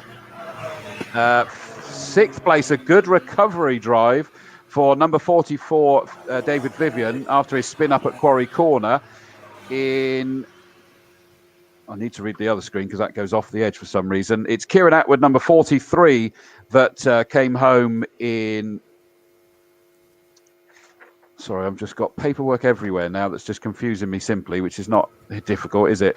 In the 43 car, Kieran Atwood in 7th place. 8th, number 40, Matt Hallam. Nathan Ward in 9th place in number 23, which gives him Class B victory. 10th, number 28, Tom Hawkins. In 11th place, number 5. And second in Class B for Paul Barnes. In 12th place, number 84, Stephen Bracegirdle. That gives him the Class C victory. Just ahead in 13th place, number 25th, Mark De Rosario, second in Class C. 14th place, car number 78, which is James Rose in the Class B car. In 15th place, number 27, which is Sean Macklin. Bob Higgins in 16th and Class D victory. 17th, number 69, Alan Slater. 18th, number 17, is the Hayden Hardiman Class B car. 19th, number 7, which is Michael Phillips. That gives him third in Class C. And then the final finisher was actually number 60, which is Paul Morecambe in the Solely Motorsport run Class B car. Sadly, we lost Colburn. Oh, and actually, Warden number 33 did check the checkered flag, but we lost Colburn at the end by the looks of it. He came into the pits. But great victory for Luke Cooper. He had to work very, very hard for that one. But yeah, very well driven. Awesome job. Yeah, I was also very impressed, Chris, with Alex Walker. It's only his 6th race, a 17-year-old, showing great talent there, and first time at Combe, I think, which makes you think he perhaps can challenge in the future. Agreed. Yeah, it's very, very impressive. Right, let's have a look. We got John Moon down here. Oh, and he's got Luke Cooper already. So let's bring him in. Hello, John. Go ahead, Hello, sir. Yes, we're getting slicker all the time. Ready and waiting for you. Here's Luke Cooper, our worthy winner today. Luke, what a fantastic battle all the way through, although obviously you managed to pull away a bit towards the end because I guess the two behind you were battling amongst themselves. Yeah, it was a really difficult race. It was so hard. It was really difficult. And I'm quite shattered after that race, actually. Yeah, you looked a bit flustered, actually. Yeah, no, that was absolutely amazing race. We just about made a little bit of a break, and then we caught a back marker up, and then we were all back to battling again. But then they started battling, gave me that gap that I needed out in front. Yeah. Only want to get into the 10s as well, fastest lap, so that's an extra little help for you. Yeah, extra point for that, so that's really good for the championship. Absolutely. Okay, let's get our second place man. Hopefully yes, here he is, Bryce Aaron. Hi there. Hi. Okay, another good result for you, a long way from home. Yeah, definitely. I'm really pleased to have second place after a hard-fought race there with Felix, but definitely, very happy with that. Well, I didn't actually see where you managed to get Felix. I know you were you're on his gearbox all the time, but where did you manage to do it? It took me a few tries, but I ended up getting him going into turn 1 around the outside. Right, because it okay. just pulled up in the slipstream and was able to kind Right. of just glide on by, Okay. just do it in the braking zone. So it was very Right. good. Very happy with that. Yeah, I don't know what you mean by turn one, but perhaps we call it folly, or do you mean quarry it right up on the top? Yeah, definitely. It's the one at the very end. The one at- so right, it's- okay. So it's Right, pretty heavy lovely. braking in there. So Okay. you have the left and the right. So I got Right, going into the okay. right. Excellent. Well, that's a good place to do it. Yeah, Definitely, okay. definitely. So we're going to see you back here all season? I'd Just like say to. yes. Hopefully, but the issue is that a lot of the national championship rounds are conflicting. We'll see if we're able to. Definitely, I'd love to come out and do another race here at Castle Combe. I Yeah. love the circuit, love the track. The Good. racing is awesome against Luke and Felix. So Yeah, definitely, you're love getting it. that much closer every time. Yeah, definitely. Yeah, definitely. good. Excellent. Okay, thanks very All right, much, thank you. Bryce. Okay, Felix is there, just having a well-earned swig of water. Come and chat to us, Felix. So, all started off really well. And obviously it's ever so tight, nothing in it really, but from your side?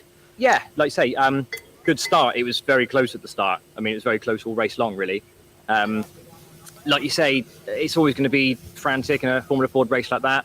But Bryce was, I couldn't shake him off. Luke managed to then obviously get away. And yeah, unfortunately for me, he actually done me as well. But yeah, it's disappointing, but there's another race later, so you know it's like in motorsport, anything can happen. So yeah, we'll give it another whirl then. And we know what it's like in Formula Ford as well. Look at the last meeting, you know, just slight changes in things, and suddenly the order's reversed because there's nothing in it really between you three. No, I think if you have a look on paper, there's nothing in it, and obviously another one's joined the party, which makes it harder. Yeah. But yeah, hopefully we can turn the tide next time. Yeah. Okay. All right. Best of luck. Cheers, Thanks John. very much. Okay, that's it from the Formula Fords. Back to Chris and Co for the GTs finally, hopefully. Fingers crossed.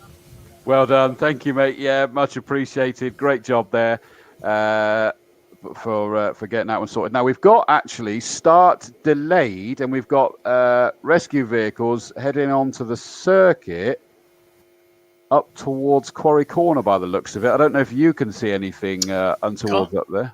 Can't really see anything at Quarry. There's a bit of activity at the S's. A few marshals are out, but I'm not aware of anyone touching anything or anything there.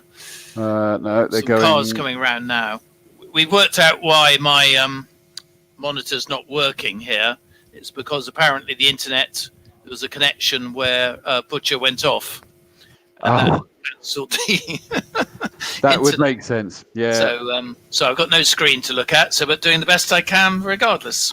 Oh dear, what a nightmare! See, that's why you need a proper phone, mate, so you can see it on your screen on that one. Well, when you go to Alton Park, you don't get a screen anyway, do you? So not if you're out the back. At Knickerbrook, no. Yeah. And that'll explain. I can actually see Kev down in pit lane. In fact, he's just trying to change the pit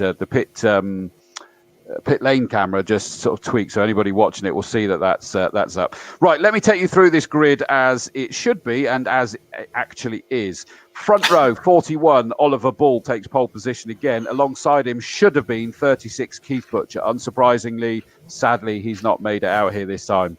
Second row 27, Bradley John, and alongside him, I mean, that's the prime example that I was talking about, Clive. Alongside him, 24, Tony Bennett. So look at that. I'm looking at it now that you can fit at least two of Tony Bennett's cars into the silhouette of that big Mitsubishi Evo. Yes. Terrifying. Very quick car, though, that. Oh, my goodness, yes. Third row, 138, Sasha Kakad in that Audi RS3 that I just adore. Alongside him, Team Hamilton will be pleased. It's Alan Hamilton that's going to be there in the number 56, the Westfield Aero.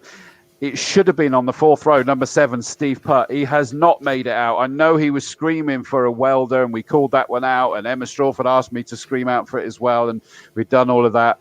I don't know whether they've got something, and we'll see him out for Dave Allan, but sadly, we've not got him out here for this GT race, which is really a shame. So on his own on that fourth row, number 20, the orange Caterham 7 of Tim Woodman. On the fifth row, 21, Dominic Shepherd in that stunning Audi Super Tourer GT. Alongside him, the number 81 car of Neil Greenland in that obscenely quick and all sorts of paraphernalia on it nowadays. Mitsubishi Colt, because he races that in Time Attack and what have you as well. 6th row, oh, that's missing as well, I've just noticed. Should have been the number 86 BMW of Jeremy Cook. I hope that's not a problem with that, because Chab's supposed to be piloting in that with him later in the Dave Allan Trophy, so hopefully it's okay. So alone on that 6th row is the number 73, the white Volkswagen Golf of Michael Parsons. 7th row, 59 Del Brett in the Futurins liveried Porsche Boxster. Alongside him is then the number 33 car of Paul Arbour, that wonderful AB Typhon. But wonder whether we might see come through, because he clearly had issues in qualifying. By the way, I've just seen that at the back of the field is number 86. The BMW's not in its starting slot, so I wonder whether they've changed drivers. But first of all, on that 8th row is 75 Barry Squibb. Should have been number 49 Ruben Taylor. That's why I didn't look that far back yet, because I was expecting there to be a car there, but it's not the car I was expecting. Ruben Taylor does not seem to be out, sadly, in that Peugeot 206. So clearly some issues for that car as well. Now, in theory, Clive, and because I know you'll ask me. Yes. Fish head and human bottom. Oh, no, sorry, that's not the question you meant, is it?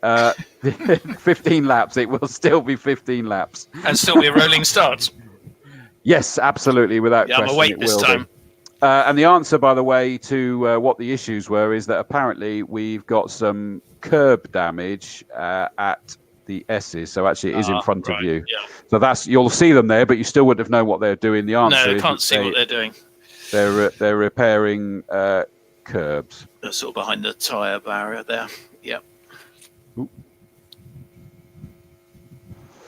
So yeah, that's so presumably somebody went over it in that racer. Yeah, and that's not uncommon. The Formula Fords, I mean, you know, they're the ones that are really bad at breaking the track limit rules. Don't start, Clive. We're not going into it. But You only upset the drivers. yeah, absolutely. Emma Strawford, thank you for that. Ruben Taylor overheating like it was last time, so they've not managed to resolve that issue, sadly. So that's put pay to that awesome Peugeot silhouette. I just love that thing. It looks awesome. Peugeot 206 silhouette. Sorry, they put extra curb in there, Clive, so that apparently I've not been round it, so I've not really seen it. But it is about being a lot more self-policing of the track limits, in the fact that if you go over it, you kind of can't see afterwards, I think, is the idea. Yeah. It rumbles so badly that you literally, your spine compresses and you can't see, type thing. Yes, I don't think it does a car a lot of good, does it, going over there? It doesn't. No. It doesn't. But the problem is that they somehow still have done it. I know that in the very first test session this year, David Vivian absolutely destroyed that there. So somebody has whipped it out again. Now, that said, I'm sure it's been done over the course of today's action so far, not just in that race, but we know that they're a nightmare for that. So that's a shame. But yes, 15-lap race, a rolling start, but they're just sat here again. They're having deja vu here, Clive, because they're unfortunately getting used to being sat on this grid. Yeah, they spend most of their day doing that, haven't they? It does look like it. Well, the weather's really improved, isn't it? It's a beautiful day here now at Castle Combe. No sign of black clouds at the moment. Famous last words. Yeah, I mean, fingers crossed, it does look, as far as the eye can see, just those beautiful, wispy, fluffy white clouds that normally, at the end of the day, we've got to get up there with a net and capture them and put them in the rectocell barriers. You become a poet. Yeah. and I know Emma's going to then message me again going, have you been drinking gin again, Dawsey? No, sadly not. I haven't. But this is, and by the way, for anybody who knows, and that grid that I just went through, this, and it looks like they're pulling away from the curb damage, so hopefully got that sorted. This is actually race number 2 for the GTs, just so you know, Clive. Oh, okay. Have they abandoned the first one, yeah? It may happen at the end of the day if we have time. If there's time. Yeah. Right. So they, and I think from memory, that's like a Blue Book thing, is that the one that was abandoned was race number 1. And grids were second fastest time, weren't they, of this morning? Correct, exactly. That's the reason why I make that point, is it does have an impact. Although it probably doesn't have that much of an impact on the starting grid, to be fair. I'd imagine it's fairly similar. But it is race number 2's grid from this. Yeah, it's just a shame we've lost a couple of the fast runners, isn't it? Dramatic cars, but there you go. That's racing, as they say. There are not many race meetings where one or two cars don't go home slightly bent, unfortunately.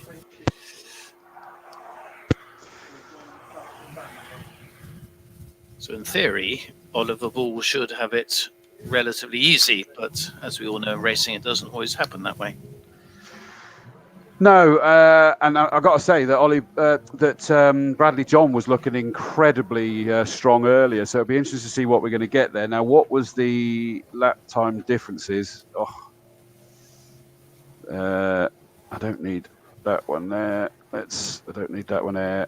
I need to change this. By the way, I forgot to say that Premier Financial Planning sponsored the Formula Fords. We now go to the GTs, which is sponsored by Reese Motorsport Insurance. And I then make sure I've got the correct information up. Oliver Ball did a 105.9. Oh, mind you, yes, he's miles away, isn't he? Yeah, 105 compared to 108 for the next lot. So yeah, so it's such a quick car, that. The car's just coming around the S's now. Pace car calls a rolling start. 15-lap race. So Oliver Ball heads them through from Bradley John. Then we have Tony Bennett, who I think is leading the championship at the moment with Jamie Sturgis, but he's not here today. I think it's his son's 21st birthday party. Barry Squibb is also going, but he's at just Jeremy Cook's behind him, but at the back of the field. So he'll come screaming up the field, possibly look for a podium, maybe. yeah, it's going to be interesting to see. I just love these cars, even when we've got a couple of gaps on the grid. It's just still a mighty impressive. We know that there's a couple that are elsewhere deliberately racing at the likes of Donington Park at the moment. So Lucky Carer can't keep Ollie Bull honest at the front there. So it should be on Ollie's. And it'd be interesting to see whether we can get any kind of... I'm not sure what the lap record is actually for these guys. I don't know if you know, Clive. I'm not sure if I meant to make a note. I'm not sure if I did. No, I didn't. Right, here we go. We're coming round. We're going to take this start. This time Ollie Ball can drop the hammer. Off go the lights. Off go the field. And they go down towards Folly for the first time. And a fantastic sight of this field as they then make their way up. Ollie Ball already stretched his leg. Bradley John in second place. Tony Bennett in third, although it looks like he's being pressurised by Alan Hamilton in fourth, trying desperately to get himself up into third. Yes, he's trying to go around the outside. Didn't quite come off, but they're side by side. In fact, he may have a go coming into... No, it's still Tony Bennett. In fact, he's dropped back to fifth. So I think it's Sasha Kabad fourth. Oliver Ball, meanwhile, in the lead from Bradley John, Tony Bennett, Kabad, Hamilton, Tim Woodman going well, and Barry Squibb already up behind Tim Woodman. So I think, and he's just trying to get on the inside, and he's got him. Yep. So Barry Squibb come out very quickly, Chris. So watch out for that. Right. So we'll have a look. Yeah, Barry Squibb starting at the back after the problems in qualifying was always going to be entertaining to watch that one come through. But yeah, the BMW. I don't know whether we're going to assume it's Cook that's at the wheel of that one, but through go the lead two. Tony Bennett under pressure from Kakad to relatively speaking. Hamilton is about to be passed by Barry Squibb. Barry Squibb was going for the inside, and Alan Hamilton, as they went through Folly, decided to close that door, and that was the big David and Goliath thing going on there. But up in towards Quarry, it's still the blue Westfield Aero just about holding off Barry Squibb. Yes, he is. Squibb's taking a very tight line on the exit of Quarry and trying to get by down the straight with that huge amount of power. He's got him just before the S's. And he's about to get Bennett. He's trying to get around Bennett. No, sorry, that's Kakad there trying to get Bennett. They're having a real dice. And Squibb will be up with them very, very quickly now. Then Hamilton behind that. And Tim Woodman going very well. Not far behind as well. I mean, look at that gaggle coming out of Tower that you were talking about. I talked about how terrifying it must be for Tony Bennett. He's now got... the Audi RS3 of Kakad just behind him. Then it's Barry Squibb. both hunting him down in those much bigger cars. Barry Squibb looking up the inside of the Audi RST of Kakad. Surely not. Oh, he's just managed to hold his patience there and tuck himself back behind the Audi. All the while, this means that Tony Bennett, number 24, holding on to third. He doesn't need to fight with them. He's leading Class B. Hamilton's the next Class B car. And they're separated by these two physically bigger cars. So it's a bit of a dichotomy for him, that one, isn't it? Yeah, although when you're racing, I think you just want to do the best you can, regardless of class typically, unless championships are at stake, which obviously this could be a part of, who knows. Meanwhile, Oliver Ball into Tower Corner, way on his way, going very well. And still in front is Bennett, Kakad, and then Barry Squibb. Squibb quicker than Hammerdown, but still can't quite find a way past. And look as though Tony Bennett possibly just holding him up a little bit, but going exceptionally well nonetheless. Well, Ollie Ball makes his way in towards camp for the third time. Just ran a little bit wide. You may have even heard in the background the noise from the rumble on the curbs there. But Bradley John sat there in a lonely second place as it stands at the moment. Still somehow Tony Bennett in that Caterham R300 holding on to third place. Class B car with a Class C car from Kakad just behind him as they go through. And Barry Squibb's just kind of biding his time this time. He looked like he was a man on a mission, but he's just playing it cool, Trig, playing it cool this time. But he means business. His Fanny car's not that much faster than him, hasn't he? Which makes it more challenging to overtake. But he's having a go down the straight into the S's. I think he's just got Kakad. Nice driving there on the inside line. Just a bit more power down the straight enabled him to get alongside. And then left his braking late. So he's now after Tony Bennett. Hamilton not that far behind either. And Woodman not that far behind Hamilton. It's still close though, aren't they? Well, little puff of smoke. That's impressive that they're still all three of them mighty close though, aren't they? I was watching it on the camera through Tower. I thought that Squibb was going to make quick job of this. And in fact, Tony Bennett scampered away from those two as he comes down towards camp. Lead to Bull and John have already gone through, but Tony Bennett's still holding on in that third place. This is outstanding. Barry Squibb, I wanted to make sure he wasn't slowing for a second there, but no, he's back up to speed. Just different points at where that the power comes in for that car, and they go up over. And again, he's just going to bide his time by the looks of it, is Barry Squibb. And this seems to be his favourite move. Is he going to go tight on the exit of Quarry again? Yeah, certainly on the exit of Quarry, or round Quarry, should I say, Tony Bennett pulls away, but then Barry Squibb and Kakad having a go back at Squibb as they come into the S's, can't quite do it. Took a wide line in. But it's very much keeping the pressure on him as well. So these three right together.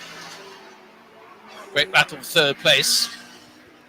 I think Woodman may be catching Hamilton a little bit, just very slightly.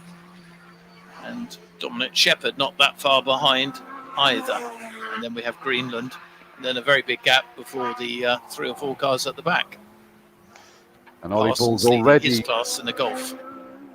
Ollie Ball's already round Quarry Corners. Across goes the second place, Bradley John. But it's all about this third place fight. Still Tony Bennett, number 24, the Class B car, holding on to third overall. But Barry Squibb got a good exit there.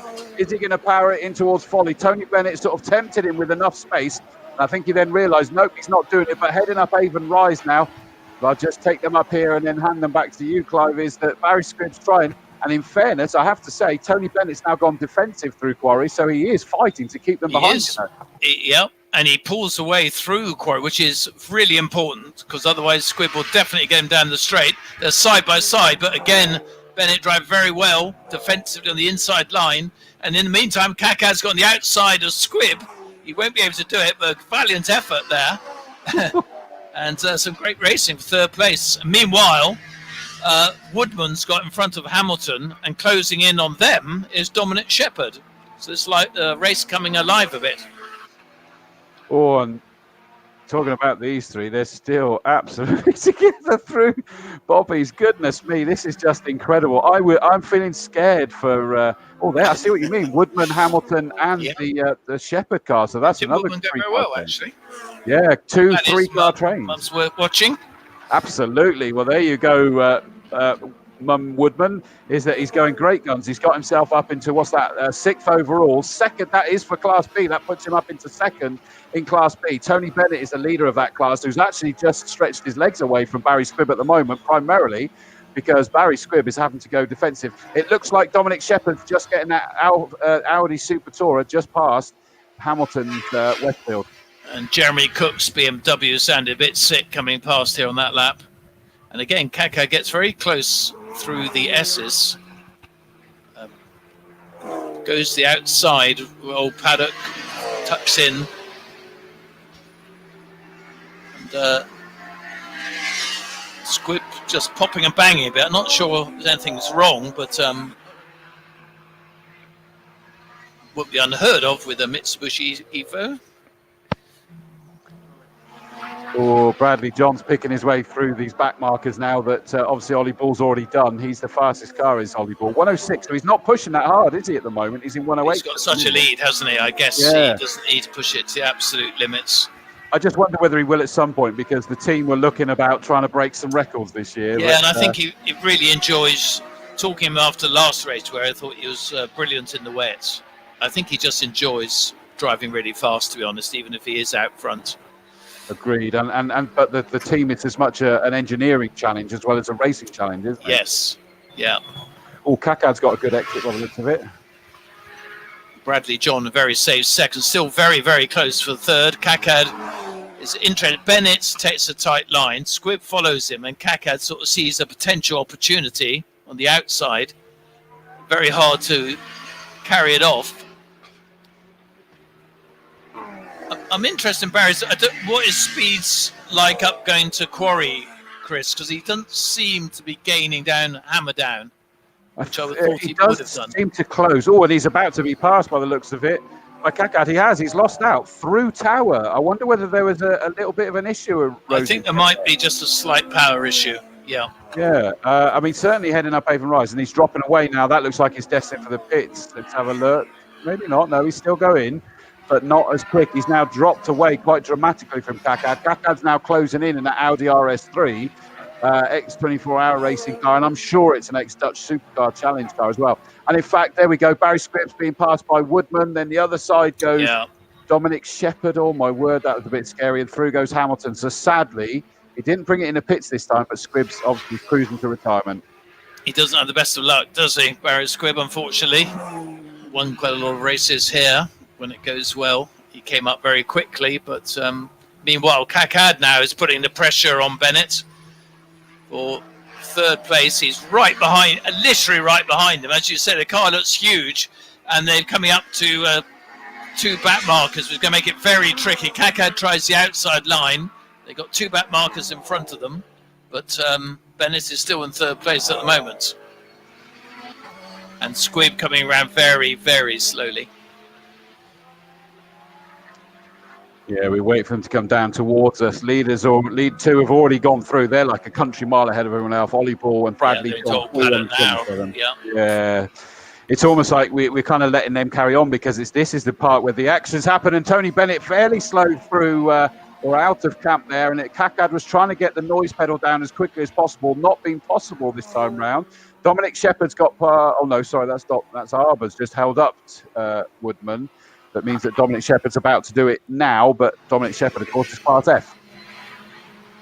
Bradley John just go by, had too many mentions, very secure second place. Kakad again goes to the outside line. I don't think he's going to do it that way, but he gets incredibly close on the exit of the S's and is bearing down. If Tony Bennett's looking in his mirrors, he must be pretty worried, I would think. But he's defending very cleverly. He's taking all the inside lines, making it very difficult for Kakad to get by. Yeah, you just got to make yourself as wide as possible, really, haven't you? Dominic Shepherd has made the move past Hamilton. It looked like they all struggled to get past Arbour for some reason. But they've got past through now, and they'll pick up their fight. But the lead two have already gone through again. Still steady lap times by both of them to make sure. Kakad again gets a good exit through Camp Corner in that Audi RS3, number 138 in 4th place. The lead C class car against the lead B class car, Bennett in B, Kakad in C. But as we've always said, and you know this well enough, Clive, they're racing drivers. It doesn't matter they don't need to fight because they're in different classes. It's fun of competition, isn't it? Yeah. Your pride. And again, Bennett coming down the straight, and Kakad's trying the inside line this time, which looked more hopeful, but again, couldn't quite do it. But it was a different approach. And they're really close. Meanwhile, Tim Woodman up into 5th place. Going very well indeed. Kakad having to put his brakes on a little bit early just to avoid Tony Bennett there. They were so close. Saw the brake lights come on.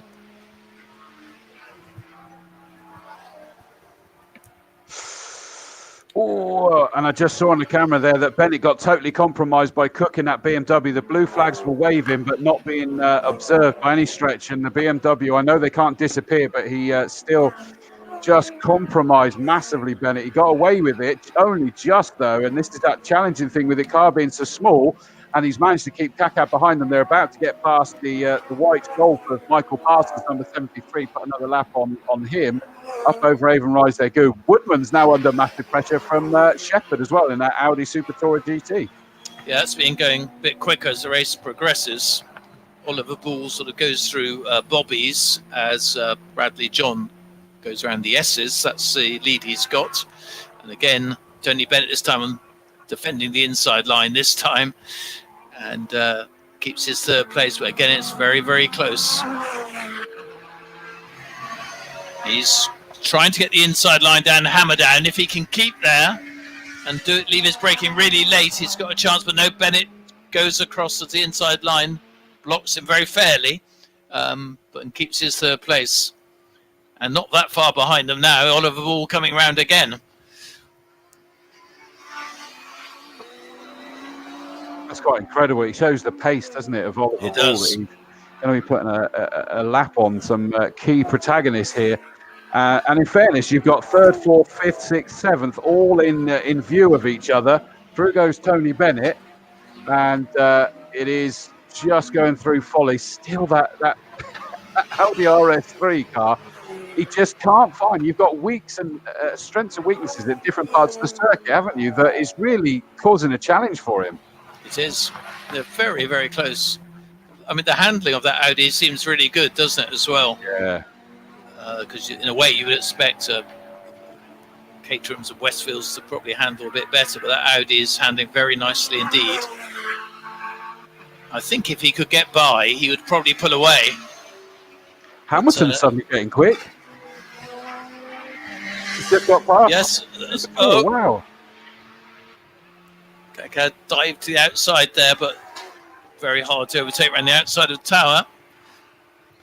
Meanwhile, Oliver Bull gets another successful lap down towards Tower Corner. And this is Ollie Bull's penultimate lap, by the way, 2 laps to go. But yeah, right. I saw that Alan Hamilton right in front of me there managed to get back past the Audi Super Tourer. So we'll see whether Dominic Shepherd's lap times just drop off a bit if he's got an issue, or whether that's just Alan Hamilton who's managed to drive around anything he may have had. Across the line, they all go. Shepherd down that one place. No, he was at 112 last time as well, so don't know. But there's Ollie Bull. Ollie Bull now comes through, ready to start his final lap as that fight comes towards you. Yep. Meanwhile, Bennett's coming down the straight. Kakad inside line, now the outside line, leaving his braking very late. Trying to, very close indeed. The closest they've been through the S's that time. But still, Bennett holds him off. A great little scrap, this one. The highlight of the race. Meanwhile, Hamilton is closing in on Tim Woodman. So that could reach an interesting conclusion, just over a lap's time. And now coming round to win the race is Oliver Bull. Yeah, the interesting thing, we're going to have Oliver Bull take the checkered flag in the win, but we're still going to be covering this race, aren't we, for third place? Bradley Absolutely.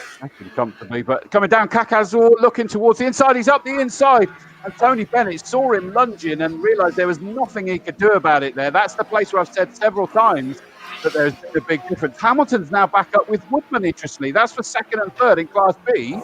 So that could get interesting before the end. But here comes our race winner. Absolutely faultless performance. Oliver Ball, number 41, takes the victory. And we look off into the distance to see the black Mitsubishi. But you cover these races going on. Yeah, well, Kakad has really pulled away from Tony Bennett a huge amount in a short space of time. Meanwhile, Hamilton is very close to Tim Woodman as they come around the S's. But Kakad's pulled away. Hamilton, if anything... Woodman is anything closing in on Bennett a little bit, with Hamilton right on his tail. But did he get? I think Hamilton might have got him at Tower. He has. He's ahead of him already. Yep. Yeah, he's it done didn't it. look as though it was going to be possible from where I was sitting there, but it was a very late lunge. It was, and he kind of almost telegraphed it. But here comes Kakad's going to take third place and the Class C victory. That's a great performance by him.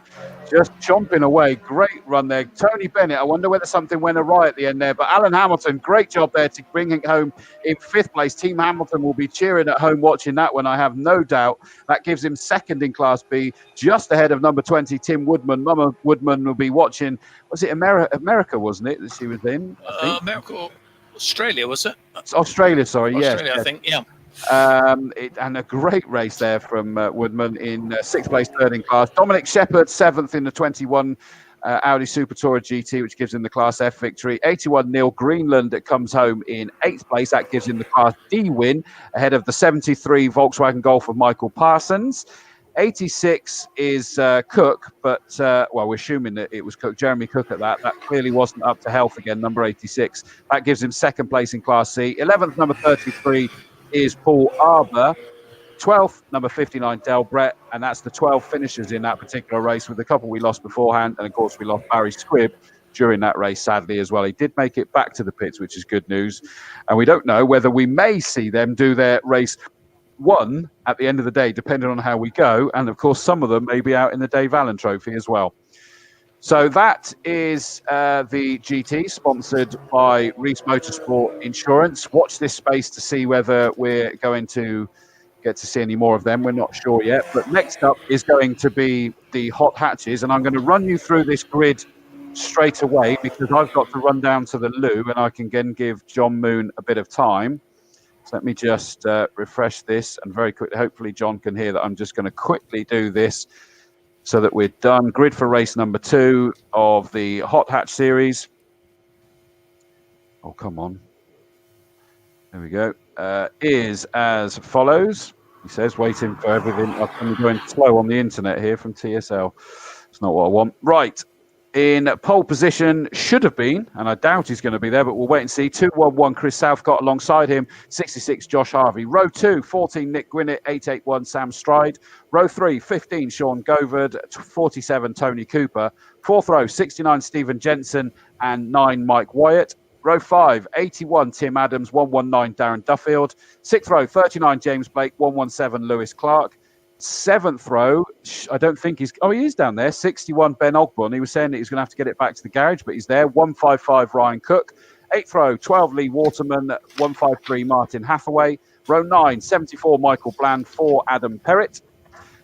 10th row, 79, James Camphor. 95, Paul Dickinson. Paul Bird in 53 and 84, Steve Bracegirdle on the 11th row. 12th row, 71, Simon Hughes. 987, Mark Pope. Row 13, 113, Sean Deacon. 55, Graham Cox. 54, Lewis Bird, and 78, Simon Fisher. 15th row is 169, Will Oakley, and 68, Nick Mizzen. And on the 16th row, 265, Gary Franks. So that is the grid as it stands at the moment. I can see the cameras on for John Moon. Let's see if I can bring him in. He's got some drivers coming in, and hopefully he can hear us. Are you there, John Moon? I can see our Victor Ollie Paul walking over. And I'm going to leave it on that, and hopefully, yeah, there we go. I'll leave it with you, John. Yes, just running everybody up. Ollie's here, a little bit hot and not too bothered. No. Should be very pleased. Yeah, absolutely. No, it was good. Made a great start. Managed to just go as hard as I could for like 3 or 4 laps. Knew that I could gap Bradley, and then it was sort of a case of see how it goes. And then something happened on the right front mid-race. and it wasn't very happy in turning left. And you think this circuit, it doesn't go left.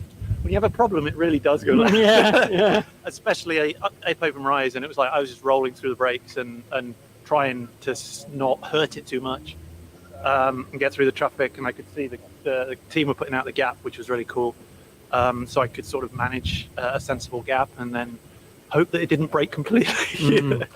So it may be if you don't get a second race this afternoon, that may right. be a good thing. Yeah. But no, we'll have a look at it. The team will have a look at it, and I'm sure we'll figure out what it is. But it was, something happened which was not right. But generally, the car is much better than last year. It is amazing. I mean, it's hotter now than in quali, so we didn't quite have that ultimate pace at the start. But it's such a fun car to drive, and it's got so much power now that you know, there's no driver aid. You really are threading it through every corner, and the quick corners here are quick. So it's very good, very good. Well, they certainly are when you're at the wheel of that. So great, thanks for entertaining us. Thanks very much. Okay, Bradley, let's get Bradley John over here. Doesn't really want to be in black overalls this weather, but and a black car as well. But yeah, you've done it again in the Mitsubishi. Yep. Yeah, considering we've had a few issues last year with the car, but over the winter we've rebuilt it and put an aluminium block into it and a few alterations. And yes, it's going a dream now. It looks it, yeah. So aluminium block, that's for obviously weight saving, but power-wise, make any difference? A little bit more power, but it was all to do with the oil flow through the engines we were struggling with in standard blocks and having surge problems with it. So we changed it to aluminium block to get better oil flow and obviously a bit more power. But a bit of a lonely race for you in a way, really, once it's settled down, I guess. But you don't mind? No, I at the end I got nothing to lose. I didn't make the first round, so I just thought, well, there's no one behind me for a long time, and Oliver was going ahead, and so I just settled down for a second, which is happy enough for me, really. Yeah, good. First race back. Yeah, well done. Excellent. Good work. Thanks Lovely. very much. Thank you. Okay, Sasha's there patiently waiting in the wings, and this is a new name and a new face, obviously, to Castle Combe, but not just to Castle Combe, to circuit racing generally. Am I right? Yeah, you are. Yeah, I did a bit of enduro car last year, just in November, just for a bit of fun, and yeah, here we are. Yeah. So you must be very pleased with third. You were on the tail of the Caterham all the way through, and then you just got the brave pill out at camp and managed to slice through. Yeah, I wouldn't say my racecraft's the best yet, but the Caterham, as soon as we come to Australia, he was just gone. So yeah, obviously got there in the end. So yeah, no, pleased. Yeah, and is it rallying you're more used to generally? It is. Yeah, for sure. So done a lot of rallying, but this is it's warm, it's beautiful. Yeah. So tarmac rallying or loose surface rallying? Loose surface, maybe. Oh, it is different. Yeah, very different. Yeah.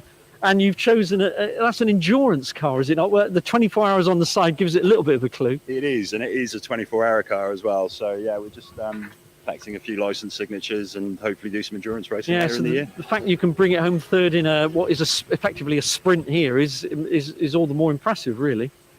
Well, I don't know yet, but yeah, no, pleased. Excellent, well done. Hopefully we'll see you again. Excellent, thanks very much. Thank you. Okay, that's the GTs. Hot hatches are next. Hopefully they'll come and visit us at the end of this race. Yeah, we don't want them ignoring you again, do we, John? We don't, so definitely not. No, it gets to me. I won't be able to sleep tonight. No, exactly. I know it'll upset you. Right, thank you for that, Mr. Moon, and we'll catch up with you very shortly. So already we've got these guys underway. I've been through the grid. There are gaps, and I need to wait for them to come back again because I've just been to the loo and I've heard. Yeah, Chris Southcott wasn't there, unfortunately. No. So Josh Harvey will be inherit pole in effect. Yeah, it's a shame, but not surprising because that was a big ball of smoke, wasn't it? Sadly, It certainly was. One of the biggest smoke screens I've seen at Castle Combe, actually. I had a feeling that this one was missing. We're missing Sam Stride as well. Oh, are we? Yeah, I had a feeling that there was. Oh, yes, yeah. Yeah, I didn't so that see. You're right. Odd. Yeah, that's a shame. That is a shame. So that's pole and fourth place cars are sadly missing. Yeah. Stephen Jensen's got over what his issue was sorted out, as has Tony Cooper. He's going to be starting alongside Sean Goverd. Remember, it was in the hot hatches last race meet that Dan Brown won the driver of the day with a fantastic performance. Such a shame he's not here again. I've got so many names that are standing out for me at the minute in terms of already so far today. that we've got to decide from. I mean, just so you're aware of my shortlist, we got Josh Cook, Chris Rawlins, Bryce Aaron, Sasha Kakad from that last one. Yeah, I agree. And Darren Duffield in the mini here that put pressure on Stephen Jensen. You know, it's his first season as well. What's impressed me is how far some people who haven't done much racing have been in the last couple of meetings up here. Absolutely. Just quickly to let you know, 155 Ryan Cook is missing as well. Adam Perrott is not there as no great surprise, which is a shame though. Right, so the last few cars are in position. 3, 4, 5 lights are on. Off go the lights and off go the field. Josh Harvey gets a good start, as does Tony Cooper. He's up into third place and already putting some pressure on the red Nick Gwinnett's Renault Clio. Round Folly, he's on the outside, not going to do it. The rest of the pack, what an amazing sight that is as they go round Folly, heading up Avon Rise. But as it stands at the moment, 66 Josh Harvey has the whole shot, but not by an awful lot, interestingly, is it? It's not by much at all, no. Josh leading, as you say, with Nick Gwinnett second in his Clio. But as they get and the straight, he pulls away a little bit more, but not much. Tony Cooper, brilliant start there, up into third place as they go around the exit. And then we got Sean Govard in fourth as they come around Old Paddock now. And the mini of Duffield up into fifth position. Sorry, Jensen, I should say, up into fifth position. So going very well again. And again, some great battles down towards the end of the field as well. Typical hot hatch racing. But I think Josh Harvey will be hard to beat in this one. Yeah, he's certainly going it now. They kind of held him honest for a little while, but he's now sort of put that down. And Tony Cooper's the one that's trying to put some pressure on the red Clio of Dick Gwinnett, number 14. So Josh Harvey pulling away quite comfortably as it stands at the moment. Nick Gwinnett is Class F. Tony Cooper is Class B, so they're all leading their classes. Sean Govard in fourth place, number 15, is leading Class C. Stephen Jensen in number 69 is in fifth and leading Class E. So it goes to show it really does mix up these classes. Yeah. It's getting close at the back there as well. Makes it nice and easy as well when they're like that, doesn't it? Especially without a screen. But he's pulling away quite a lot, is Josh Harvey. This Clio going remarkably well for standard engine Class F car in second place. As ever, Tony Cooper going very well in third, Govard fourth, who went very well last time here, of course, Jensen fifth. And then we have car number 169, which is a Peugeot. They all battle through.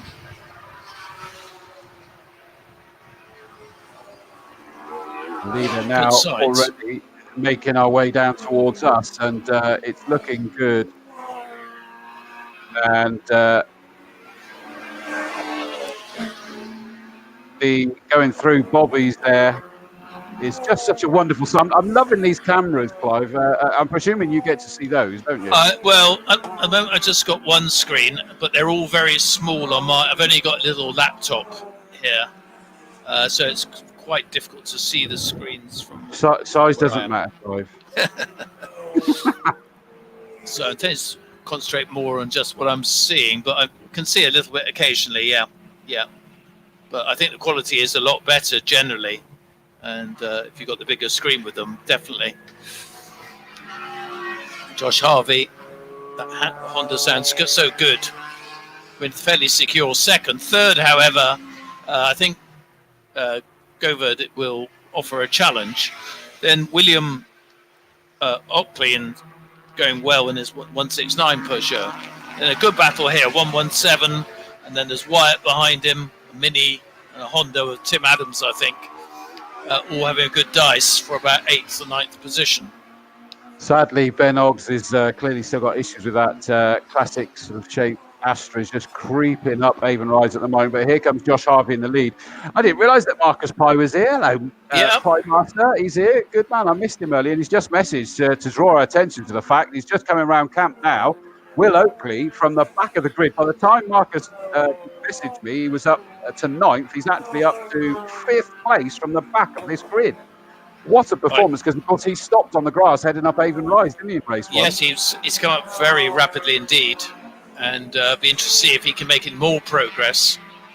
He's got a fair gap, fourth to fifth, but we'll be able to monitor that. Well, He's just coming apparently out of Marcus quarry is saying as fourth place runner Govard is almost coming into the S's. But a great performance there from the back of the grid. The reason he stopped Clive, apparently, Marcus Pye's saying, is that the oil light came on in race 1, but it just turns out it was suspected to be a faulty switch. Right. How annoying would that be? Yeah, Marcus also had the knowledge to let me know that I was asking him who used to drive Macons in the Formula Ford, and he said Sid Fox. And I thought, oh, yeah, I remember that name very well. But, he has incredible memory, does Marcus? Certainly does indeed. But here comes our leader through and across the line for the fourth time in this 15-minute. Well, it should have been a 20-minute race. That's the point. I forgot to check that because we're down to less than 10 minutes now. So it must have been a 15-minute race by my reckoning. Well, that probably makes sense, doesn't it? Yeah, absolutely. So just trying to squeeze in a bit more. So it is Josh Harvey from 15, Nick Winnett, Tony Cooper settling into that third place, Sean Govard in fourth, Will Oakley up into fifth place, Stephen Jensen just is still in sixth. So they're all leading their classes at the moment. No, yep. Stephen Jensen's gone missing, actually. Where's Stephen Jensen? Oh, is he missing, is he? Yeah. Yeah, Harvey going down a hammer down as Gwyneth just comes out of the S's a bit more, but Tony Cooper going well in third. That gap keeping pretty much the same between him and Govard. And it was Jensen racing Peugeot. Then we have William Oakley, who I think may have got to where he's going to end up, but going very well nonetheless. Then we have Jensen, as you say, is missing. He's in the pits. He's just come into the pits now. And in fact, he is coming all the way down the pit lane. We thought he had an issue at the end of race 1, didn't we? Yes, he did slow down a bit, I think. Yeah, he's actually, instead of going into the paddock, though, he is coming into the pit lane. So I don't know whether he feels it's something he can resolve. But leader has gone through. There goes second place Gwyneth. So Josh Harvey's still dominating this. 1:13.794 he's done now. Can he get down to the 1:13.125 lap record? They're very quick times. They are.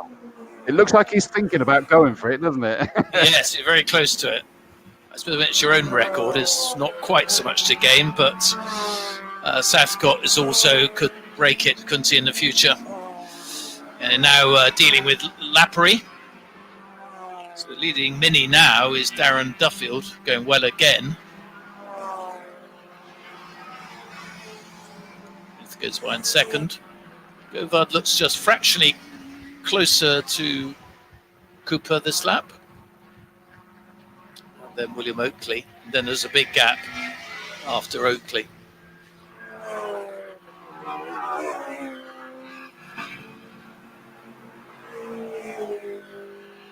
The battle of the race actually is about seventh position, a gag of 4 cars. We've got Clark, Wyatt, Adams. Oh, Gwynnett's into the pits. Is that Gwynett that's coming into the pits now? Oh, dear. No, they're Gwynett. Sorry, no, there goes the red. So who's that? Oh, that's going to be Lewis Bird then, isn't it, sadly, in the Saxo. Sorry for jumping in there. I just suddenly saw the red car going in and thinking that was our second place car, but it isn't. Gwynett just crossed the line as I got worried. Lewis Bird in his Saxo debut race weekend in with an issue. But yeah, Duffield, if you consider first season, he's going great guns, isn't he? Going very well indeed, yeah. Because he sort of caught up with Jensen, didn't he, in the last race? Well, and he was chuffed to have qualified in the top 10 for both races, so it puts in perspective the achievement. Yeah. Harvey's through. With just coming through now as well. It's not the whole of Hammerdown in it, so it's not a huge amount. And Govard is definitely closing on Cooper. It's not massive, but if he keeps that progress up, may have a chance for third place by the end of the race. Just pick out something else for you, Clive. They're about to go back into quarry. Is that you got Pope in the 987 Ford Puma all over the back of the white Mini of Dickinson 95. That is for third place in Class C. So one of those will get a trophy. The other one will get nothing. Yeah. And Wyatt has got in front of that train I was talking about last time, and Tim Adams gone slightly held up at the S, has gone to the back of it. And I've just had notification from John Moon and from Marcus Pye that race 1 problem for Jensen, Stephen Jensen, was a turbo boost pressure, but didn't find the cause. And I would hazard a guess that the same's happened again, sadly. Yeah, that will be it, won't it? Lucky for him, because I think he was fairly secure in the victory of that class for both races without those issues. Yeah, to be fair, he has shown the sort of like exceptional pace, hasn't he, in that mini? And I think they've been busy on that over the winter, not just with its livery, but with the speed out of it. It's looking good. And What sort of lap times is the Clio doing, the second place Gwyneth car? It looks to be going very quickly. Well, his best is 1:15.7. He's just done a 1:16.6.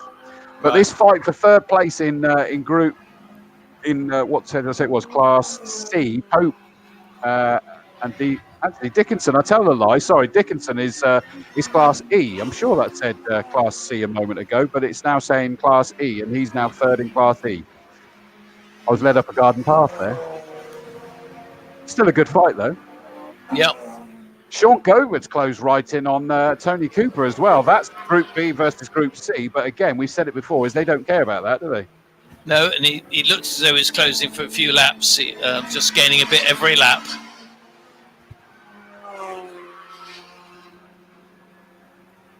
Imagine these cars are great fun to drive, actually. I would like to go on one of these. Yeah, it's a big old mix, and like you said, to have the Class E for the minis has been a masterstroke, hasn't it? And that just seems to be growing more and more. Yeah. Oh, great fight there between Adams and Govard now more or less right behind Cooper, so that's definitely a fight for the final rostrum position, as we call it, third position. Closing as they go through Tower and going up into Bobby's. Cooper very quick into Bobby's. Just seeing the rooftops from where I'm sat.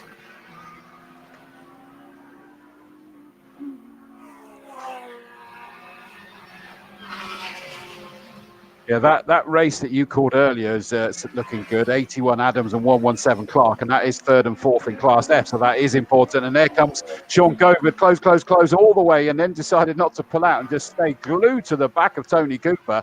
Tony Cooper in the silver number 47 car. Again, that's been looked after by Rock Valley Automotive Racing this year to various levels, and he's still just about holding off Sean Govard, but it's like one of those annoying wasps that is never going to go away by the looks of it. Puma involved in a good dice as well as Harvey comes by again.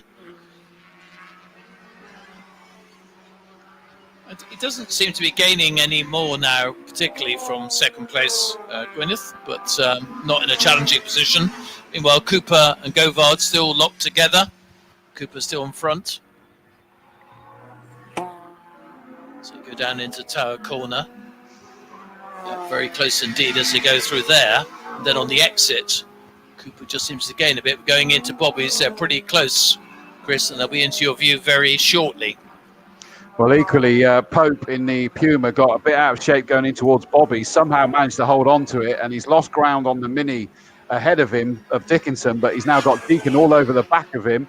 Looks like the 71 car of Hughes has got a big problem, and he's banging the steering wheel trying to carry it going. Tony Cooper is still ahead in that third place overall on the road, ahead of Sean Govard, and he'll want that bragging rights, won't he? It means nothing, the overall podium, because it's all about the classes, but they'll still want that bragging rights, won't they? Absolutely, yeah. And Tim Adams has pulled away from Lewis Clark on that last lap. You don't see many Pumas on the road these days, do you, either?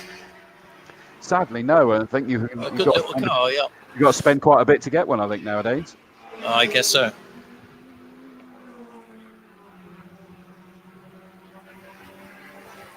So, I've lost our I just turned my head. I may be wrong, but is Gwyneth closer to Harvey? Chris, look out for that. I may have just... yes, because Harvey's lap last time was a 1:19. What have we got left? He's quite close this lap. I was just looking the other direction and then suddenly saw them. Let's have a look.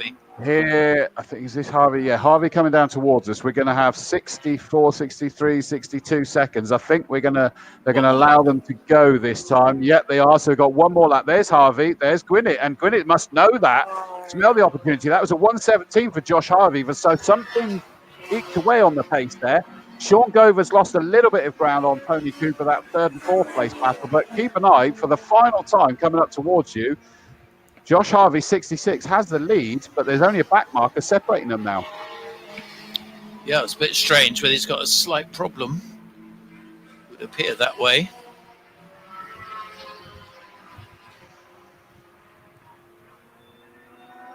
Well, the Puma battle, as I call it. And here come the leaders. It's Josh Harvey. He's in front. He's just lapping the Puma.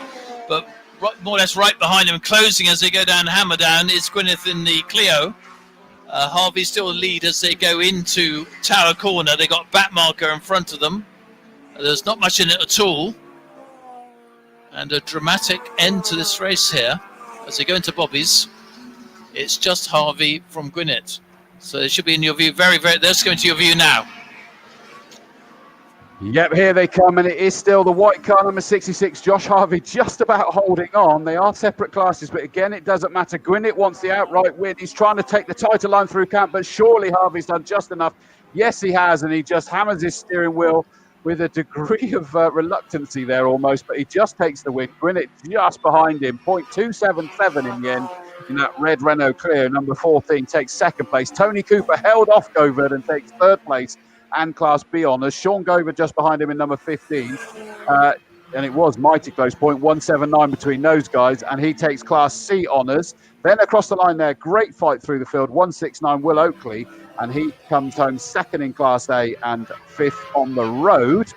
We work further down. We wait now for the 119 car of Darren Duffield. Great performance from him today. Here he comes. He's going to take Class E victory.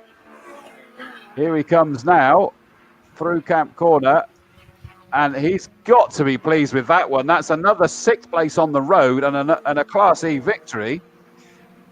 Then we got the MGZR has already taken it. And that's good because he retired into the pits very early on in that first race. But it is Blake that comes home in 7th place. 8th is the 81 car that takes 2nd in Class F, and that's Adams in the Honda Civic. Yeah, he got by Wyatt on that last lap as well. Was that the last lap, was it? Okay, I was just trying to sort of, in my head, I was like going, I'm sure that's different. So Tim Adams comes home 8th overall, 2nd in Class F. Then it's the number 9 car of Mike Wyatt, finishes in 9th place, 3rd in Class F. 117, Lewis Clark, 10th place. 11th is number 74, and a lot of fans watching, Michael Bland. 12th, number 153, and that's the 2nd place Mini, the 2nd place Class E car, 153 Martin Hathaway. 13th, number 68, Nick Mizzen, 2nd in Class C. 14th place, number 12, Lee Waterman. That gives him 3rd in Class B. 15th is the Mini number 95. That gives him 3rd place trophy in Class E, the Minis, and that is Dickinson. 16th place 987, 3rd in Class C goes to Pope. Great job in the Ford Puma. 17th 113 Sean Deacon. 18th 55 Graham Cox in the Renault Clio. 19th place 71, which is the Class C car of Simon Hughes. Stephen Bracegirdle number 84 in 20th place. 21st is 79 Camphor. 78 Fisher in 22nd. And 23rd and the last of the finishers, number 265, which is Gary Franks. So what a fantastic race yet again from the Hot Hatches. And fair play to those guys. They've constantly entertained. Another great performance by Darren Duffield there, I have to say. Well done, mate. And I can't remember. There's possibly a few of those that are going to come out for the Dave Allan Trophy at the end of the day, but I can't remember off the top of my head. But that will take us through to the next race, which will be the Saloon Car Championship. John Moon's camera's fired up, but let me just see if I can very quickly take you through this grid so that it leaves John Moon a bit more relaxed for that one. At the moment, I can just see the empty stage, so to speak. So, grid for race number 2 for the Saloons. On the front row, 91, Gary Preble took pole position. Number 1, Simon Thornton Norris, supposed to be alongside him. I can't tell whether he's there yet or not. I suspect not. Second row, Chris Rawlins, number 7, and 66, Adam Preble from 4th on the grid. That'll be interesting. Row 3, 98, Mark Wyatt. 6, Rob Ballard. 4th row, 86, Kevin Bird. Don't think he's there. 50, Robert Ellick. 5th row, 96, Tom Cook. 1, 2, 3, Peter Elliston. 26, Mark Sutton, and 41, Anthony Weeks on row 6. And apologies, I've just realised I never changed over to the hot hatch banner there, so I'm going to go straight to John. John Moon. Hello. Right, we've got Josh Harvey here, not only the winner of this race, but the last one as well. We have to congratulate you on both because we didn't see you last time. So a brilliant 2 races. Yeah, it's a shame about the first one with Chris's, because he was keeping me honest, well, up until the point his engine let go, I think. But so that was a shame, but hopefully some of the boys might come back soon. Craig's been saying he's quick, but I haven't seen him turn up today, so maybe he'll turn up for the next one. But towards the end of this race, Nick, well, right towards the end, Nick got very close. Was that you just sort of backing off, or? Yeah, I was. I mean, no, Nick was really quick at it. No, I backed off a bit. Right. And then through the traffic, I just, trying to let everyone else get on with their race. I wasn't fighting for the lead at that point, so until I caught Nick in my mirror, sneaked up on me, so just had to put the pedal back down on the last lap. But yeah, brilliant weekend. Yeah, good. Yeah, well, thanks for entertaining us in both races. Brilliant. Okay, let's speak to Nick then. Here he is. Well done. As we were saying, you got very close there this time, closer in this race than the previous one, I guess. He was playing with me. Was he? I think the back markers, but yeah, he was playing with me. He won it fair and square, didn't he? I think the gap at the end didn't really show the extent he was in front, about 5 laps in. So that was it, really. Some might say the Clio's at a bit of a disadvantage. It's a heavier car, isn't it? I would imagine. I honestly don't think there's much in it. No. I think they're about the same sort of weight. There's not a lot in it between that and the Civics. And I think they may have I may be a fraction lighter, but there's not a lot in it. They're right. Pretty... Nice to see a Clio though amongst all the Civics. It's a nice change. I mean, they're quite a common car in a way, but not here. Well, yeah, I thought that chance to bring a Clio around here and just prove a few things, but clearly not. It's not quick enough, is it? It's not quick enough. Not if you come second. It never is it? No, but No. They're a different thing, isn't it? And Josh and that car is something else, I don't know. But anyway, well done. Thank you very much. Right, Tony. So Tony Cooper in 3rd place in the Peugeot 106. He's about to join us right now. So Tony, how were your 2 races? But tell us about the last one first. Last race was just fantastic. Brilliant start.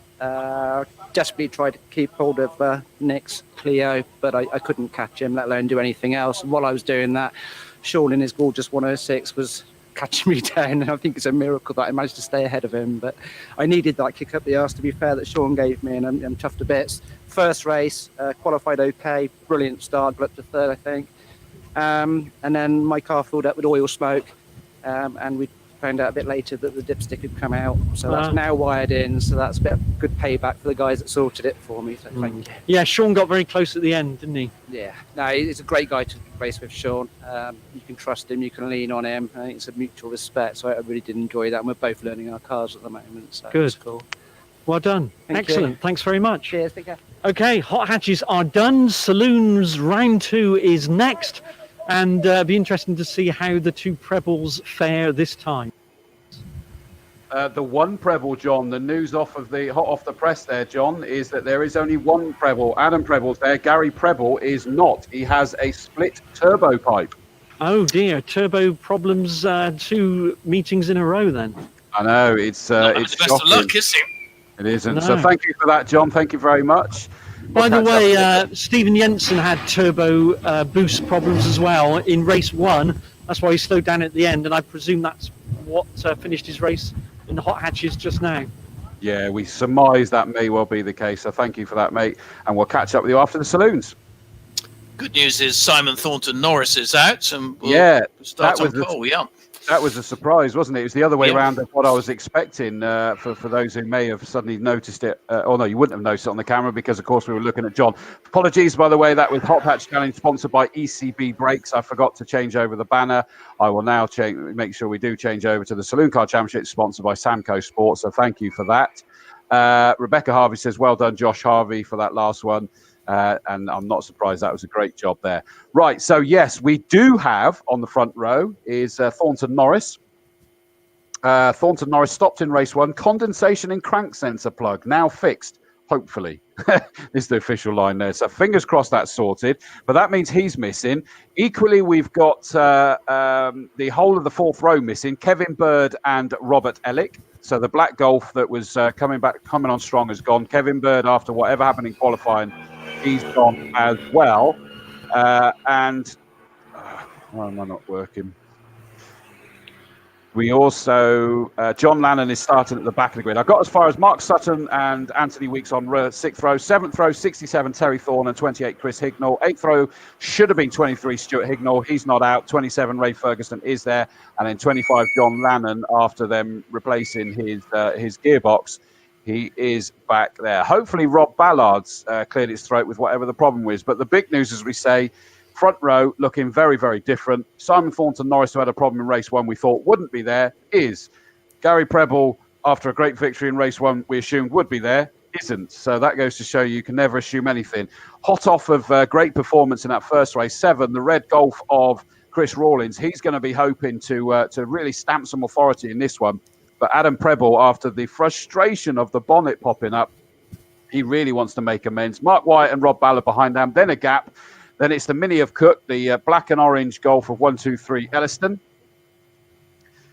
And then it is the lime and yellow 26 MG of Sutton alongside Weeks in the white Citroen Saxo. Green flag has been waved.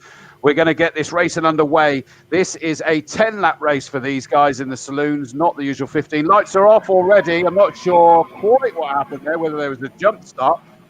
Preble is back, apparently, but he's not on the circuit anywhere, so I'm not sure where he's going to be.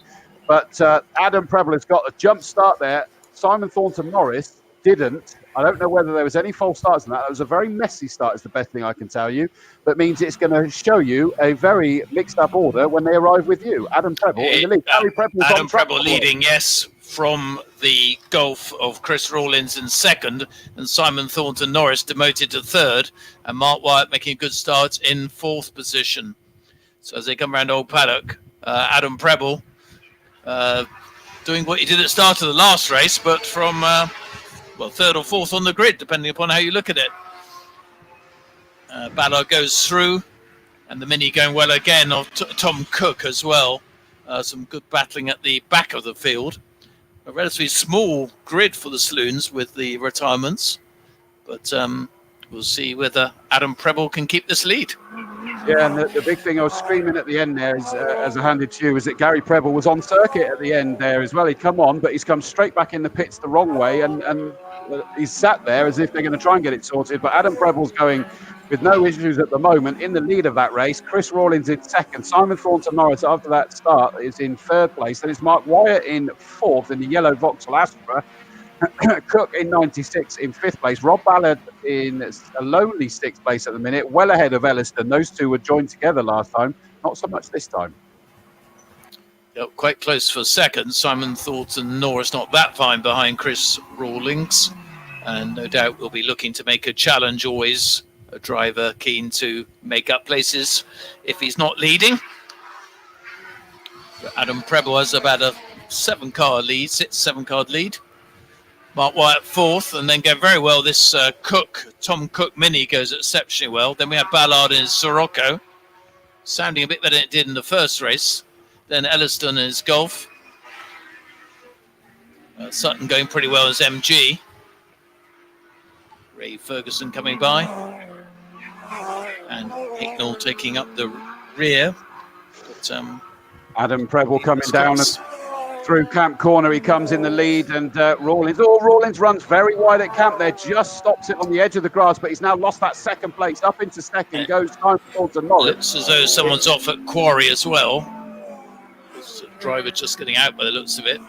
Can't quite see anything, might but be there on is the inside, there, actually. 2nd place. It's on the inside. Up into 2nd, as I said, is Simon Thornton Norris. 3rd now for the recovering Chris Rawlins, but we'll wait and see who's not appearing. Ray Ferguson, there he comes. Gary Preble, by the way, is definitely not going to be rejoining this race. He's out in the pit lane.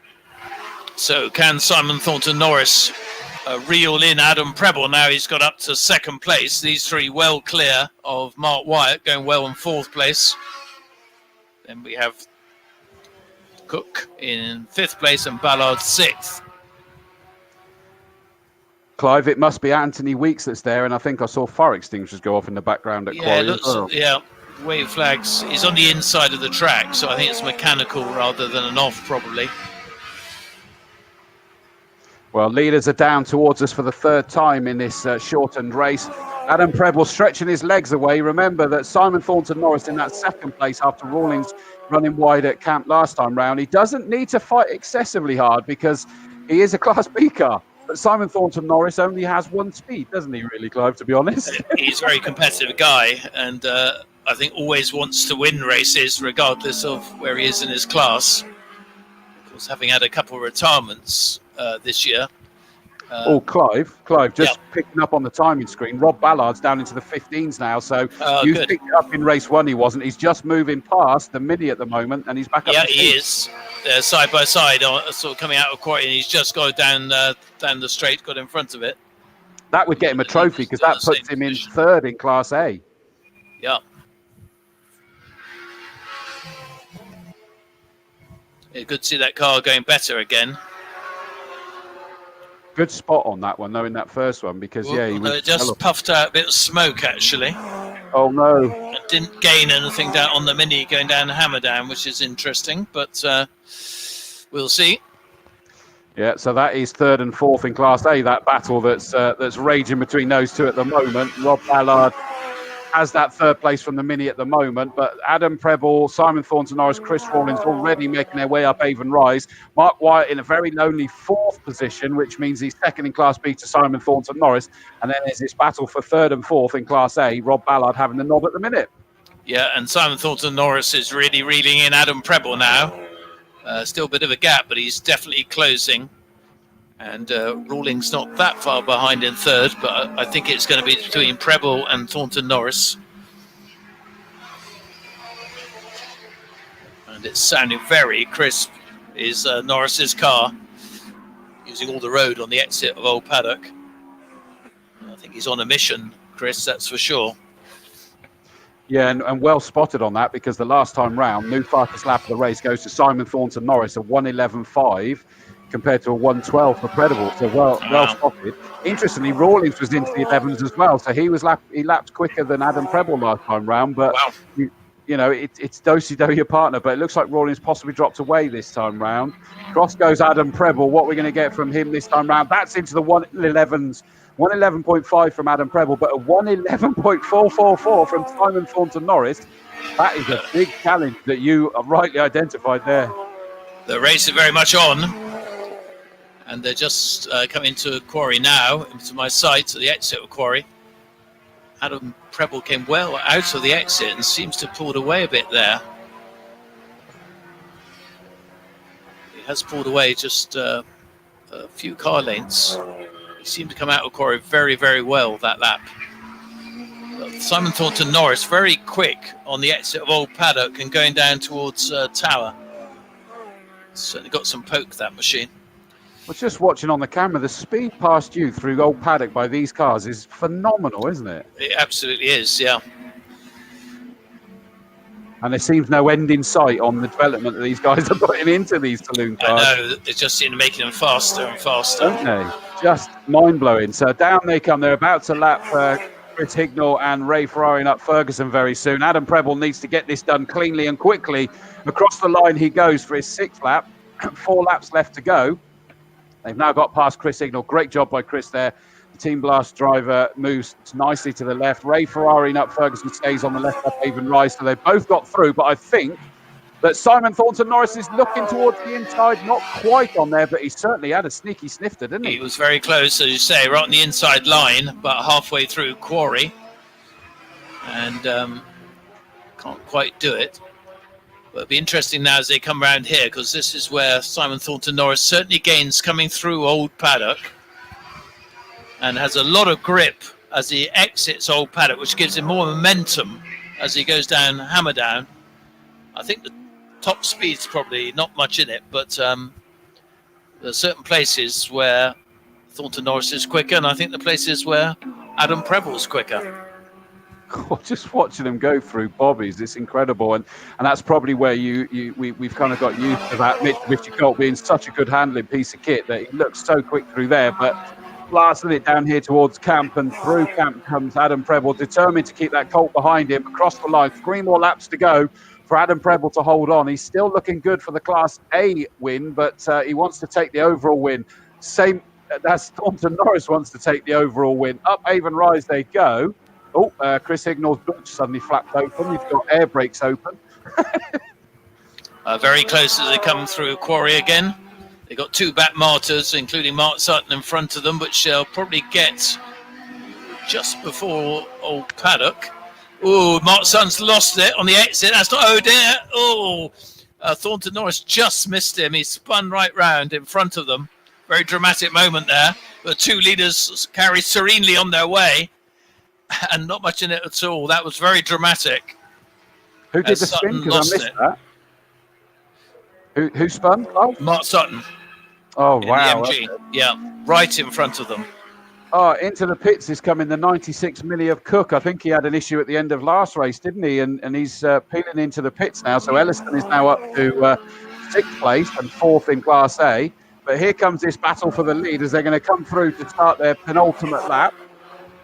Understandably, the meatball flag going out for Chris Hignall with his air brakes. And Adam Preble's run very wide. Goodness me, that was heart-in-mouth moment there. As he came across the line, I just suddenly saw him get closer to the pit wall, kick up the mud, but he just kept his foot in and dragged it back onto the circuit brilliantly there. Wow, that was a real heart-in-mouth moment, as it is up at Quarry. That's where the Colts... Yeah, very close. As they come out of the exit of Quarry Corner, Thornton Norris looking to the inside. He's not quite close enough, I think, but he's very close on the apex of the corner, and this will be interesting as they come through Old Paddock.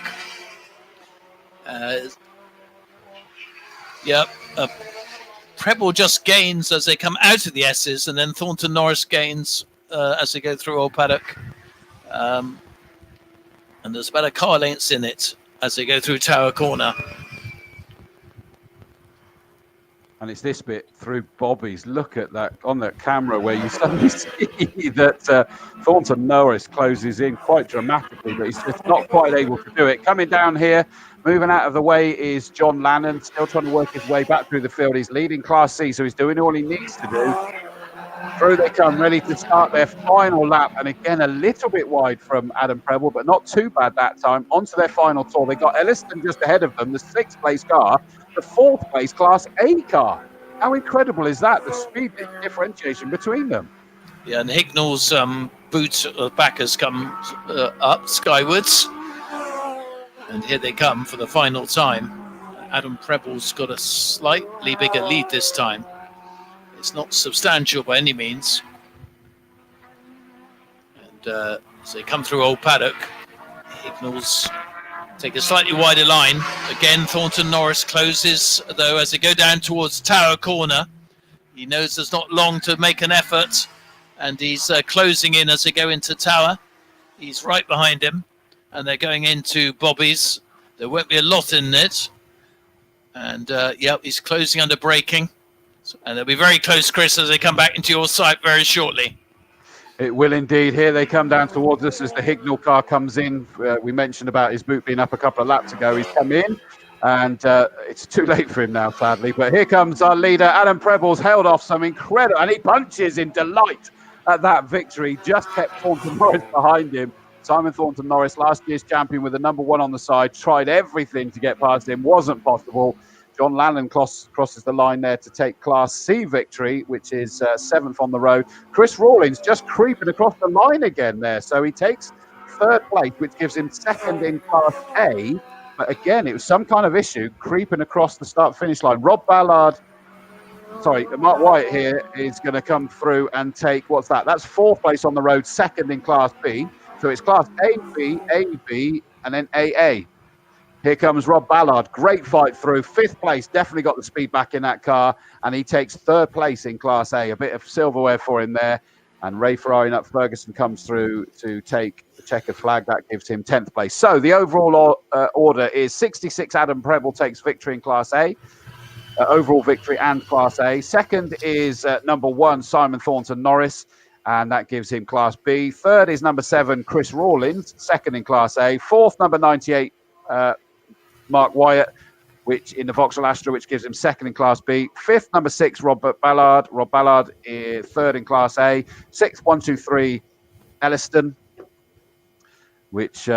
just to remind myself, Peter Elliston, make sure I get that one right. 7th place, 25, John Lannon takes Class C. 8th, number 67, which is Terry Thorne in the Ford Fiesta, 3rd in Class B. 9th, number 26, Mark Sutton, 2nd in Class C. 10th, number 27, Rayford of Ferrari Ferguson takes 3rd in Class C. And that's actually the last of your finishes, because we lost Hignall, Cook, Weeks, and of course Preble didn't actually take the start, sadly. But wow, Adam Preble had to really fight that one off hard just to try and keep it back. I'm just going to check, Clive, are you able to hear me still over there? Because yes, I am. Oh, that's okay. It was only because it was like you suddenly said something I'd said a few times, and I thought, oh, just check to see if Kevin needed to go. Yeah, I think, I certainly can hear you well at the moment. That's okay, cool. No problem. Just wanted to make sure, because Kevin's actually just behind me, so he's not needed. That's fine. The drivers making their way into Parc Fermé. I've got to say, well done to the work you're doing over there, Clive, because I appreciate that you're actually kind of secluded over there from all of this, aren't you, really? And yet having to fly with confidence that it's all going to work. Well, yes, and obviously with no laps, I can't see times or placings, so it makes it a bit more difficult, but it's fine. It's absolutely fine. You're a pro. To be here, actually, isn't it? Oh, isn't it just, mate? Isn't it just? Yep. No, but well done. Thank you for everything that's going on there. Right. Before we go through the grid, because last time, there we go, John Moon's got people already. So let's bring in John Moon. And we can see there is Adam Preble's Vauxhall Astra. The proud win just behind him, Simon Thornton Norris. He's going to bring them over. Hello, John Moon. Hello. Simon wants to talk to me. We can talk to Simon. We don't have to do it in any order. We can do whatever we want. You can go first. We can. Well, you can. You're here. No, he's chatting. All right. We'll do Simon. So we haven't seen Simon today. No. What happened in the first race? Well, I blew a water hose off in quali, and then I had a funny misfire. I thought it was a crank sensor, which is a weakness on that car. Changed it, and turns out it was water in one of the connectors. So dried that out, and she ran on song for the second race. So yeah, much more importantly, second race then. Yeah, it was. You're getting closer and closer to Adam. Yeah, we strengths and weaknesses. So I'm great on the brakes, corner entry. He's good on the exit of the corner, gets the power down with the bigger engine more quickly. I need more tyre on the front, but with the more tyre we want on the width, we're going over on the rolling radius, which is making it laggy out of the two chicanes. So I'm really balancing on a knife edge of sort of optimum choices. But the car felt strong, just needs more tyre. There's too much power at the front. So well, it's good to have that in-depth technical explanation of the whole thing and why you're where you are and he is where he is. Yeah, exactly. You've got to keep trying, haven't you? Sharpening the pencil. So absolutely, yeah. And the car still looks, relatively like a shopping car, and that's not any disrespect. That is a compliment. Yeah, it's just a shame that it's so reliable. And this season I've already had 2 DNFs and.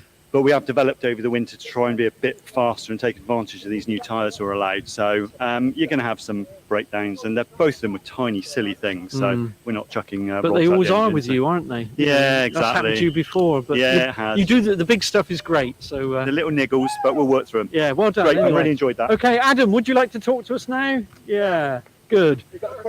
Okay. So turned it all around this time. This time it's your brother's turn to have a problem, but it was great for you. I felt sorry for Gary. I'd rather beat him fair and square than by default. I just kept, because he was literally so close to coming out, and I kept checking my mirror saying, he's going to come in a minute, the bugger. Well, he did come. He did come out. Me. I don't know what happened. We disappeared on the first lap. You'd already gone, and he was coming out of the pit such lane. a shame. Him and the guys, they're working so hard. And you see him rushing around. I really honestly thought, I think he's a cheeky he'd get it. He was like, but no, I'm really, really sorry for him. But anyway, your race, you had a great race, really. Yeah, brilliant. Actually, the car felt absolutely brilliant. thankfully kept Simon off. Yeah. The thing's so quick. You just think, yeah, go away. yeah. Like, It's a little devil, isn't it? It really is. But the car, we changed some of the gearbox, just selector, which had lots of problems with. Right. And it was showing into gear beautifully. So, Right, good. And the tyres felt great. It's nice. Really, really good. I really enjoyed it. All Just all those things make a difference. Yeah, no, definitely. Good. Definitely. Excellent. Well done. Thank you very much. Okay, Chris. Chris. Okay, and another good result for you. Not quite as good as last time, but still a top 3. That's great. Yeah, good. Had a little knock on the corner. Winging that come off. Speaking to the microphone, if you would. Come to the chicane, hit a corner. So obviously, and when I come around the bend, I come on the grass, give Chance Norris to come past me. Not that he wouldn't in any way, but yeah, unfortunately, it is what it is. One of them, isn't it? But I'm getting closer. You are. That's the main thing. Yeah, well done. Okay, nice Thank one. you. Thanks very much. That's it. We only get the top 3. We don't get the class winners or anything. Obviously, Mark White was class winner in the Astra, not too far behind, but didn't make his way towards us. But not to worry. We've got the excitement of Formula Fords next, and Chris, no doubt, will tell us all about them. Yeah, absolutely. Thank you very much for that. Although, if you manage to find anything out, John, we've got no Felix Fischer on the front row. Oh, really? Yeah. Right. Okay. I will see what I can find. Fantastic. Thank you, Mr. Moon, sir. Right, we'll put him back there. So, yeah, that's the big news to let you know as well, Clive, is that the grid should be as follows. Pole position should be number 26, Felix Fischer. After finishing 3rd in that first race, he's not even taken the start, which is a real shocker. 46 Luke Cooper, therefore, in 2nd place is on his own on the front row of the grid. 2nd row, 1, 2, 3, Bryce Aaron, fresh off a great 2nd place in that first race. 44 David Vivian, be frustrated with his spin. And he'll be gutted about that. 3rd row, number 30, Grant Palmer. 43, Kieran Atwood. Row 4, 41, Alex Walker. 23, Nathan Ward. And again, best wishes to Carl Ward, recovering from a major operation. We won't see him on the spanners again this year, but hopefully later this year we'll see him back here. And Nathan, I can assure you that both your mum and dad, Carl and Mary Ward, pass on their best wishes, best luck, and all of that. And they're glued to this back home, I have no doubt, because they told me they were going to be. So Nathan, good to see him out there. Starts on 8th position in that Class B car. 5th row, 28 Tom Hawkins, 40 Matt Hallam. Row 6, 5 Paul Barnes, 84 Steve Bracegirdle. Row 7, 25 Mark de Rosario. Oh, by the way, Felix Fischer is just making his way down the towards the grid now. So he's just going over the Avon Bridge. Thank you to Avon Tyres as well. And he's now going to try and take up his place. So panic over whatever the problem was there. Where was I? 7th row, 25 Mark de Rosario, 78 James Rose. 8th row, Hayden Hardiman, number 17, and James Colburn in 83. Row 9, 91 Bob Hawkins, 27 Sean Macklin. 10th row, more of the same for these two fighting because we loved it the first time round. 69 Alan Slater, 960 Bob Higgins in the beautiful pair of Class D cars. 11th row, 7 Michael Phillips, 60 Paul Morecambe. And on the 12th row is 33 Chris Warden. So that is your grid. And as I said, oh no, but I tell you what, as it looks like, oh, the bad news is, by the way, Felix Fischer's got to start from the back of the grid. Well, that's a shame, actually. It is. I mean, it's going to be entertaining to watch him come through because you know that he's going to come screaming through. But I think you'll probably find that he's going to be rather frustrated that he's been forced to start at the back. He looks very lethargic. The car and him, to be honest with you, look very lethargic pulling away there in that TM Racing run car. He's just got to keep his cool now, hasn't he, really? Yeah, he'll be very disappointed, I would think, especially bear in mind the championship as well. And Luke Cooper winning the first race has obviously extended his lead a little. Has now got a great opportunity to extend it further. Well, I think he'll come under a lot of pressure from Bryce Aaron and David Vivian potentially as well. Yeah, I mean, that was the big hit, wasn't it, for Felix in the first one, is that he lost ground because he wasn't even second to Luke Cooper. He ended up 3rd, so that will have swung that one round. But it's still mighty, mighty close. As far as I'm aware, there's no drop scores this year. So it all counts. No. Yeah, we haven't got time for drop rounds, have we? Got to kick on with it. But, yeah, so we got start delayed. And the reason Nothing being I is can- we have a car stopped just on the exit of Folly. Can I tell you who that is? No. I got a feeling that might be Bob Higgins, sadly. Yes, I don't think I saw him come through. Yeah, and it's just literally on the left-hand side of the circuit, and he's obviously ground to a halt behind what was a pillar at the time, and it was only when I peeked around to see, because I saw the start delayed board. They're going to need to remove that one first. The bad news for these fuffers is that they're going to need people running out to them with the battery starter packs, I think, as well. So Luke Cooper's coming down, and I'm sure all of them are mighty frustrated that they're going to be faced with this start delay. Now let's have a look.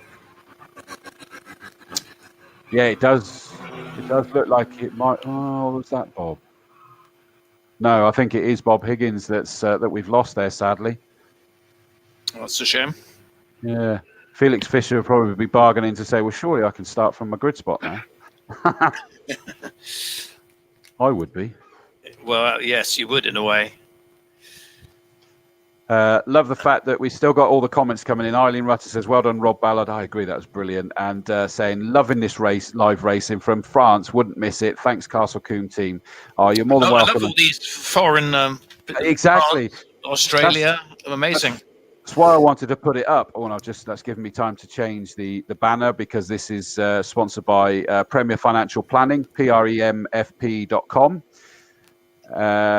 Thank you for your sponsorship of this Formula 4 Championship. And what a time to pick to be back in this, with this grid size back up again, is just wonderful to see. In fact, actually, the car that we're missing, I might be wrong on the car. Well, Bob is missing, but we seem to also be... So that's Nathan Ward, Matt Hallam. Tom Hawkins isn't there either.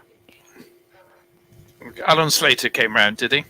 Yes, Alan Slater's there, the 69 car, that beautiful Nike, and he's on his own on that row of the grid. But it's only just because I noticed that Matt Hallam in number 40 in the Kevin Mills run car. So we got Kevin Mills, second row, fourth row, fifth row. So Kevin Mills, as we'd expect, sort of getting some great representation there. All the mechanics are now running out to the cars.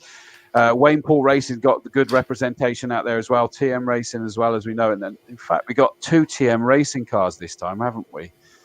Yeah, of course. Kevin Mills Racing have won 11 championships here, 11 times winners, as well as winning Walter Hayes 5 times and a Formula Ford Festival. So a great team to be with. Absolutely, yeah. And they have been working very hard on these cars. Certainly looks like 3 cars out there from them this time. Solely Motorsport, another great team here that are running the cars. Yes, Wayne they Paul do very well. A very good track record as well. Exactly. And Wayne Paul Racing as well. And of course, Swift Cooper. We can't forget that. Luke Cooper. And I'm pretty certain that Alan Slater is going to be there. There's a car being pushed up through this grid. Is that Felix? It is. They're getting him up through. So the mechanics had to run out to the cars anyway, and they've managed to confirm that he's able to start from the front row. I think Luke Cooper's mechanics there with his arms folded going, ref, surely not. Well, that's good news, though.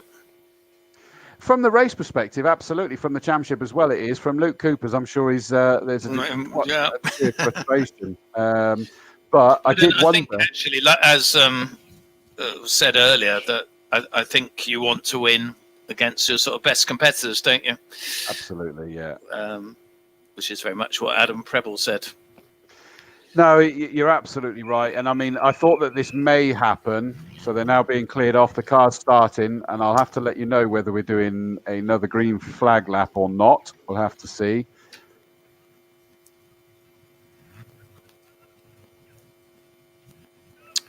Yeah, I remember a bit of controversy about this.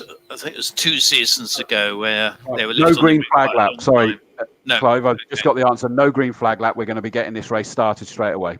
Well, it wasn't long, was it? No, and it's treaded tyres, so it's not like you have to get the heat into them particularly, is it? I mean, it will be tricky for them come up Quarry Corner, I dare say. Yep. But, you know, it's not like they really need to do the full weaving to get the heat into the slicks. So Felix Fischer is back in that pole position. We've got the boards gone up already. The lights are ready to go on. 1 light, 2 light, 3. The 4th light comes on. On goes the 5th. The engine notes are up. Off go the lights and off go the field. Luke Cooper's got a cracking start there, as is David Vivian. So that left-hand side of the grid starting to go through. Felix Fischer is down into second, but he's going to have the inside line, is he? Oh, that was mighty tight going through Folly. Luke Cooper just pinched him about enough there to take that lead. David Vivian is now trying to jump up, but I think Bryce Aaron, 1, 2, 3, he's also trying to do it as well. Sorry, I've left the camera on the wrong bit there, but you didn't miss anything. Up through Quarry they go. Luke Cooper. Yep, it's definitely Luke Cooper in the lead as they come into the S's. And in second place, I think, is David Vivian. Yes, it is. Felix Fischer third and Bryce Aaron right behind him for a very close quartet there. And Grant Palmer not far behind him fifth. And some great battling all the way down the field. As they're going down Tower, it's going to be another Castle Combe Formula 4 thriller. Luke Cooper just leading from David Vivian, going very well again. Unfortunately, had an off at Quarry in the first race, but came back very well. Such a sight, this, isn't it? As you say, another Castle Combe thriller. It really is. Luke Cooper's actually got some daylight between himself and David Vivian as it stands at the moment. And on through to complete the first lap. And it's an 8-lap race, this, by the way, instead of 10 laps. So that explains that one. Luke Cooper, David Vivian, Felix Fischer down to 3rd, Bryce Aaron down to 4th place, but Palmer still in that 5th place in number 30, and Walker up into 6th place. You were impressed with him in race 1. He's doing well again. Yeah, I'm impressed with the speed he's doing as well, because to keep these top boys at Crewman Formula Ford, as we know, takes some doing. And first meeting here, and 6th race, it's impressive. But David Vivian holding on very well this time in second place. Felix Fischer just a couple car lengths back with Bryce Aaron and Grant Palmer, the 2 American lads, right behind. And right behind them is Alex Walker in 6th place. So again, all very, very close. There's Spinner coming out of the S's. It's a red and white car towards the back of the field.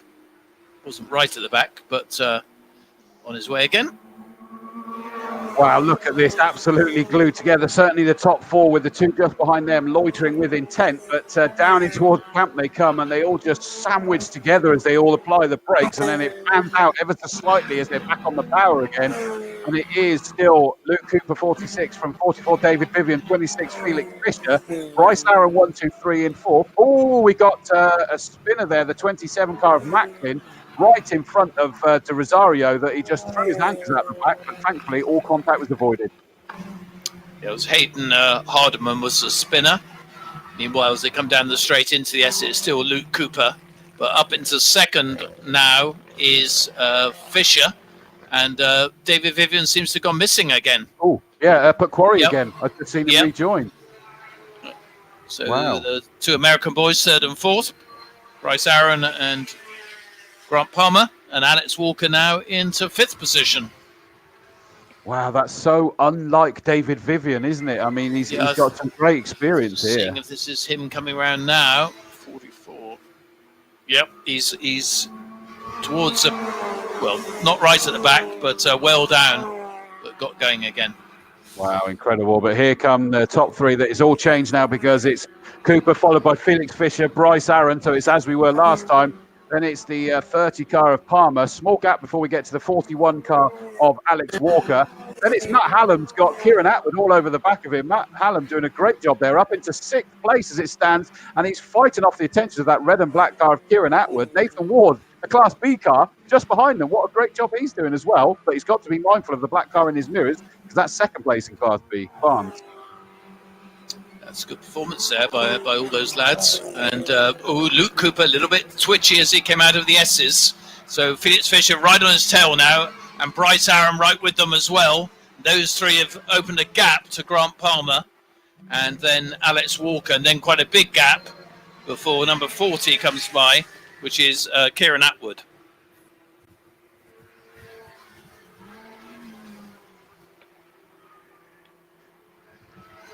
Is it Kieran Atwood? Because I think that Hallam's ahead of Kieran Atwood. Is he not? I think on that lap, Yeah, we'll check when you go by. Yeah, we'll check here. But side by side for the lead, but Cooper's got the inside line covered through camp.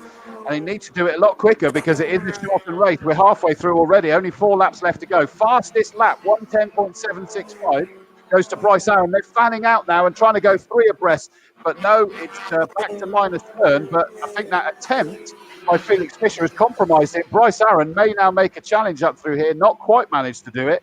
But interestingly, keep an eye on 8th and 9th, 23 and 5, Ward and Barnes. That's the Class B victory honours, and they are together. That was amazing. As they came out of quarry, you couldn't actually see the 3 cars, just looked as though there were 2 of them. Bryce Aaron is still in 3rd, incredibly close between the 3.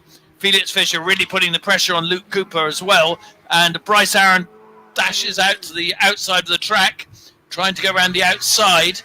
Luke Cooper in the lead. That is going to be very interesting as they go into Bobby's. Out of my sight, unfortunately. It's on the camera, tremendous scrap here, Chris, and it's going to be very close when they come to you. Yeah, just remember, making up ground.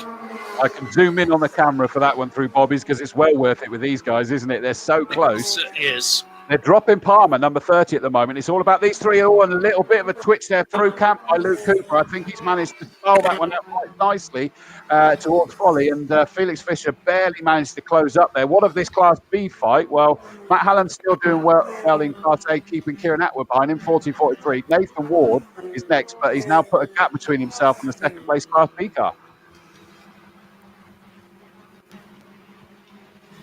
Yeah, they're back in my sights, and it's still Luke Cooper, but they're all tied together by a shoelace, more or less. And again, Luke Cooper very wide on the exit, but absolutely nothing in it. As you say, Grant Palmer just slightly further back. As they go down towards Tower, they get even closer. Bryce Aaron trying every way he can to get past Felix, but there's no way there. Some great dicing as well. So focused on the lead battle that one tends to miss some of these other dices. Well, they're coming down towards us again now, and they're going to be starting their penultimate lap already. They got a back mark ahead of them as well, and Luke Cooper's, please get out of my way. I can't mess about. I can't hang about. These 2 are like boiled python just behind me, ready to bounce and take this victory. Luke wants to make it 2 out of 2. He said he was exhausted after the first race. My word, it's going to be even more so for this one. Up over Avon Rise, in towards Quarry he goes. Nathan Ward's done well, closed in on the 2 Class A cars ahead of him. That are having a ding-dong battle, but wow, this is hard work. Yeah, leaders back in my sights. They're all so determined, these guys, to try and win. Felix Fischer all over Luke Cooper again. Bryce Aaron just dropped back literally a fraction. But Felix Fischer is really putting the pressure on Luke Cooper. You feel as though he's slightly quicker in this race, if anything, but very hard to get by. So you go down to Tower, it's really neck and neck. And then we've got this other great battle, 40, 43 and 23. That's Nathan Ward there in 23 with Kieran Atwood just in front of him. Matthew Hallam leading that bunch. Another great dice. Sadly, we've lost your youngster, Alex Walker, 41. He's into the pits out of this race, sadly. So that is a real shame from well up the field again. Through they come, ready to start their final lap. And it is still Luke Cooper from Felix Fischer. Across the line they go. He's going to be pleading with this to just carry through to these last tour of the circuit. I look more to my right. Matt Hallam still holding Kieran Atwood back with Nathan Ward just there. Interested to get involved in this. Kieran Atwood's got a good exit there along the straight. Matt Hallam might just get compromised through Folly. So there's so many fights going on. Yeah, brilliant racing. And they're coming down into the S's and still Luke Cooper. But this is where Felix Fischer seems to gain on the exit of, but not quite so much that time, but they're still tied together, the 3 of them. Can Felix possibly find a way by? Luke Cooper driving very cleverly right on the inside line as they go down to Tower Corner. Fischer trying the out on the start of the corner, but so hard to overtake around the outside, if not impossible almost. 43-40, they're still in the same order, but right together. And they should be back in your sight any moment now for the final time.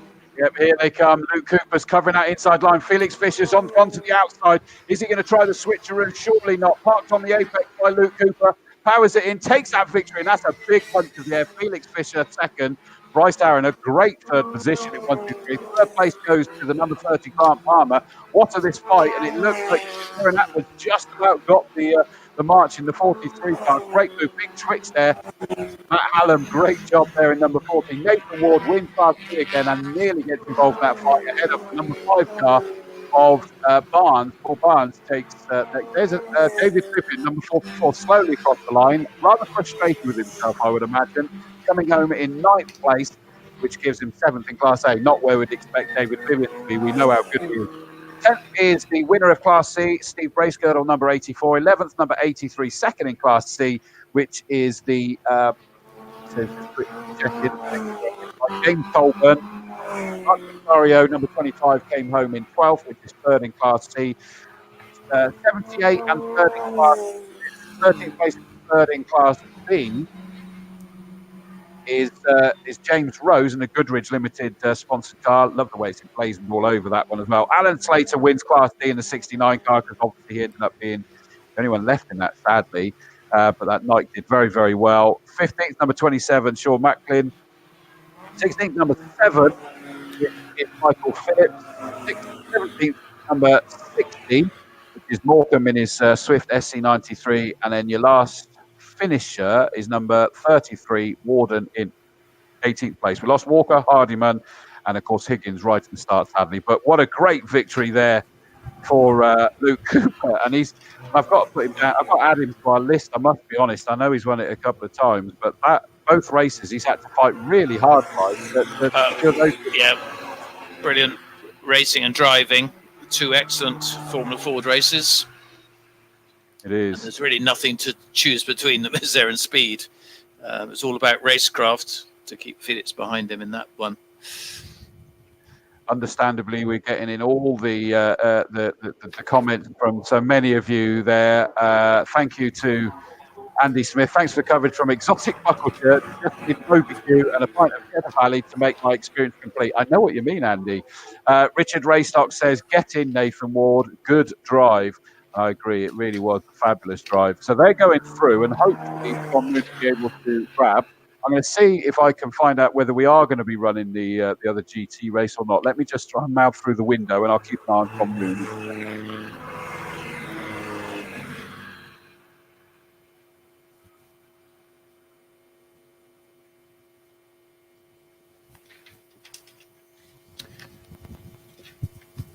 Well, it'll be great if Bryce Aaron and Grant Palmer can come back again. They're certainly adding to the fierce competition in that Formula Ford Championship. I like the answer I just got, Clive. I like the answer I got is that we're going to be running the GTs after the Dave Allan Trophy After for as Dave many laps as we can get in. So, fair enough. Of course, 6:30 curfew, I assume, as always. 6:25 to be precise. 6:25, yeah. Right, John Moon, and I can see that we do have the happy fixture. Well done, Luke Cooper, my friend. Good job. Down to you, John. Thank you. Yeah, lots of smiles again, Luke. Another great race. So close at the end. Absolutely epic. That was on the limit every single lap.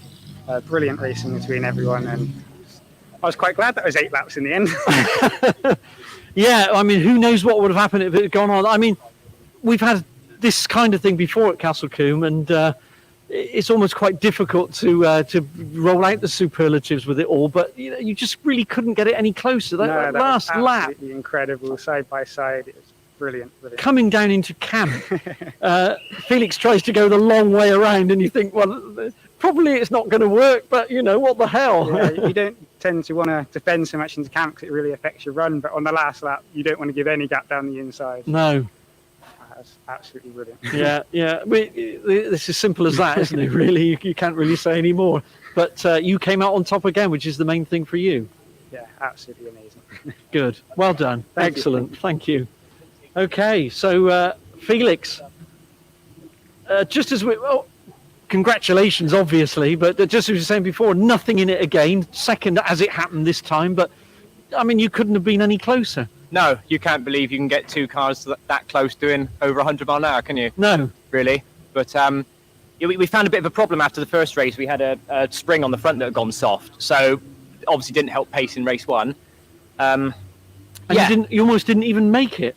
Yeah, I'm not sure. We're both Castle Combe men, but I was a bit disappointed in the organising there, John. But and we got back on the front row where we were meant to be, and they did probably a good job. A car broke down actually, but yeah, fair play to Luke. He drove a blinder. I was putting him under a lot of pressure.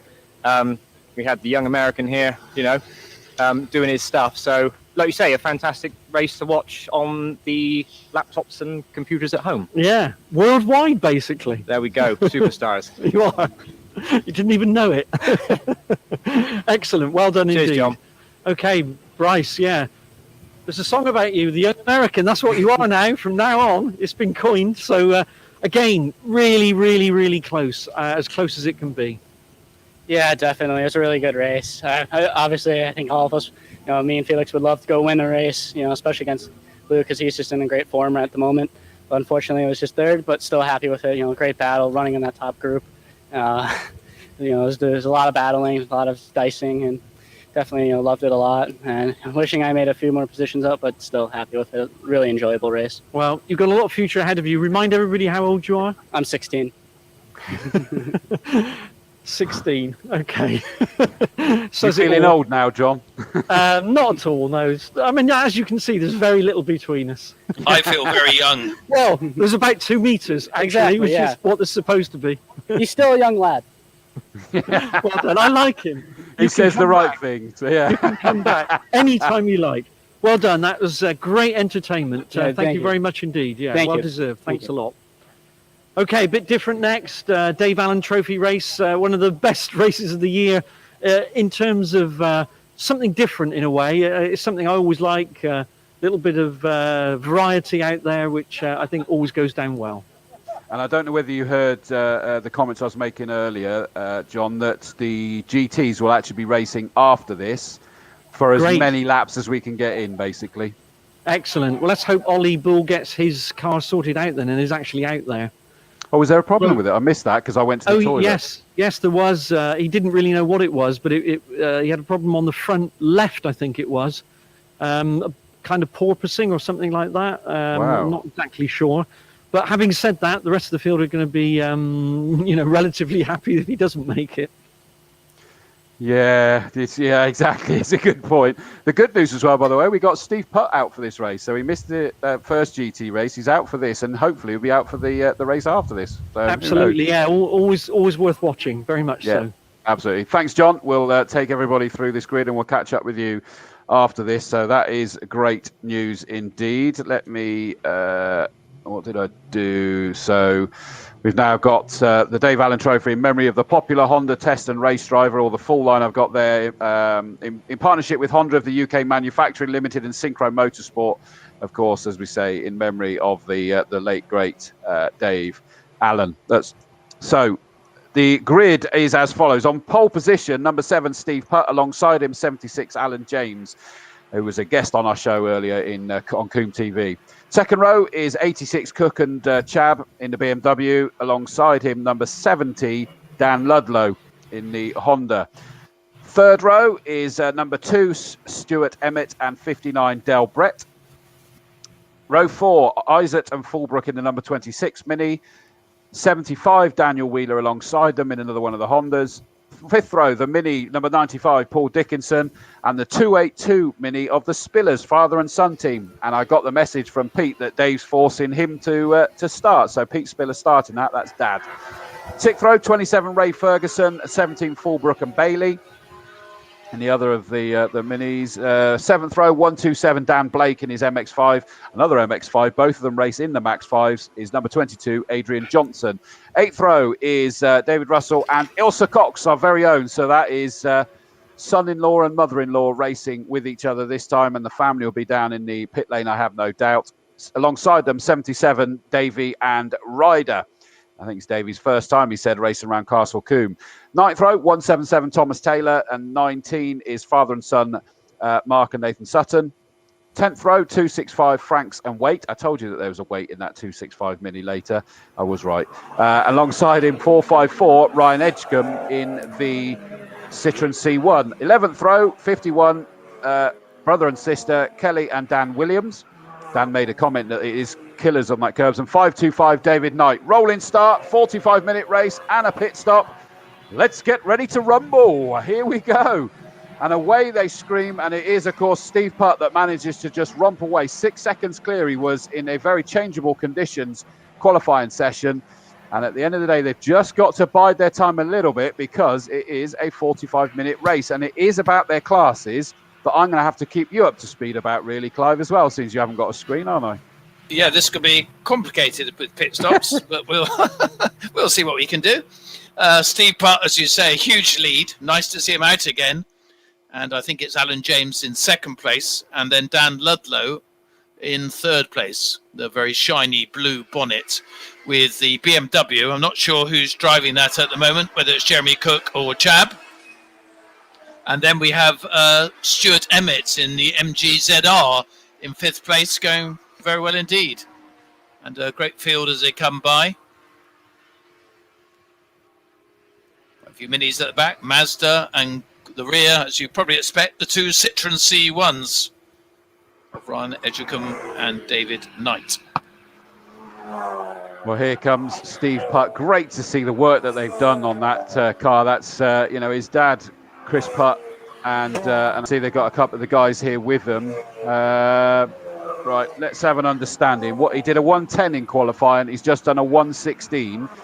Now, either that means that it's still not up to speed. I mean, it was a rolling start, remember, so it'll be there or thereabout a little bit. So we'll wait and see what team he does. A bit slow, they wouldn't have. A bit, but it was only because he looked slow coming across the start-finish line. But he's got to get himself comfortable with the car again, hasn't he? Yes, he hasn't actually pulled out much more this lap than the first lap.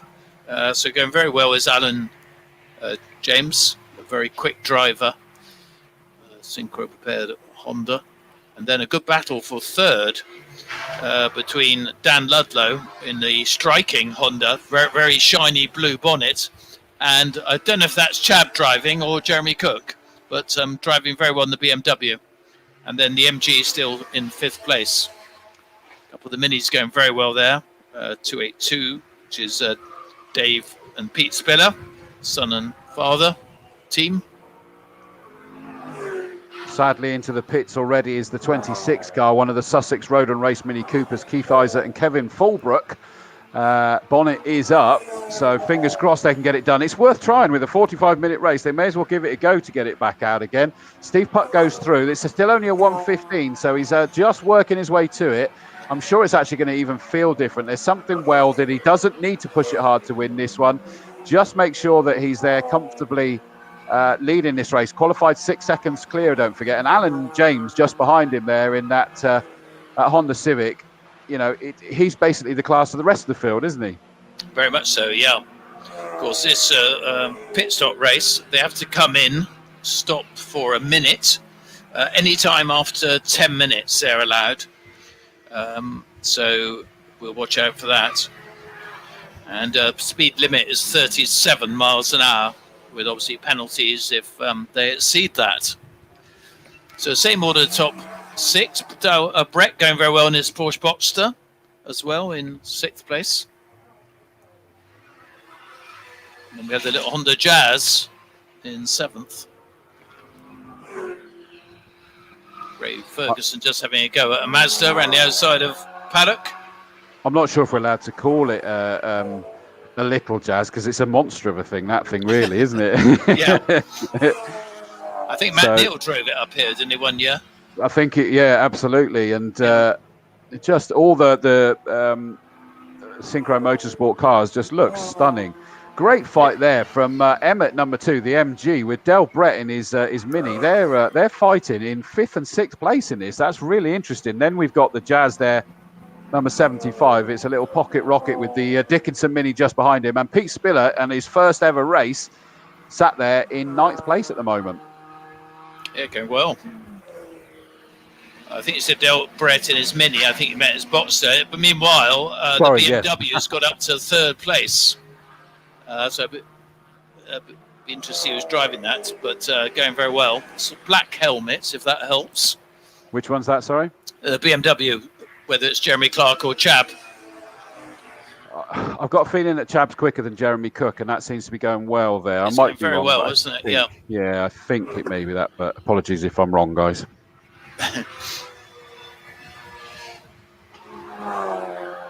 Steve Putt comes round to complete another lap, so that's the 4th lap in. First 5 minutes of that race gone. Big boom from that exhaust as it goes through, and it's about to put a lap on one of the Citroen C1s. Alan James in the Synchro Motorsport Civic goes through, and then it is this great fight for 3rd and 4th between Cook and Hyde Andrews Bird, which has just jumped ahead now of Ludlow in that number 70 Honda. So a good job there. And you're right, I don't know why I said Del Brett in his Mini. He's easily Definitely in done. his Porsche. I'm not offended as I drive a box. There Yeah. you go. I know why you did it. Worth to mention number 12. You mentioned Ilsa Cox, racing with her son-in-law David Russell, who's in the Royal Air Force. So it'd be interesting. Those Ilsa said she was planning to take it very easy, bring the car back in one piece. And it looks, looking through the window, it's David Russell that started this one, Ilsa Cox. In fact, I can see Ilsa on the pit wall right now with her daughter, who is it's obviously her husband that's out there racing at the moment. Yeah, Brian was here as He's well. there, yeah. Both very keen. Brian won a lot of races his time as well. On the Jazz just going by, that's Daniel Ludlow.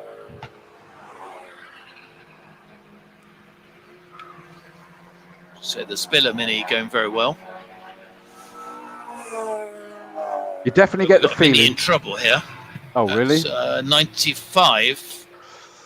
Not for the first time today, unfortunately. No. That car's had problems.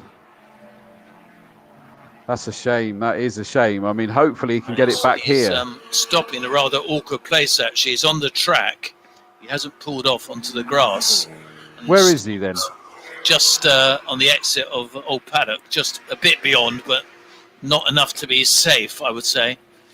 So it'll be interesting what they do. A very waved yellows, vigorously being waved. Yeah, it would have helped if he'd parked it on the grass, but perhaps he didn't have the opportunity.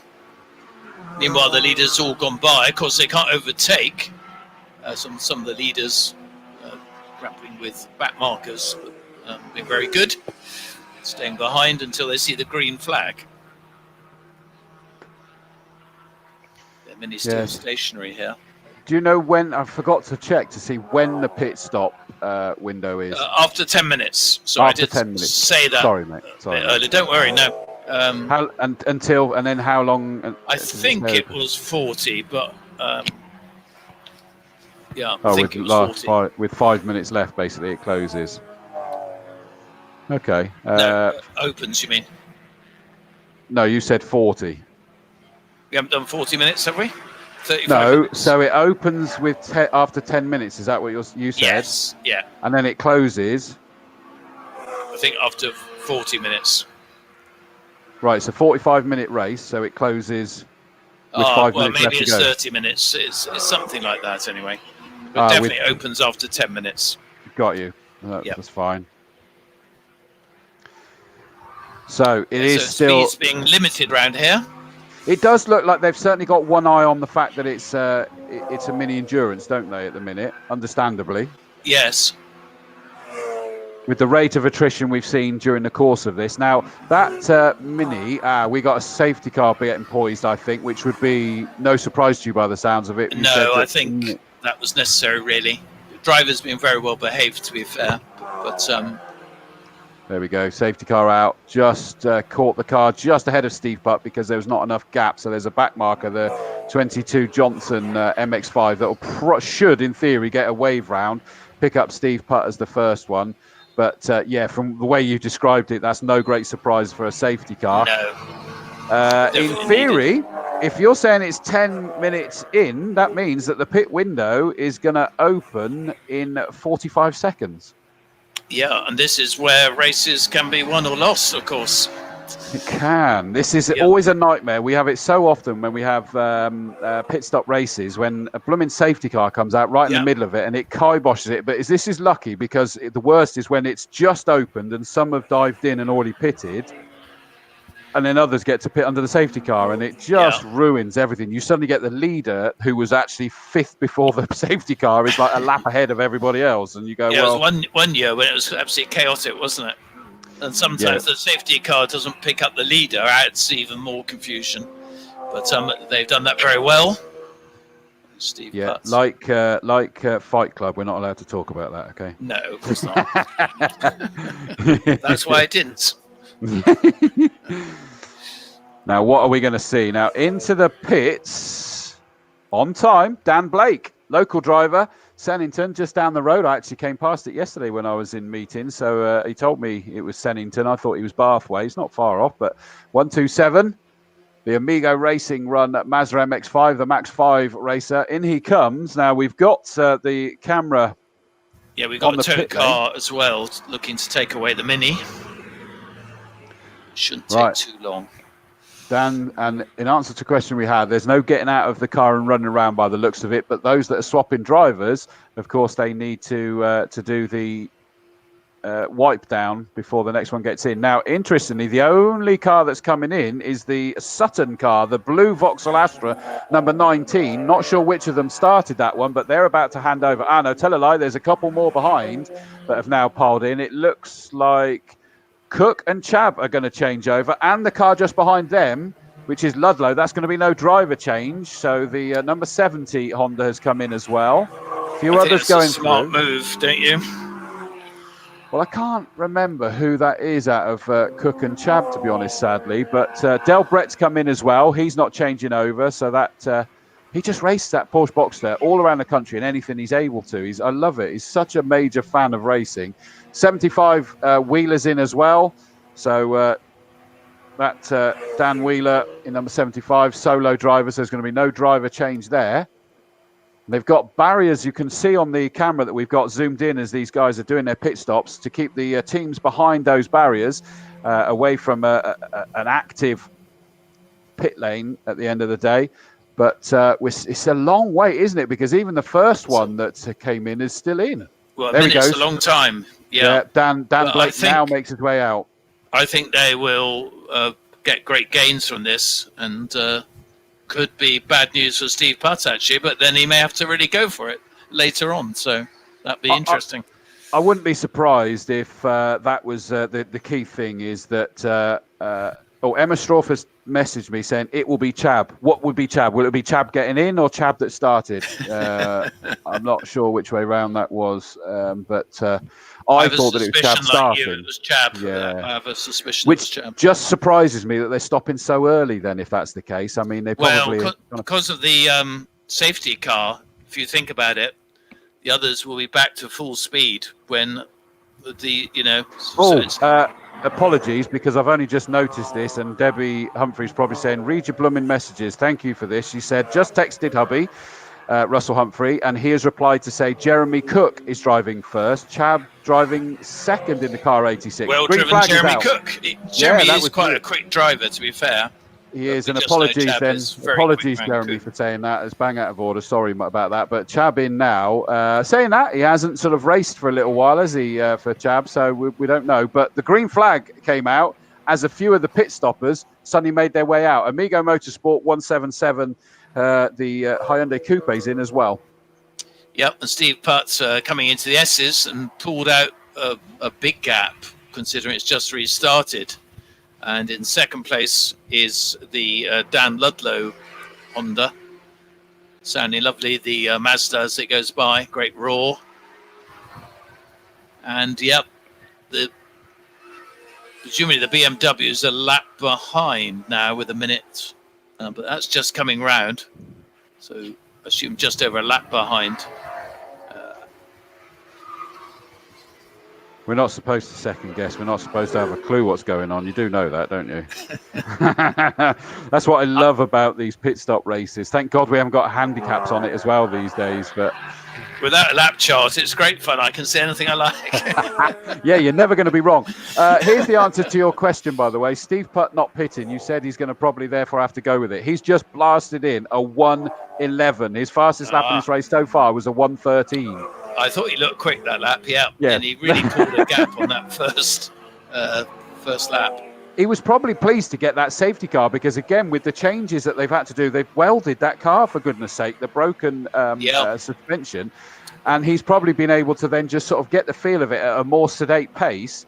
And yes, done. Probably want to make sure it was going well. And he's certainly pressing on now. So it'll be interesting to see after all the pit stops where everyone is.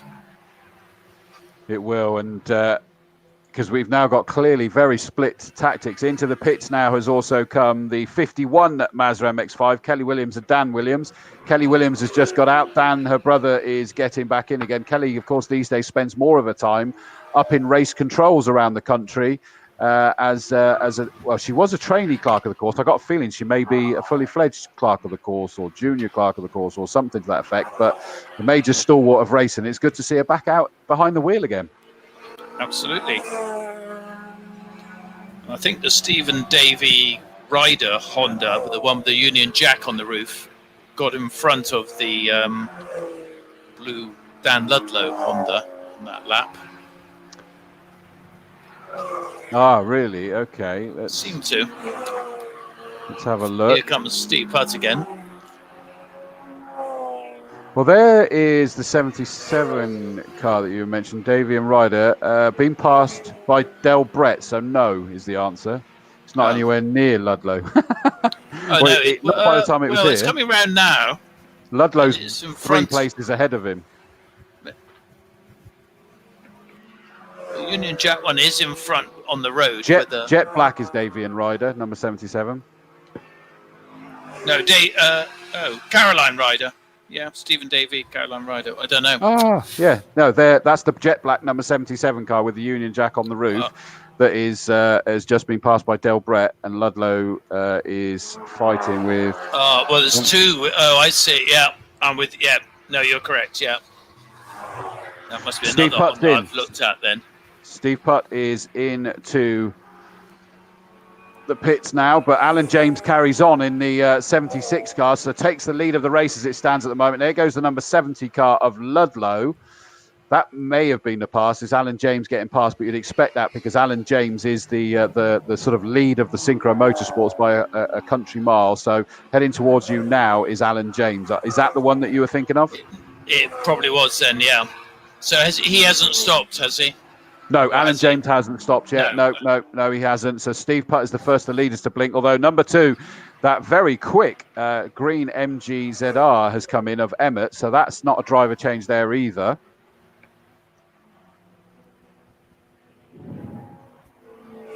It looks to me as though David Russell and Ilsa Cox are pretty much ignoring the safety car and going for a 50-50 split, which I was kind of half expecting to see more of that because there's still a fun element to this, isn't it? And you don't want to be pitting too early, really. Yeah, and I wouldn't be surprised she does a bit less because I think she's just sort of helping She's out, done it if you once or like. twice, I hear. Yep. I think she's raced here before. Once or twice, yeah. She got much success? I can't remember. The Queen of Coombe.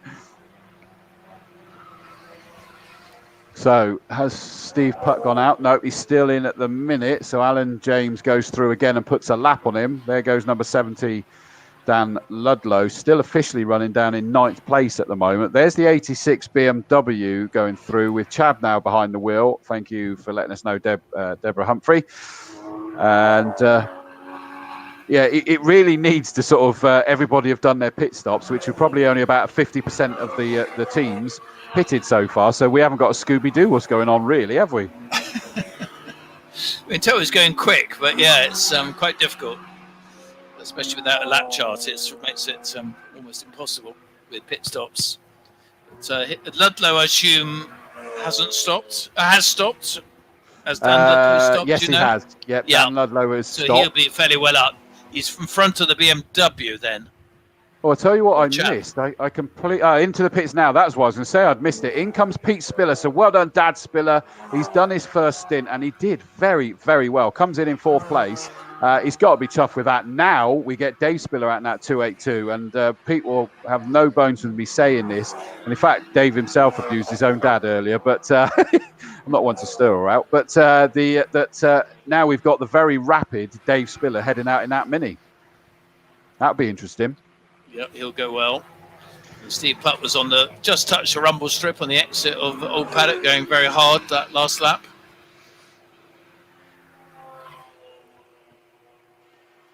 As I say, I think Dan Ludlow is just a bit in front of the Chab Cook BMW. So it'll be interesting to see whether Chab can make any inroads there. They both stopped. Now, interestingly, we need it to just work its way through possibly another lap to understand this definitively, but Steve Putt is behind Dan Ludlow 70 and the Cook Hyde Andrews Bird car of number 8, the 86 BMW, and they've both stopped. Yeah, that probably makes sense because he stopped later.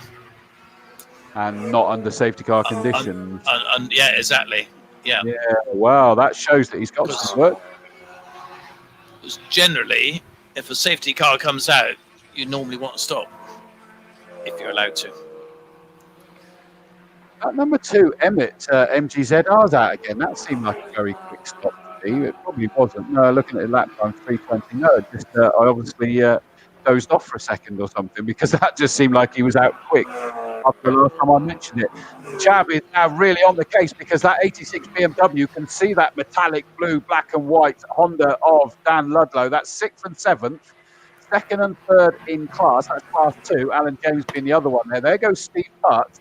So he's about to go through Folly as those 2 cars ahead of him are going through Quarry Corner already. So Steve Putt's on the prowl.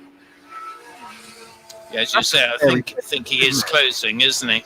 How scary is that sentence? Steve Putt on the prowl. I'll put the wind up anyone. Chab is definitely closing in on the Ludlow Honda. Is virtually with him now. So they come through Old Paddock, and I think the time they get down to Tower, he will be more or less on his tail. Indeed he is. Lapping a back marker. Go up into Bobby's. So I think the next lap, or perhaps down at camp with you, may see a challenge. There goes Alan James, still not coming into the pits yet. There's no driver change for him, so he's by the looks of it, he's going to just try and push it to the absolute limit. Looking off into this, there's Ludlow that's got the BMW glued to the back of him. No change at the moment, but Chab knows this circuit rather well. But Dan Ludlow races pretty much everywhere. I've lost count of how many times I've commentated on Dan Ludlow in something, including a blooming great big MGZS as well. And there Chab's looking, heading up Avon Rise they go now. Are we going to see a challenge up in towards Quarry Corner? Remember, this is January for position. They have both pitted already. We've got 22.5 minutes left to go. So they're going to start wanting to think about blinking, aren't they now? Yep, tactics always play a big part in these long-distance races. And Chab's still behind Ludlow. Ludlow trying very hard through the S's there. So he comes through Old Paddock now. Probably the current dice of the race.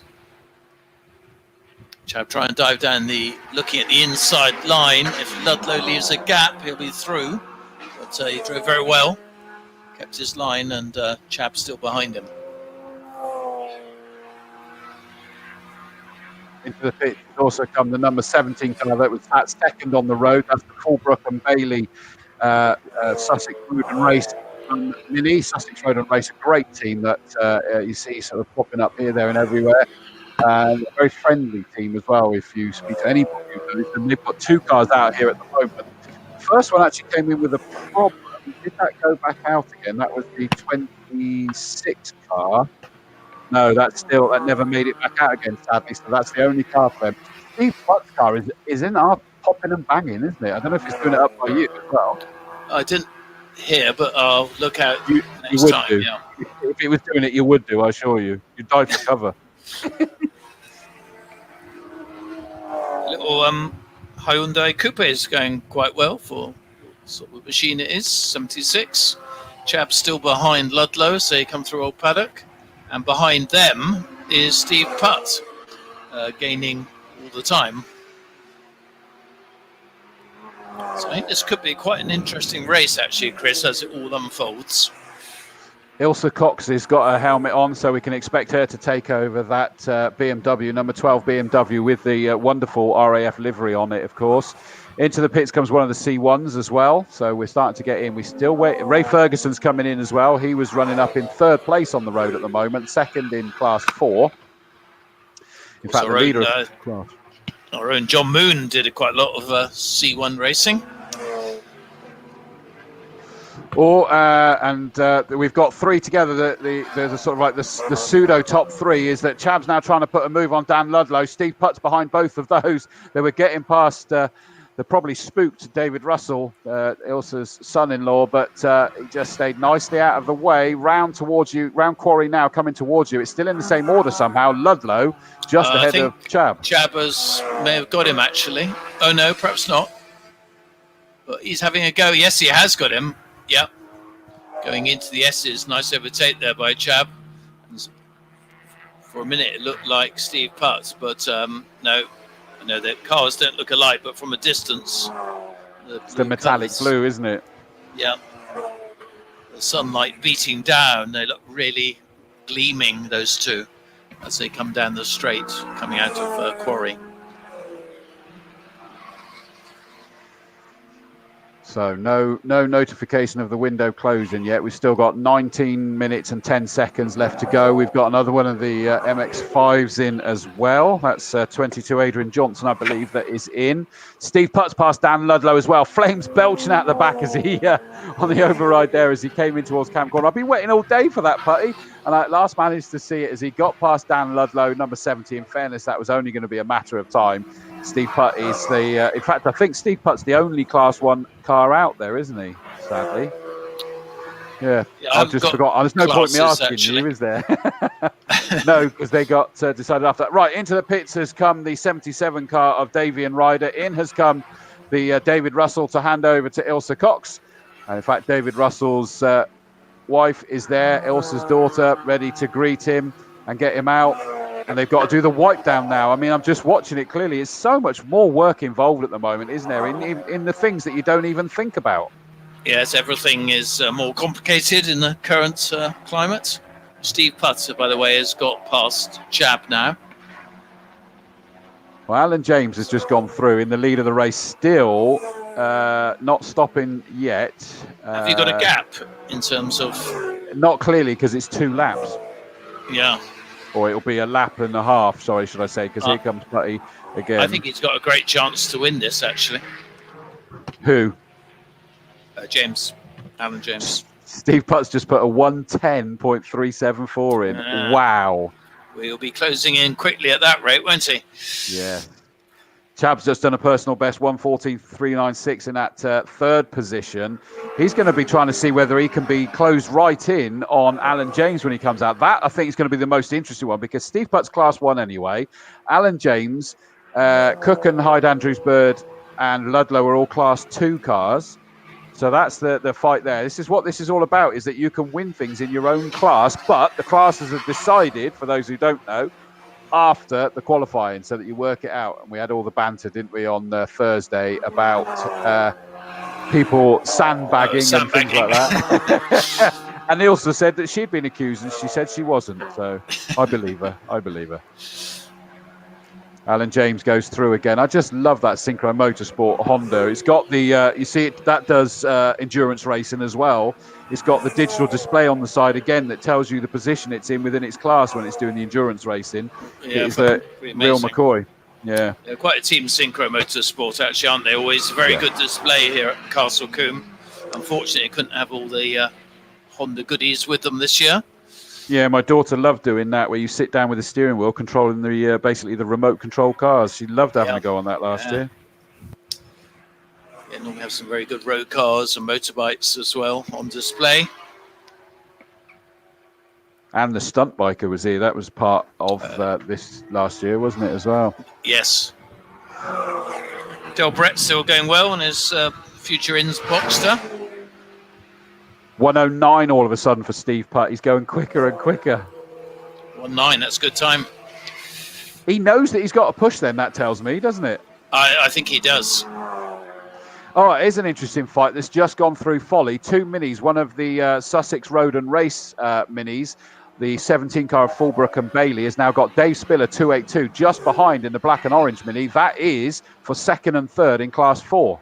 But You'll see him come 77 towards was you now. going very slowly past here. That's the Davy Ryder Honda Civic.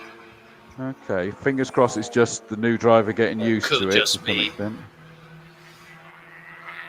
Because I'd imagine in these cars with 2 drivers, the second driver only got to drive in the torrential wet. That's probably true, actually, isn't it? It did tune down during that session. It was significant, wasn't it? There goes Ilse Cox at that BMW now. That's so good to see her out there. And I know a lot of you have said, Thomas Parker says, also nice to see Ilse Cox back out at Castle Combe. I agree unreservedly. It is so lovely to see her and the Cox family here. We love them to pieces here. Right, so there's the 77 you're on about. Yes, it is steady going across here. I am hoping it is just the second driver getting used to it and building up rather than an issue. Steve Putt is getting a bit squiggly as he comes out of the S's. Quite good to see, even from this distance. So he's certainly pressing on.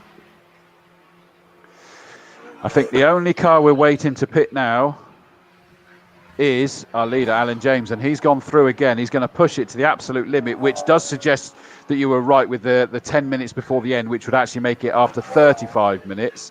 But either way, with 10 left to go, that means he's got another 4 minutes left before he's going to have to pit, and then it will all start becoming clear. And I've got a feeling he's trying to almost push it to the point where the cars that are trying to hunt him down won't have long enough to do anything about it. Yeah, we have seen before people stay out too long and lose wins or second places in the past, because you're not allowed to go outside the pit window. But there's no tyre changes, so it's not like they're suddenly going to be quicker after the stop, unless they were handing over to a quicker driver, I guess. But I would have thought now there's little need for him not to stop in a way, apart from traffic, perhaps. I think he literally is just making it as minimal time as possible, because there's going to be a psychological thing that if he comes out and he's visible to the car behind him, they're going to push that little bit more. If he's not visible, they're not necessarily going to push as hard. And then if they've only got 8 minutes left or whatever to be able to close that in, it's just not going to be enough for him. So I think here he is. He's in the pits now. Yep. So this is it. This is the critical thing. Here comes Steve Putt round camp corner. He's going to unlap himself once. I think Steve Putt's still going to come. Oh, Steve Putt suddenly slow. That was a 120. Steve Putt's just done a 120 instead of a 19. That was very steady by him. Has he got a problem or Well, he's kept going. Chicanes? No, it's a problem because Chab's about to pass him up Avon Rise. You're going to see them come round Quarry in a second, and I think you'll find, I'm pretty sure that was the 86 car of Chab that's going to pass him. He's looks as though he's sort of right behind him, yeah. Oh, that is a real shame, because that was shaping up interestingly, that. I was about to say, though, I thought that Putt would have it. Yeah, I think he definitely has a problem. It's popping and banging. Well, I said it was doing that earlier, but it didn't slow him down. But it did seem a bit more than normal, so it's been a slow burner. Well, going around Tower, he still had Chab just behind him, but almost as if he's found a second win now. This mini battle coming across the line, the 17 car of Fulbrook and Bailey and the Spiller Motorsport mini glued together yet again. They're having a great dice. But here's Steve Putt, still, as you say, ahead on the road from Andrews Bird. He's going to come across now. Now that means that they're on the same lap as Alan James, but James, I think that's the way it's going to work now, because I'm sure it was 2 laps different. Alan's still there with the. There he goes. He's now making his way out. So he's going to be a big lead, isn't it? Who's in second place then? Is it Chab? It is Chab. Well, yeah. Steve Putt's in second place. Oh, Putts, yeah. And then Chab, sorry. But of course, the key thing is to keep an eye out for that Alan James, Cook and Hyde Andrews Bird fight, because that is for Class 2. It just seems to. Yeah, it's not interesting. The Putt's car is popping and banging, but he's really sort of drifting it around the S's, obviously driving it as hard as he can. but clearly not quite right. I tell you what, we need this to actually unravel a minute, because I'm not sure whether Chad may be in the lead of Class 2, Steve Putt back in the lead, because Alan James had already crossed the line and it's just reducing that time. So we need to wait and see. Here comes Steve Putt, flames belching out the back again. Ilsa Cox crosses the line there. So there goes Steve Putt. What does that do? Yeah, Steve Putt's in the lead. Chab is in second place and leading Class 2, so it hasn't worked for Alan James. It was only when I suddenly thought, hang on, he pitted and he was past the line. So he'd actually already broken the timing beam. So actually it needed this other lap to unravel, which actually means that Alan James is a long way back. That hasn't worked. Now, odd. Car 86 pitted in the safety car period, didn't it? Yeah. Who's 86? The BMW, Cook and Hyde Andrews Bird, that pitted in the safety car. Oh, we've got the yellow flags at Folly, because pulled off onto the grass on the left-hand side is the car that you said was going well earlier, the Hyundai Coupe, right. 177 Thomas Taylor, the silver cybertom.com. Chab is making several efforts to try and get by Steve Putt. So quite intriguing what's sort of going on at the moment. Pit window now closed, but everybody has been in. Yeah, I mean, I guess there's again this whole winning overall, but they are separate classes. Steve Putt Class 1, Chab and Jeremy Cook in that 86 BMW are leading Class 2. But we said this earlier, didn't we? There's a prize. You're still going to win overall, Chris. Yeah. That's for sure. There's nothing like winning a race. But No, yes, exactly. class obviously important. Ooh. And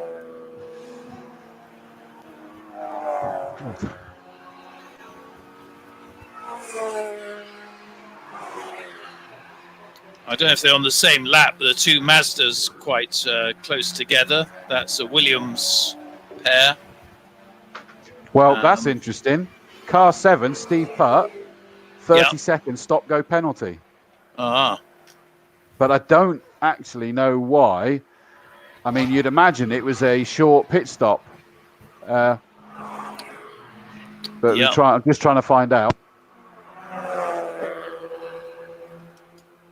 Oh dear, that's an unusual mistake for Steve Putt. It's actually for overtaking under yellow flags. Ah.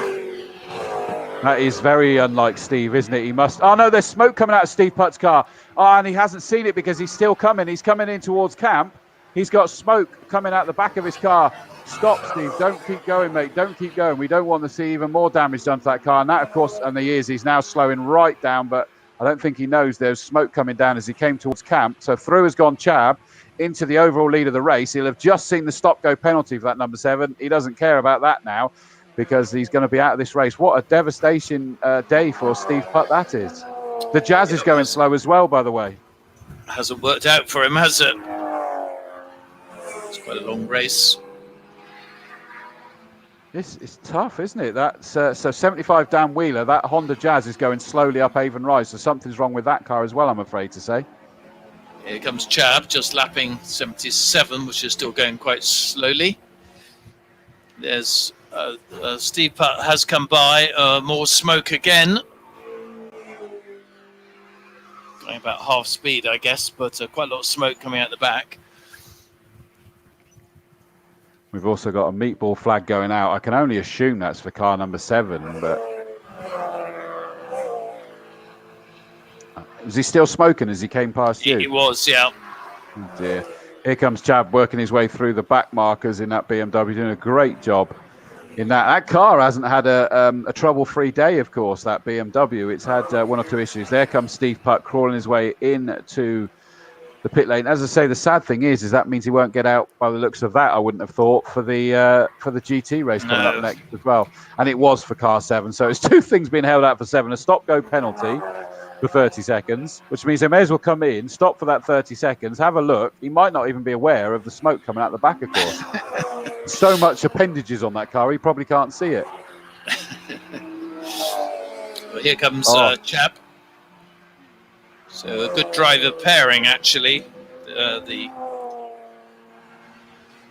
Chab BMW. Well, Steve Putt came in and he was trying to get towards his crew to have a look at it. His dad, Chris Putt, running towards him now, and they want to see that. But understandably, they just suddenly stopped him for the stop-go penalty. I don't think that's particularly important, to be honest. That looks like they're trying to, Chris trying to tell him to shut it down. They're now waving him over, and they're probably going, well, that's where we were trying to go to.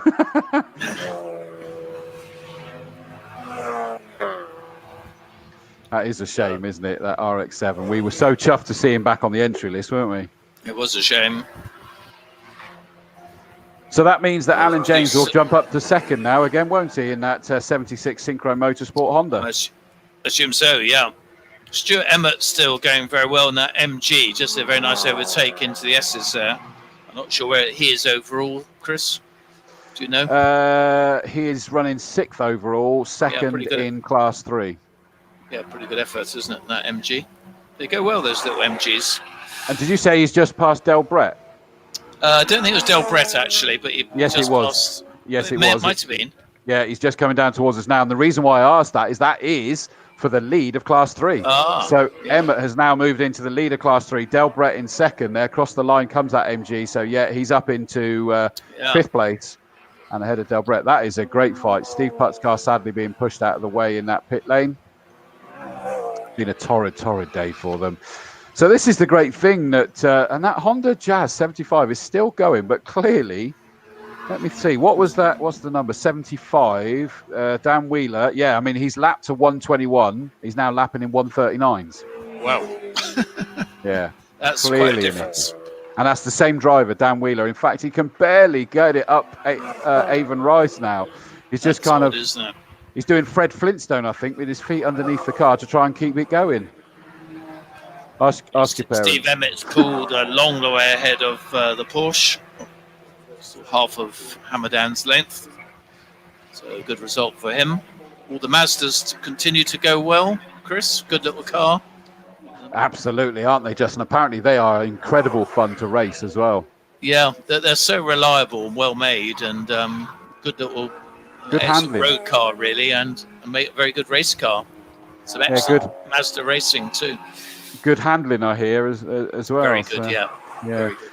3.25 minutes left to go in this 45-minute race, and it is still the 86 BMW of Jeremy Cook and Charles Hyde, Andrews Bird that are leading the way with a massive lead of 34 seconds over the 76 Synchro Motorsport Honda Civic of Alan James. 3rd place, number 70, Dan Ludlow, and they're all Class 2, those top 3. In 4th place, the number 2 car, Stuart Emmett, the MG ZR, that's leading Class 3 from Del Brett 59 in his Porsche Boxster. It's still at the moment showing 6th place Steve Butt, but we know that he's out. In fact, they pushed it into the paddock now. That's job done for that car, sadly. So the Fulbrook and Bailey Mini will jump up. They're leading Class 1, only just ahead of the Spiller Motorsport, number 282. Dave Spiller at the wheel now. And in fact, they're coming down towards us now. Oh, that's been split up, that fight. Yeah, because there's Alan James about to put a lap on the 17 car. So Dave Spiller, I can only assume, made a little bit of a mistake somewhere. Yeah, he's 3.5 seconds behind, and yet they were all together, unless he just dived out of the way for the lead cars. Yes, don't seem quite as many cars going as there were, but quite a few coming around Quarry at the moment.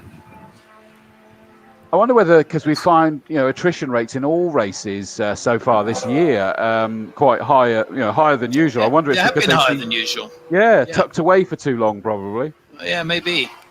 Don't forget, for those of you watching, we do still have one more race to go. It's not what it says on the timetable, I know, but we do have another GT championship race to go, and they are making their way into the assembly area.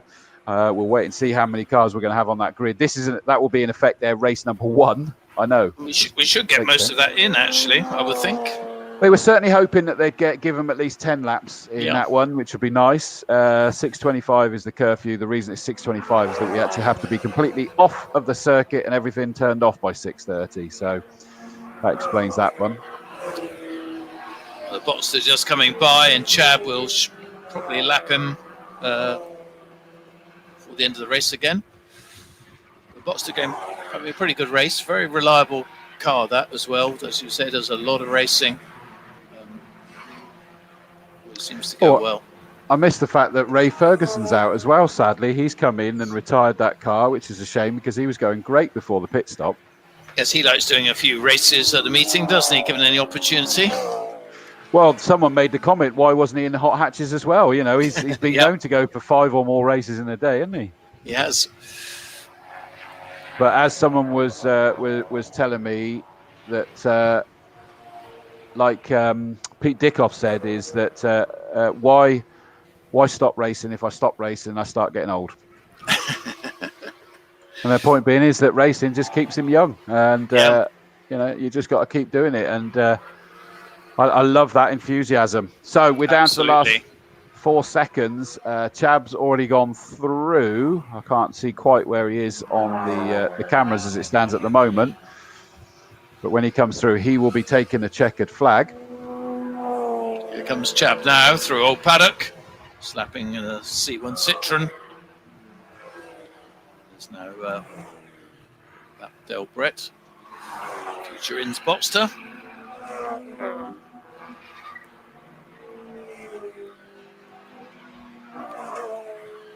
It's all gone very quiet around here. It's just a lone Mazda coming by, about to come by. Is it? Well, I'm looking into the distance. Here's our leader coming down towards us for the final time. Going to take the checkered flag. Ahead of him is going to be the 4th place car, ironically, number 2, Emmett, but it's not going to take the checkered flag. Here is our leader, and there is no checkered flag. Sorry, they've just missed the winner. That should have been the checkered flag, and unfortunately he's been missed, so he's going to go again. James just come past here. Officially, a checkered flag has gone out to our winner there, the number 2 car, but they missed him. Right. Del Brett's already taken a checkered flag in the Porsche box, so that means he's second in Class 3. Dan Blake's going to take the flag in a great job. 3rd place in Class 4 for Dan Blake. He did well, actually. He was driving well in the Mazda. I did notice him earlier. And he'll be back later this year in the Max 5 Championship at Combe as well. So his local circuit, he loves the fact that he can be it. Alan James takes 2nd place, number 76, albeit 43 seconds behind the Cook and Hyde Andrews Bird BMW. In 3rd place will be coming down towards us now, which is the 70 Ludlow Honda. Beautiful, that metallic blue on that, isn't it? It really looks beautiful. It does, yeah. 3rd place goes to him. And the last car that's going to take the checkered flag, actually, is going to be the number 2 MG. In fact, here he comes now. He's going to take that checkered flag. Chab's taking it again because, of course, he didn't see it the first time. But thankfully he will have this time round. But 4th place and winning Class 3 goes to the number 2 car of Stuart Emmett. 4th place and winning Class 3 is to Stuart Emmett. 59 Del Brett in 5th. 6th place, number 17, the Fulbrook and Bailey Mini, and that wins them Class 4. Just ahead of the Spiller Motorsport father and son team, Dave and Pete Spiller, 282. Great job there by Pete on his first race. Well done, my friend. 8th place, 127, Dan Blake. 3rd in Class 4, as I say, great local driver, good friend of mine. 9th place, number 22, which is Adrian Johnson in the other MX-5. He'll be here later this year as well. Then it's Mark and Nathan Sutton in car number 19. 75, Dan Wheeler in 11th place. 12th is the David Russell and Ilsa Cox BMW. And he says, I've got sun shining across my screen now, trying to see it. In 13th place, car number 51, the Mazda of Kelly and Dan Williams, the brother and sister team. 14th place, 265, the Franks and Waite Mini Cooper. Officially showing Steve Putt in 15th, even though we know he's retired. 454 Edgecombe in 16th. In 17th place, number 77, the Davy and Ryder car. And 18th and final finisher is the Citroen C1 525. So that was a question for you. Yes, sir. Would Alan James have won if he pitted in the pit stop window? Yes. I think he would have done, don't you? Although it's not fair because Chab would have given him one heck of a fight, but I think there's a pretty reasonable chance he may well have done. Yeah. And the fact that he wasn't changing drivers, there's probably no reason why he didn't do it. No. Unless he just it's wasn't just making that snap decision, isn't it? It is. understandably, Deborah Humphrey says, well done, Interceptor Racing. Big shout out to my hubby, Russ Humphrey, working his day job and then working every evening to get Mark's Astra and Adam's Astra ready for the saloons and looking after Jeremy's B&W for GTs, and Jeremy and Charles and Dave Allan Trophy. Great days racing. All the late nights and eating dinner at the unit have paid off. Well done, TV Interceptor and Wifey and Jake, age 11. Well done, guys. Thank you for that. That's lovely comments. Congratulations. Right. So we will be having one more race after this, and it will be the race 1 of the GTs, if that makes sense, because that was the one that had to be canned earlier. Let me bring in. I can see John Moon stood there, but I've got a feeling that everybody's whipping past him. He's looking lost and alone. Oh, there we go. We got some. No, they are coming in. That's all right. I was going to start singing "Lonely, so lonely." No need for that, is there? But good. So we're going to get some drivers there. Just quickly then, although I think that it looks like they're there with him already, but I will quickly tell you that the GT's grid... Bad news, I can hear myself in the background there. So what I'm going to just quickly do is mute that one mic. Nope, he's coming back. I'm going to give the mic over to John Moon, put him onto full screen. Over to you, my friend. Here we go. Yeah, Charles Hyde, Andrews Bird, obviously shared with Jeremy Cook. That's what endurance racing is all about, isn't it? Great result. Yeah, just had to stick with it. Yeah, it was wicked. It was awesome. I caught up with Steve. I knew he had a problem, and he was there was stuff coming out the back of his car. It was making my car go all over the place. It was tough to get past him, but yeah, it was good. Wicked. Enjoyed it. Yeah, good. Is this the first time you two have raced together? Or? No, I've raced at Jezza before, Right. once before, but usually I race with my old man. But yeah, today I was lucky to get a call up. So yeah, thank you to Jeremy as well. It was top lad for letting me race him. Yeah, good. Excellent result against the odds, really, against the Flying Mazda. Dan Ludlow, who's always a regular at this event. This is the only time we see you at Castle Combe. Yeah, definitely. But car looks as good as ever. Yeah. Fantastic, the Civic, and I guess you must be pretty pleased with third. Yeah, definitely. We raced last weekend at Thruxton. Couldn't see where we were going, and I don't know where we finished, but that was a very disappointing weekend. This is more than made up for it. It's been fantastic. We've had the weather as well, which has been good. Yeah. Really enjoyed it. Car was faultless. We were running road tyres, but they seem to be fine. So yeah, really good. Did you say you were running road tyres? Yeah, we're on road. We're not on slicks. Oh right, okay. So I wasn't really sure how well they'd fare up, but they were fine to be fair. Yeah, they were good. yeah. So yeah, really enjoyed it. Quite tired now, and quite glad they got 6 weeks off racing. Well, 45-minute race. Only a little bit of a rest in the middle, really. You're doing the whole lot. Yeah. 90 seconds. Yeah, I loved it. It's probably the longest race I've done in 3 years, and I really want to just start doing longer stuff, more longer races. So yeah, we'll see what happens. Absolutely. Costs a lot of money. Yeah. Well, Alan, we haven't got him here, but how do you know how his car compares with yours? Well, down the straight initially when I stayed with him, there wasn't really anything in it. But as soon as his tyres warmed up, I guess he was gone. So I don't know what lap times he was doing, but I would probably hazard a guess, probably a second and a half, 2 seconds. Right. So it was quite a bit quicker. I did think, maybe I've got a chance, but. But you've explained about he was on slicks, presumably, and you're on road tyres. Yeah. So, well, we all know that's a big difference. So well done. Yeah. You won the road tyre class. Oh, did I? Oh. Well, no, I've just invented that. Yeah, all right. Well, I'll take that, John. Fine, well done. Okay. Excellent. That was really good. Thanks very much for talking to us. Thanks, John. Cheers. Thank you. Okay, so we got that bonus of the second GT race coming up. We didn't think we were going to get it, but we are.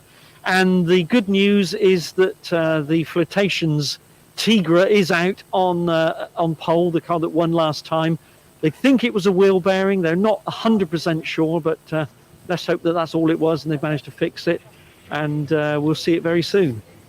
Absolutely. Thanks, John. Thank you for that. Shame that Alan wasn't there because Kate Laura says, big well done to my brother, Alan James. Know how much this race means to you.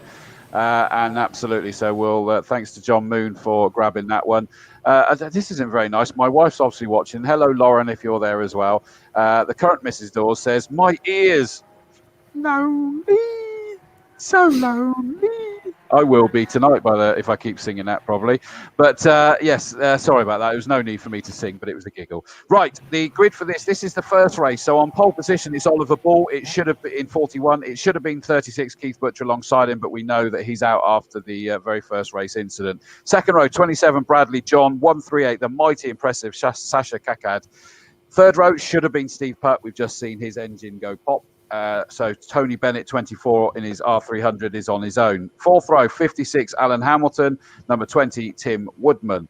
Fifth row, 21, Dominic Shepherd. 81, Neil Greenland. Sixth row, sadly missing, is 86, Jeremy Cook, because they've only just brought that car in. So that's a shame he doesn't get to take part in this. And alongside 73, Michael Parsons in the white Volkswagen Golf. Equally, seventh row, 59, Del Brett's just done the Dave Allan, so he's not back out there for this, which is a shame. And Paul Arbour, 33, alongside him. And then Barry Squibb, number 75, starts from the back again. The good news is that it means he's got the issue sorted. Well, hopefully he has, because he's back out there again. So that is the grid for this. As I say, we've lost Keith Butcher from the front, Steve Putt from the third row. We've then lost Jeremy Cook and Del Brett from the sixth and seventh rows due to just being in that race, which I'd imagine they're not terrifically delighted about, because obviously this is a championship race now. But here we go. It's a 15-lap race is the plan, by the way, Clive. Okay, yeah. We got 25 minutes roughly, just over, before it has to end. So, yeah. Right, so here we go, and the Reese Motorsport Insurance banner is now up, and here we go, and it's Ollie Ball leads them away again. Bradley John gets a good start. Third place is Sasha Kakad, but it looks like, up the inside, goodness me, bravely squeezed himself up there was Tony Bennett in his little Caterham R300. He was not happy that he got beaten clearly by Sasha last time, and he was determined to make amends. Up in towards Quarry, though, has he kept it? He has, He he's has, ahead. yep. Wow. Yep, he's in third place, and it's Oliver Ball leading as they come down into the S's with Bradley John in second place. And fourth place, I think, is the Dominic Shepherd, Audi. Then we have Alan Hamilton, followed by Tim Woodman and Barry Squibb, made up a few places already, as you'd expect, and looking to make up further positions by the time he gets back to Camp Corner. But again, I think Oliver Ball will take some beating again, as long as his car remains reliable. Well, he's not pulling away, though, is he? I mean, as they come down towards us. Far ahead. He's not. He's coming down towards us now at camp, and Bradley John is right with him. Tony Bennett's just a little bit further back from him. Sasha has sort of dropped away from Tony Bennett at the moment. This is such a great performance after the first. He was fighting so hard to keep Barry Squibb and Sasha behind in that earlier race, and it was only at the end he just got pipped by Sasha with his persistence. But he's now up there in third, and they're equidistant, those top three, aren't they? Yeah, as you say, he's certainly not pulling away as much as he did in the first race. Maybe just checking everything's right with the car at this stage. But Bradley John going very well in second place, as he always fast competitor. Tony Bennett has actually pulled away from Kakad in fourth. And then we have Alan Hamilton. Squibb now up into sixth place, just overtaken a good dice between Tim Woodman and Dominic Shepherd. They're all actually, Squibb looks so he's slowed down, unfortunately, going into Tower. Woodman and Shepherd retook him. So I think he may have a recurrence of his problem. That's a shame. Yeah, it's a problem with the Evos. They're very precious. Yeah, precious. I was going to go with. And yeah, he's dropped away. He's not? Oh, here he comes, creeping into our view, into towards the pit lane. Here will come. But Ollie Ball is now starting to stretch his legs. He's down to a 106.8. He's going to want to go as low in the 105s, possibly determined to this year break those 105. Could this be the time to do it? Probably not if they've just resolved an issue. He doesn't want to cause undue stress, does he? Possibly not, no. But yeah, I had a quick chat with him this morning, and it's clearly, as you say, a major goal of him and the team to try and get below the 1.5s, which is an incredibly quick time anyway around here. But Bradley John certainly going very well in this one. Tony Bennett screaming along as well. Then Kakad going well again. Hamilton fifth. And remember, we need to do driver of the day, Chris. I've sent you a message with some I've ideas. Not sure I fully agree, but I've got it. I said 2. I'm not sure if the second one came through, but the first one, I guess, is what I'm saying. I will keep my eye on that and have a think about it. But and we need to hear from John. John, if you can hear us, please do text through and let us know your thoughts on driver of the day, mate. Sasha Kakad's now managed to get that Audi RS3 wound up, the 138 car, leading Class C, but he's now reeled in the Class B car of Tony Bennett, that beautiful number 24 Caterham R300. And I think that he's going to start pressurising again, and deja vu. That's what we want to see. It was great. So first race, he had a great dice, and you're quite right. He's right with him again now. And yeah, this will be interesting again. Tony Bennett, a pretty wily competitor. He keeps his small car very wide. And Kakad is right behind him as they come through Old Paddock. And very close going down Hamadane. He pulls to the inside line. Tony Bennett, I'm sure, will defend the line, which he does. Kaka goes to the outside as a result, but Bennett holds on to that third place. Another good dice. And Tim Woodman is just in front of Dominic Shepherd, which is another good dice going on. So Ollie Ball crosses the line, and that's another low 106. So he's bringing those lap times down further and further. Bradley John 27 goes cross in second place, and then there's this just awesome fight crossing the line. Tony Bennett against this much bigger car than him, the wonderful Audi RS3. But he's just going to have nightmares about this in his sleep for weeks, isn't he? It's really made the GT racing, hasn't it? Their dicing. It's been really entertaining. It's what we love to see, this close racing. And he's literally in his slipstream. Again, he's doing what he did last time, trying the outside line, which probably means a couple of laps' time he'll try the inside line at the S's. And they're right together.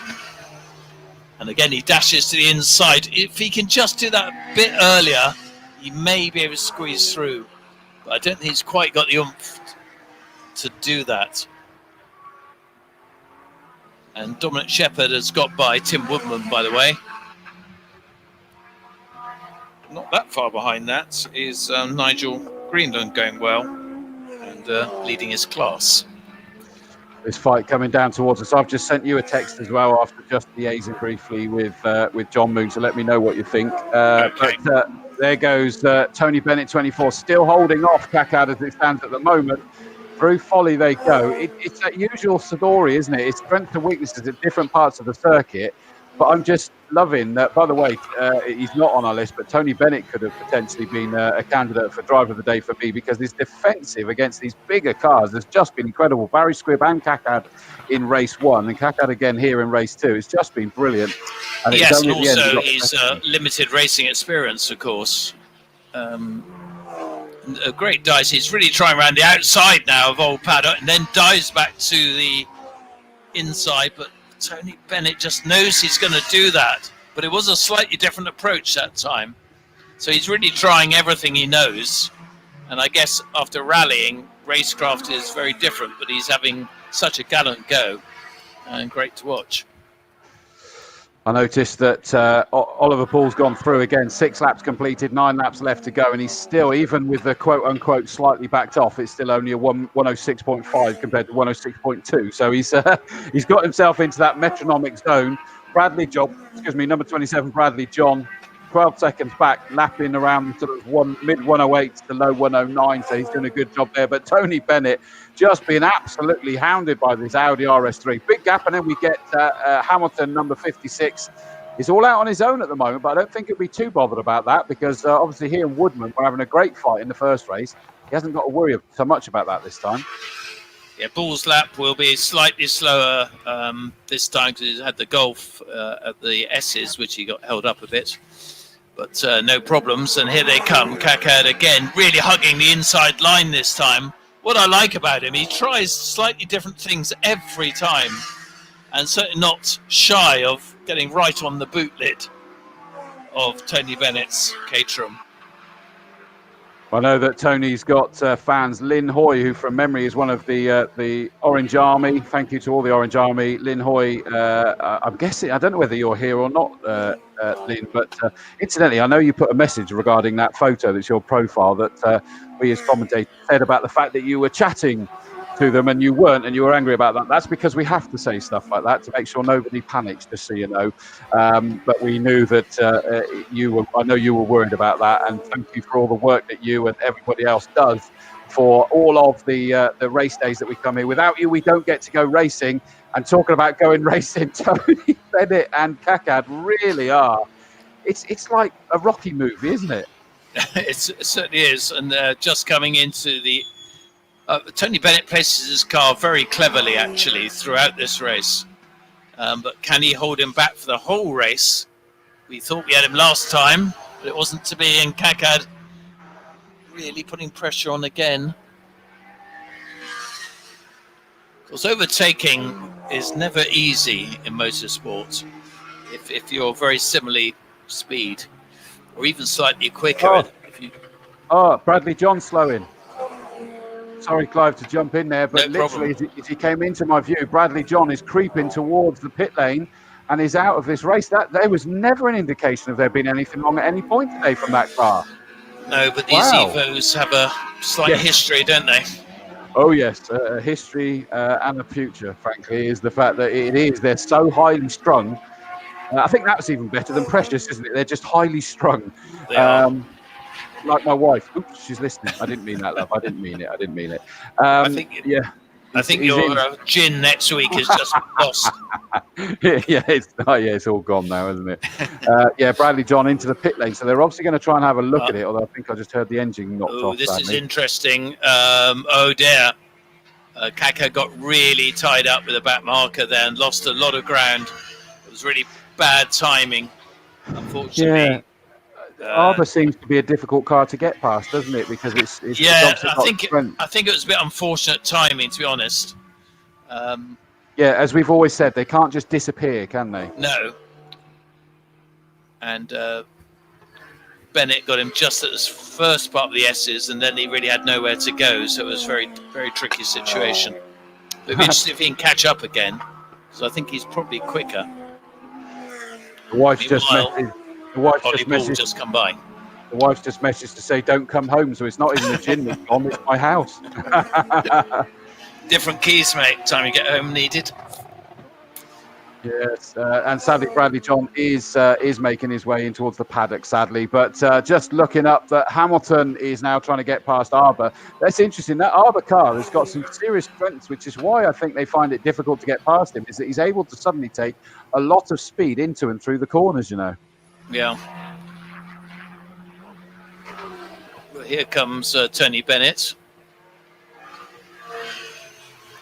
I think Sasha Akad may have got slightly closer than last lap, but it's quite a few car lengths behind. I'm assuming it's the same for you, Clive. Is that I was just watching our leader, Oliver Ball, with 5 laps to go. Just watching him go through Folly, which, of course, as you know, is flat out. And it just looks, you've called it earlier, as that car is planted, it's on rails. Presumably, it looks the same going through Old Paddock as well. Yeah, very much so. Yep. So impressive. It handles the road really well. Really nicely developed car. And the worrying thing for everyone else is I think there's still plenty more to come from them yet as well. So yeah, we need Lucky Kira to come back, don't we? To see those two racing together be a nice sight. I love the fact that Lynn Hoy has said, love the crazy Caterham drivers. I agree, because they're getting stuck in with these cars that are 2-3 times the size of silhouette as the Caterhams, and they just don't care. They throw their nose anywhere, don't they? Yeah, they're brilliant little cars, actually. And Tony Bennett is still keeping this gap, but we know I think Sasha Kakad, a very determined competitor from what I've seen today. I don't think he'll be giving up easily. There goes Hamilton in 4th place, and Dominic Shepherd not that far behind in 5th, and Tim Woodman coming through in 6th place with, believe it or not, Oliver Ball not that far from lapping him now, showing how fast he is lapping. I was just wondering that about how far up through this order is he going to go here. Only just crossing the line now is Tony Bennett and Kakad in the 138 Audi RS3, just upgraded, an RS3, I promise you. But you said about whether he's going to close back in on Bennett. He certainly has, and he's just doing a great job there. But I like the fact that he's not, considering his lack of experience, he's not even doing stupid damn dare lunges that we see from others, is he? No, it's very mature driving, yeah. But he's got incredibly close, and as you say, he's right back with him now. So he really gained on that lap. And this will be interesting because I think he's going to be determined to get by again. He's really making a challenge on the outside, on the inside as they go down towards the tower. He really stormed out of old Paddock, very nearly got to the inside, just couldn't quite do it. So they're back racing, absolutely neck and neck again. Which you've got to say, and you with your racing experience, Clive, is that it means that he's also having to learn very quickly the patience when he sits out there. You said about how hard it is to overtake when you're fairly similarly matched in pace, but strengths and weaknesses at different parts. It means you've got to keep that patience, haven't you? Well, what I'm impressed is keeping really cool, isn't he, with it? For somebody who hasn't done much racing. It's very impressive. What he has done is rallying, which of course does not equate to this, does it, by any stretch? So no. Good car control, of course, which is also needed here, but absolutely very different. No cars around you. But as I said, I wouldn't particularly want to go rallying with trees around myself, but but then you have other competitors, and here they come again. Horses for courses, isn't it? It is, yeah. And again, what he's trying to do now, he's learning every time. He's getting closer and closer every time as he comes around Old Paddock. He's now literally hugging the curb on the inside to try and get that inside.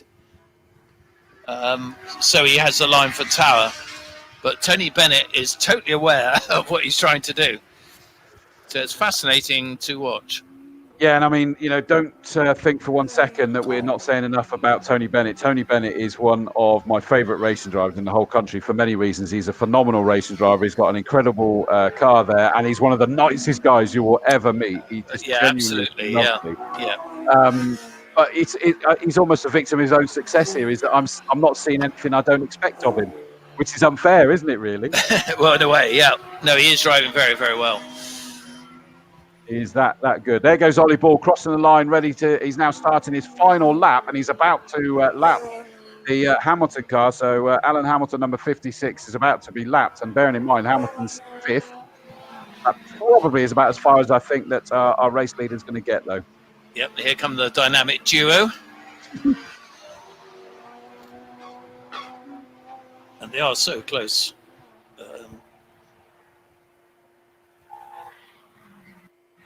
Tony Bennett still holds it, and here comes Oliver Bull, another convincing victory, barring any real last-minute drama. And very good driving again. Oliver Bull, again, a very accomplished driver. Very smooth, very quick. See, again, coming into camp is this battle for second and third, both cleared in their respective classes. B for Bennett, C for Kakad.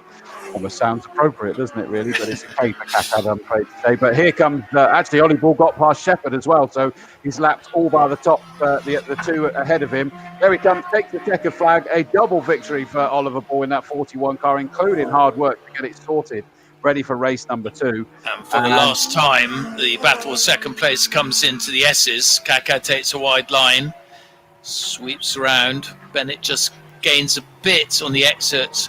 And now Kakad dives to the inside through Old Paddock again. Bennett defends his line as always, going down to Tower, which I think it will have to be camp do or die effort. Yeah. Which he did, didn't he, the last race? He did last time, yeah.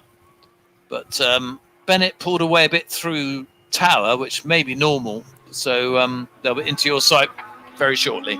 Yeah, they're coming down towards us. Is he going to make a lunge? He doesn't want to do anything daft. And in fact, I think that he's realised and he's actually backed away there and just knows that there's nothing. I wonder whether he's pulling the old karting move. And he did it a little bit there. He got a good exit, but Tony Bennett held him off this time.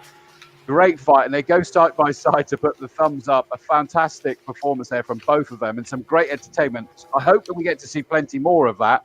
Oliver Ball wins number 41 second. 24, Tony Bennett takes Class B as well. 138 is Sasha Kakad. He takes Class C honours and third overall. 21 is the Dominic Shepherd Audi Super Tourer. He comes fourth and takes Class F honours. Fifth place, Alan Hamilton, number 56, second in Class B. Sixth, number 20, Tim Woodman, third in Class B. And seventh is Neil Greenland, wins Class B in the 81 car. Eighth, number 73, which is Michael Parsons in the Volkswagen Golf. He came second in Class D. And then the final finisher was Paul Arbour, number 33, the AB Typhon, finishing ninth place. Also, to add that I can announce, and I've got to let Joe know as well, I'm going to say it publicly, is that we as commentators have to liaise with each other just to make sure we're comfortable with who we think is driver of the day. And I've got to say, Clive, I think it was the toughest one of the lot. It was. I think there was 3 or 4 contenders there. Very difficult to judge between different races, but I think well-deserved winner once you announce it. It is, and I'm delighted to say, because it's like with, not much experience, he's just done some great fighting. He achieved it the first one, not quite this time, but it goes to Sasha Kakad in the 138 Audi RS3, a great new addition as a car, a great new addition as a driver, wonderful maturity, good clean driving, but good hard driving. And it was probably one of the hardest we've had in terms of picking out a driver of the day. I need to make special mentions to the likes of Josh Cook, Chris Rawlins, Bryce Aaron, Sasha Kakad, Darren Duffield, Luke Cooper, and remind me your one that you were saying as well. Formula Ford guy, wasn't it? Alex Walker. Yeah, all of you guys were in with a very, very high shot. Impressive performance from you all, but it is Sasha that takes it with a fantastic performance. We will be having John Moon, who's going to, we just see him opening up the back of the van as the drivers start arriving, and I'll wait and keep an eye on it. But Clive, thank you so much for the work. We don't have to be quite so panicked in terms of closing down. We're early anyway. Well done to the officials. Well done to you. Thoroughly enjoyed today. Well done to all the officials and everyone here for completing all the races after that long delay. A fantastic achievement. Great to see the sunshine out for most of the day. And some very entertaining racing, as always, here at Castle Combe. So really look forward to my next time here. And thanks to Chris and John. Great team, and enjoyed working with you both. Thank you very much. I hope everyone at home enjoyed it as well. And great to have all your comments. Yeah. Fantastic. Thank you very much, Clive. I will allow you to sort of depart then and get yourself Thanks packed very up. much. Thank you, mate. So I'll remove that from there. Just quickly, I can see that we've got some key people, but I'm supposed to say big shout out to Matt, Tony Bennett's Ace Mechanic. So there we go. I've done that because I missed it earlier. I'm so sorry. Lynn Hoy saying about a great race. But I can see that I'm going to add John Moon to the thing here. Let me just get rid of that because I'm going to put up. You think I'd be proficient at this by now, wouldn't you, John? But I'm still learning. But Katie Ball says, "Amazing job, Ollie Ball. Well done, team. You smashed it." John, take it away. Thank you. Yeah, Ollie, we can see you worked hard at that. Just judging by the stuff we used to call sweat, but is now known as perspiration. It's at least 3 layers. Yeah, so obviously hard work, but a brilliant race. It was great. It was great. The problem we had in the first race with Fix, the team did a great job there. Bradley was pushing harder for sure, so it meant I had to keep pushing, and that was great. And the car felt really nice, could do consistent times. And then I think he must have had a problem because on my pit board it was going up nicely to like 12 seconds, and all of a sudden it was 40 seconds. And it's like no. So unlucky for him, but I know the car flirtations get a message out there for that, and the support we get there has been fantastic. So yeah, really good race. And a long day. I've never done race 1 at 6 p.m. before. Yeah, and a long race, but it's good that despite that bit of a gap that you had, you carried on pushing. Yeah. Well, I wanted to get home, so I'm not going to back off.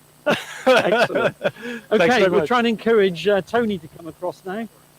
Here he is. They all get on so well together. They just want to have a chat. So, Tony, in the last race, you just got pipped at the end at camp, but you managed to.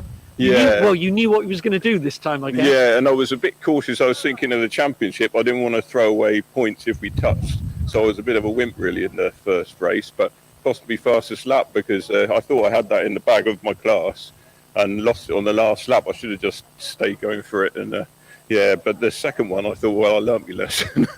Yeah. But he's so good because we were so close. Yeah. We're like inches away loads of times. And I just kept thinking, somebody's going to tap me and I'll be spun round. But never. He is really good. And of course, you're in quite a vulnerable car. Obviously the wheels are more exposed in a way. You've got less bodywork around you. It's just a much less substantial car, isn't it? So you're bound to feel a bit more scary. You've got the car, the saloons sort of tower over you in a way. Don't they? Yeah. A good finish. Excellent. Well thanks done. very much. Yeah. Cheers. Okay. Yeah. Cheers. Thanks. And Sasha. So, although it was only a third place, there is something you don't know about, and that is that you've been given Driver of the Day. Oh, wow. I'm not sure why they've given us that. But okay. Well, thank you very much. Yeah. So, as I say, third this time, but you were right on his tail. But obviously, he knew what he knew what your trick was. I have to say, he was brilliant. He didn't make a mistake all the way through, and that's what I was trying to force because I haven't got enough power to go by him on the straights. So I was just trying to force him to make a mistake so I could nip by. But I've got to say, he was brilliant. So it was good fun, though. Well, both of you were really good and entertained us really well for lap after lap, and hopefully you'll carry on doing it. Yeah, I'm enjoying it actually. So we'll see where it goes. Excellent. Okay, thanks very much. Thanks for talking to us. And that's it. So thank you all, and that's all from me. This is all a bit strange, all a bit new, but hopefully it worked. No, it's absolutely brilliant. Thank you so much for that down there, John. It was nice. I know you had the false start the first one, didn't you? The hot hatches, none of them stopped, but it all worked after that. It did, yes. I'm not quite sure how, but somehow we managed to get them here, and more or less everything stayed working apart from my mask falling down quite regularly as it is now. But, like your trousers normally. Obviously, but that all goes without saying, really. Well, John, thank you very much for all of your efforts down there and bringing everybody the hot off the press interviews with the drivers. It was great. I loved it. It was great fun, something a bit different, and hopefully we can do it again. Fantastic. Thank you, mate. Much appreciated. So that was John Moon that brought us the interviews down there. So we'll remove him from the stream. Well, that brings us to the end of that. And thank you. We've still been having plenty of comments coming in. I need to make sure that I don't miss them. Chris Mason says, massive thank you to everyone involved today, especially Les and the maintenance crew. Massively with the work they had to do on race one. It was terrible. Recovery crews and the medical and fire and rescue crews. Also, thank you Outdoor Medical Solutions Limited and Enhanced Care Services for their continued support. 100%. Thank you for those comments, Chris, and we echo them without question. Thomas Parker says, so cool to be winded down to watching cars racing at Combe. Cheers, mate. And Paul Ellis says, big shout out. Said that one already. Let's go through.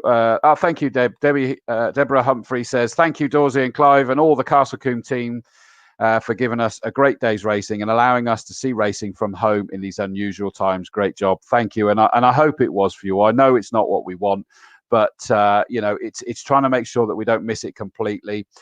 Lynn Hoy, whoop, great racing. Well done to all. And I think you said earlier that not here today because you had to work today, but very glad to be able to watch. I'm glad we could bring you that, Lynn. That's great. And also, Alison Sheris Aron, thank you for the great coverage. Thank you for the comments. Much appreciated. Chris Mason, thank you to Kevin from Bristol Sound and to all the commentators for today's coverage. The biggest thanks, without question, has to go to King Kev. Kevin from Bristol Sound is an absolute legend. Everything he's done to make, again, let's just put that back up there again. It's just amazing. I know it's not a TV thing.